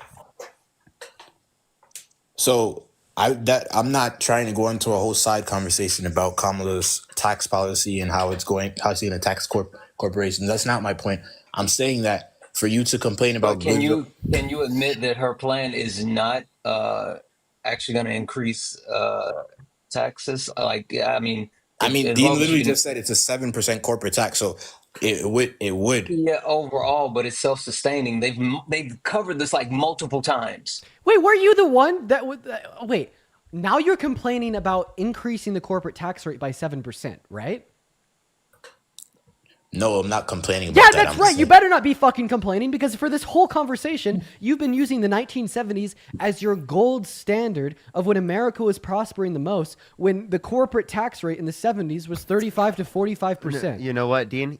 When he's talking about the 70s, he wants to bring back stagflation. That's what he's talking about. Oh, yeah. No, he's right. That's a gold standard. Hey, Chase, man, you got anything else that you want to get absolutely shit on about, or is it time for us to move on?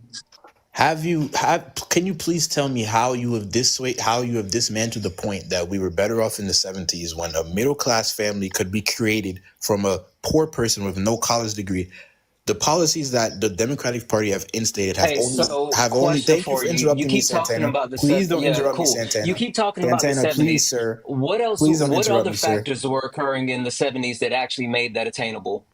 Were there The things industrial, happening the like baby boom. No. Were there things like free access to college? I mean, like, did we have an actual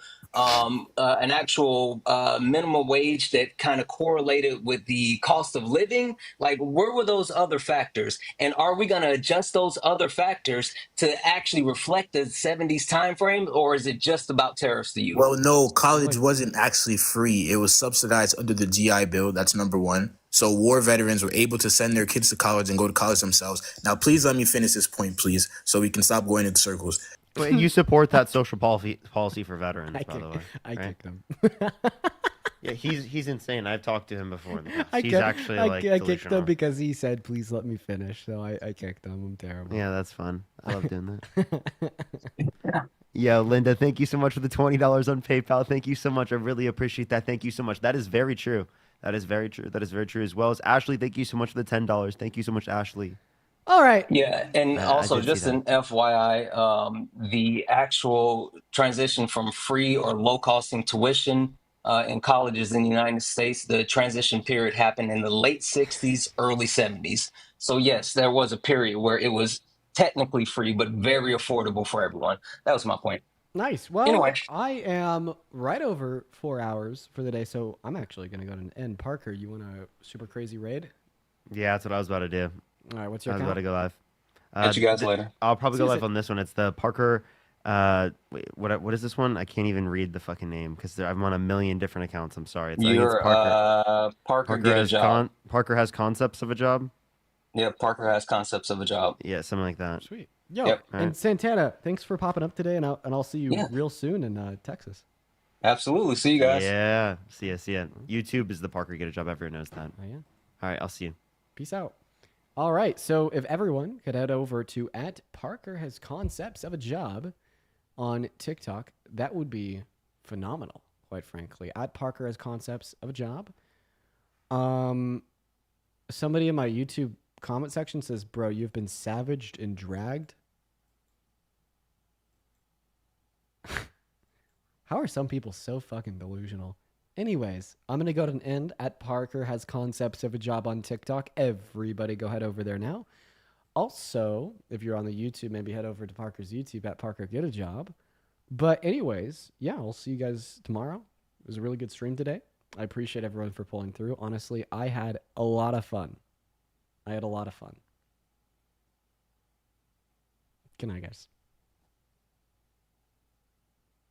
For everyone over on YouTube, I always say bye to you guys last. See you tomorrow. I'm tired as fuck.